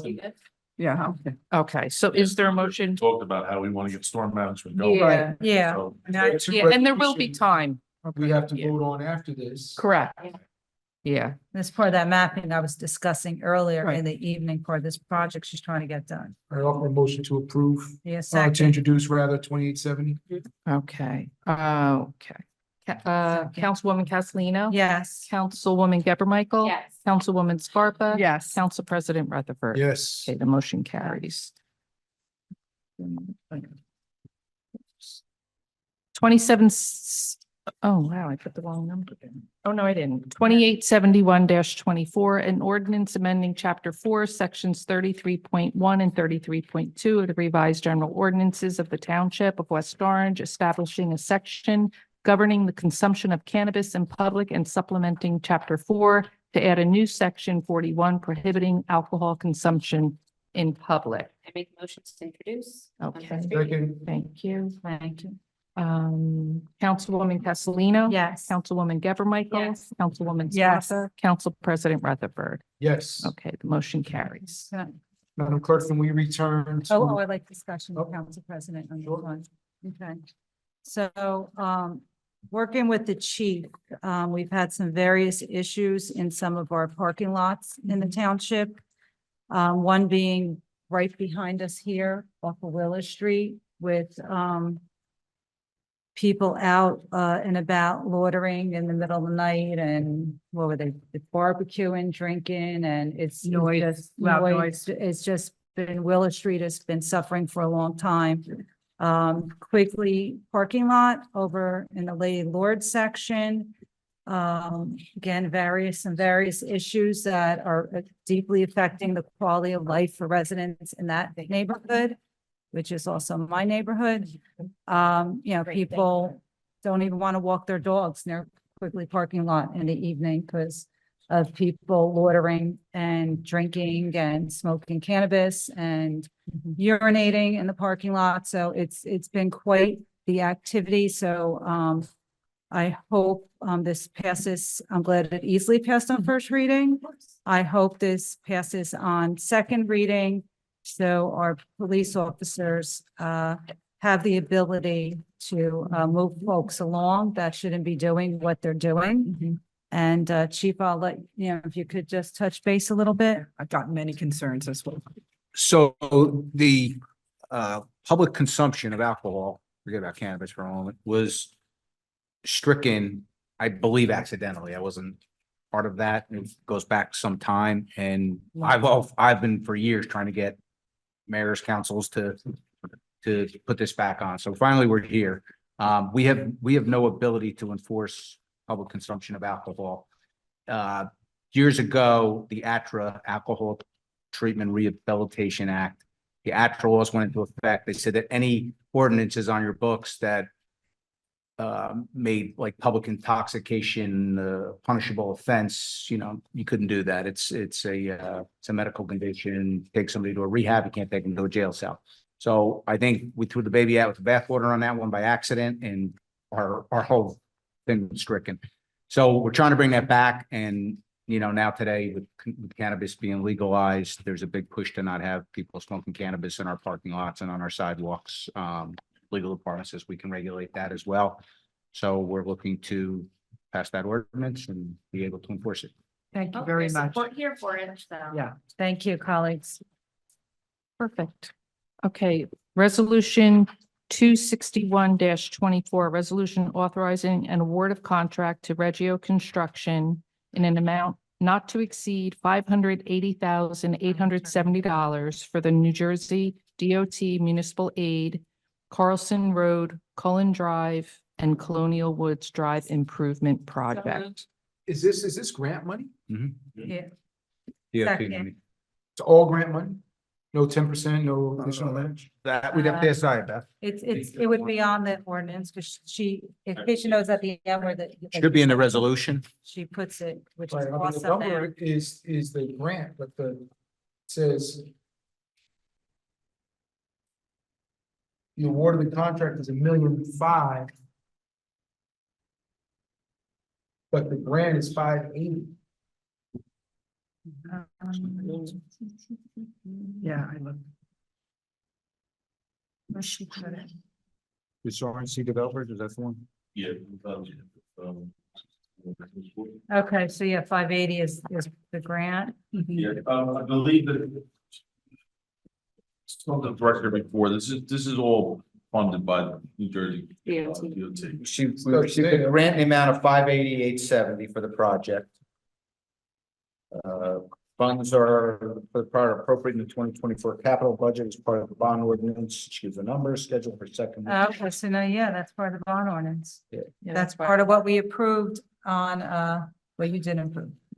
So those are road improvements. Right, yeah, I was scheduling through a lot of other things that probably. Yeah, no, I get it, but that's what it's for. It was for Carlson Road, Cullen Yeah. Drive, and Right, Colonial Woods. because I was questioning the that's amount, right. why we needed so much, and then I looked at all the other things and I saw it all that, so. Yeah, but if you go to the second page, you'll see that Yeah. the whole bid is $1,516,459.25. Right, So we got $588,770 in grant money from the DOT.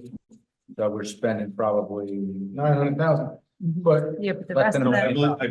I believe that the director told me that actually it should have been the reverse. I can see like I thought. She actually, said that she one. did something just to make sure it's correct.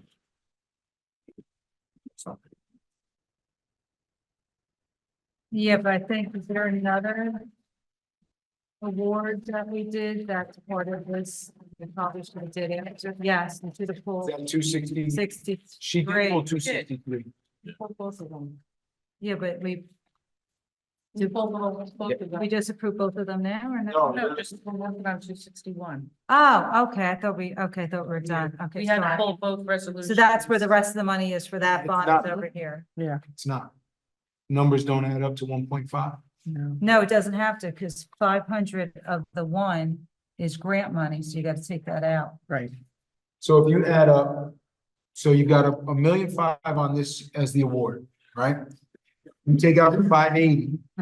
It's a million, right? Decided that, huh? Yeah, she said she's. If you just Less do than- a quick Yeah. 810 and 580 is 1.39. Let's just say even with the overage. It's 1.391, Yeah, I can't. 1.392. The award is 1.5.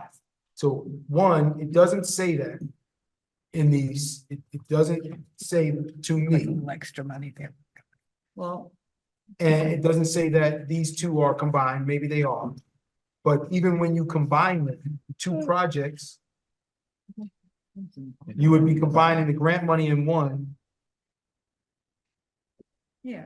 There could be other things in the. Yeah, bond. are there other You'd have to things look in at the bond actual ordinance bond. besides these two? Well, no, Yeah. all right, so let's just start from 261. she, the director texted her, she's gonna try and get it up. Okay. She's on that. All right, let's hear. Director, can you explain 261 and 263 to us, please?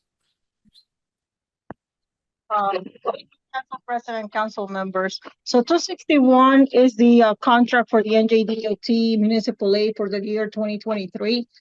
The township received a grant for $580,870, which funds will be provided to the township after the award and after we have the pre-construction meeting with the contractor.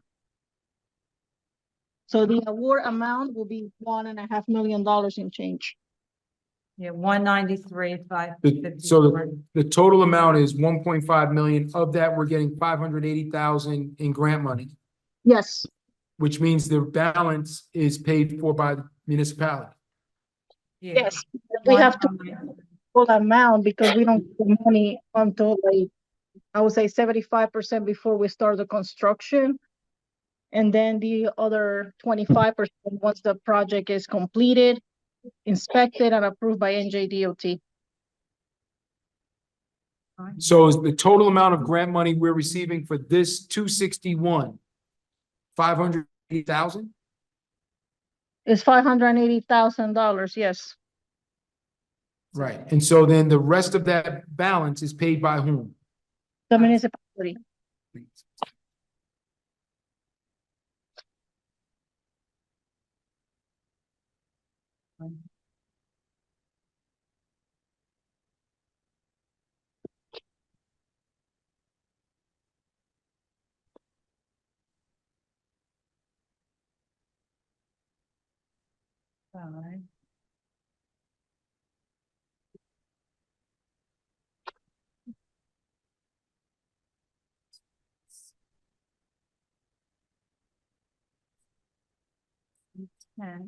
Other questions on the NJDOT 261-24 resolution? Yeah, the question is, the balance Huh? is paid by the township. Yes, So is that in the 2023 capital budget? Was that already budgeted? Or is this new money that is in between the last year's capital budget and next year's? this is money that are to be adopted on the bond ordinance, which is 2868-24. Right, so we just, and so the money in 2868, is that last year's capital budget, next year's capital budget, or not in a capital budget at all? It is not in the capital, it was in my capital budget, but nothing has been, we don't have a 2024 capital budget yet. So it's basically this 2024 capital budget. So this is money, and this is why I want to know. This is money that we are going to approve that would normally be in the capital budget. It won't be in the capital budget based on what I'm hearing you say tonight. Yes, the reason why we need to adopt this or approve this is because I only have until, I would say, sometime in October to submit this to DOT. Because DOT basically give the municipalities the award. Within 2 years, you need to have a design, bid it, and award it. So we're basically at our limit. There's only like one more meeting left so that we don't lose the grant. So, and I understand that no one wants to lose almost $600,000 worth of grants. What is troubling me, Mhm. that these things get obfuscated so that neither the council nor the public knows the full extent of what our tax dollars are doing in the capital budget. We've had other projects that were done Mhm. and they weren't properly recorded in the capital budget. We approved the budget, it's $10 million for argument's sake, and then we've already done $2 million or $4 million worth of road work, which would mean the capital budget is really 12 million or 14 million, whatever the case is. Whatever gets presented this year, this money should be in that capital budget. It won't be. So now we're gonna have to remember that there's another $800,000 that we've spent or $900,000 that we've spent. So if the capital budget comes in at 10 million, it's really 11 million. Do you understand my dilemma? I understand your dilemma. By the time we do the capital budget hearing for the year 2024, what I could do, I could provide you with a list, which is the same list that I have provided to the CFO. And in there, I have a lot of the projects in numerical order of how important they are. And this one, as well as the CDBG, which is the other resolution that you asked me about, are the two top priorities because both grants are basically at that point where like we need to award. All right. And then in 263, that is completely covered by the grant? Which one? The CDBG Valley Road from Kingsley Street, Northfield Avenue? For 810. Yep. So that one is not 100% covered by the grant. The grant is approximately $200,000.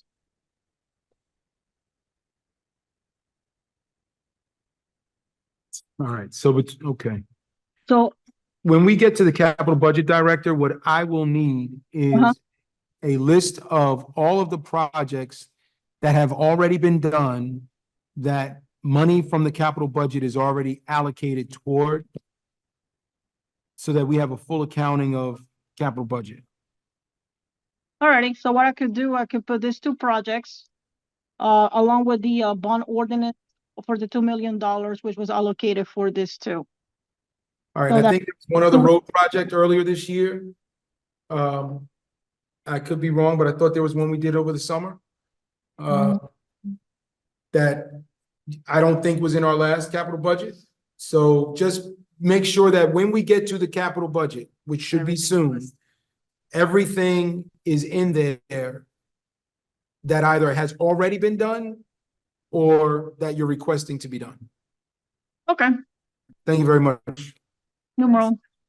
Councilwoman Castellino has a question for you. So when will the capital budget be presented to us? And I assume we would receive all the pictures and the list of the projects that we're just, councilman's discussing here, where we get that whole projection, we go over all the projects. When will that be presented to us? We have, I have a pretty good working list of a capital budget now, but definitely want John Titiniak. Yeah, before absolutely. we bring it to you. When do we've done it as late as December, which I hope that doesn't happen, but how soon can we? I would say within a month, probably. Yeah, okay. All right, thank you. Any other questions for Director Carvalho? Thank you, Director. Thank you, Director. Thank you. All right, so You're we're back at 261, entertaining and a motion. Here we have the motion and the second, so I just have to call for the vote. Okay. Councilwoman Castellino? Yes. Councilwoman Yes. Geber Michael, Councilwoman Yes. Scarpa, Council President Rutherford. Yes. Okay, the motion carries. 263-24, resolution authorizing an award of contract to DLS Contracting, Inc. in Fairfield, New Jersey for the 2023 CDBG road rehabilitation of Valley Road from Kingsley Street to Northfield Avenue in the base bid in an amount not to exceed without authorization, $810,446.90. Second, Councilwoman Castellino? yes. Councilwoman, Yes. thank you. Yes. Councilwoman Scarpa, Council President Rutherford. Yes. Motion carries. Okay, Did we handle everything? we did. That's it. Nice job. Now, Anything in pending matters, new business? Seeing none, the chair will entertain a motion to close the meeting. all, I'm sorry, Mr. Fagan? I'm sorry, Council President, for the interruption. I just have a Mhm. question concerning the meeting on Friday. I sent Madam Clerk the link. And that's all ready to go. And it says 2:15. I left one off, but it's correctly scheduled for 12:15. I just wanted to Okay, point that out. all right, yes. Is there public comment going to be, Madam Clerk, do we have to have public comment? I believe so. okay, so public comment will then, because On this matter only. on this matter only. And, Okay. and only this time by Zoom. Right, okay. I just wanted to make that clear when I posted on social media and the website. Thank you for the clarification. Thank you very much, sir. Okay. Yep. Right. Oh, Well, that's the Okay. problem though. you were. I know, but it's a risk. but We don't you have a then- choice, otherwise we have to come into person. Yeah. And some of us are gonna have. I to take our definitely time. can't. No, it's all take 5 minutes. I mean. We can't, I why think can't you do it as a workshop? We just don't vote on it. Anytime you have a public meeting, I mean, Yeah, you have to have people. But we do have to vote, because we have a calendar to keep for our next meeting. If we don't vote on it now, we And can't. especially something as important as a budget. You have to make if, sure if you there's keep public it to just, No, I don't mind the public comment, just as Zoom. yeah, and I you don't want to get back. make it clear that it's We're only on gonna this. put a tight leash on if this someone topic bombs us, we only. are gonna close the meeting. Or Correct. we will close public comment. As long as it was opened at some point, Yeah. Right. even if everybody didn't get a chance to speak. If anybody talks off the budget, then you can shut them down. mute Yeah, them, Joe and can on to mute the next them. Yeah, puts the instructions right on the. Correct. Okay, Video. all in favor? Just to be clear on public comment on Zoom, going back to the unfortunate incident in February, there is not a time delay on that. If we do get bombed for any reason, it's going to be 2-3 seconds before I could shut it down. So I just want you to be aware of that. Understood, and Mr. Fagan, you and I will have a conversation before that, and we'll be very clear about how quickly to go, and should someone, because we err on the side of caution, be inappropriately cut off, then we can decide whether or not to bring them back if we were wrong. But we're gonna have a very tight leash, and if folks try to Zoom bomb us or go too far off the record, too far off the path, we're gonna shut it down. Okay, Sounds- I just want to do my due diligence. I appreciate you, brother. Thank you, sir. Yeah, it's not. Like when I- Yeah. Yeah, and all and voted. Thank you. Night. Good night, everybody. Wait, we're not off the Zoom yet.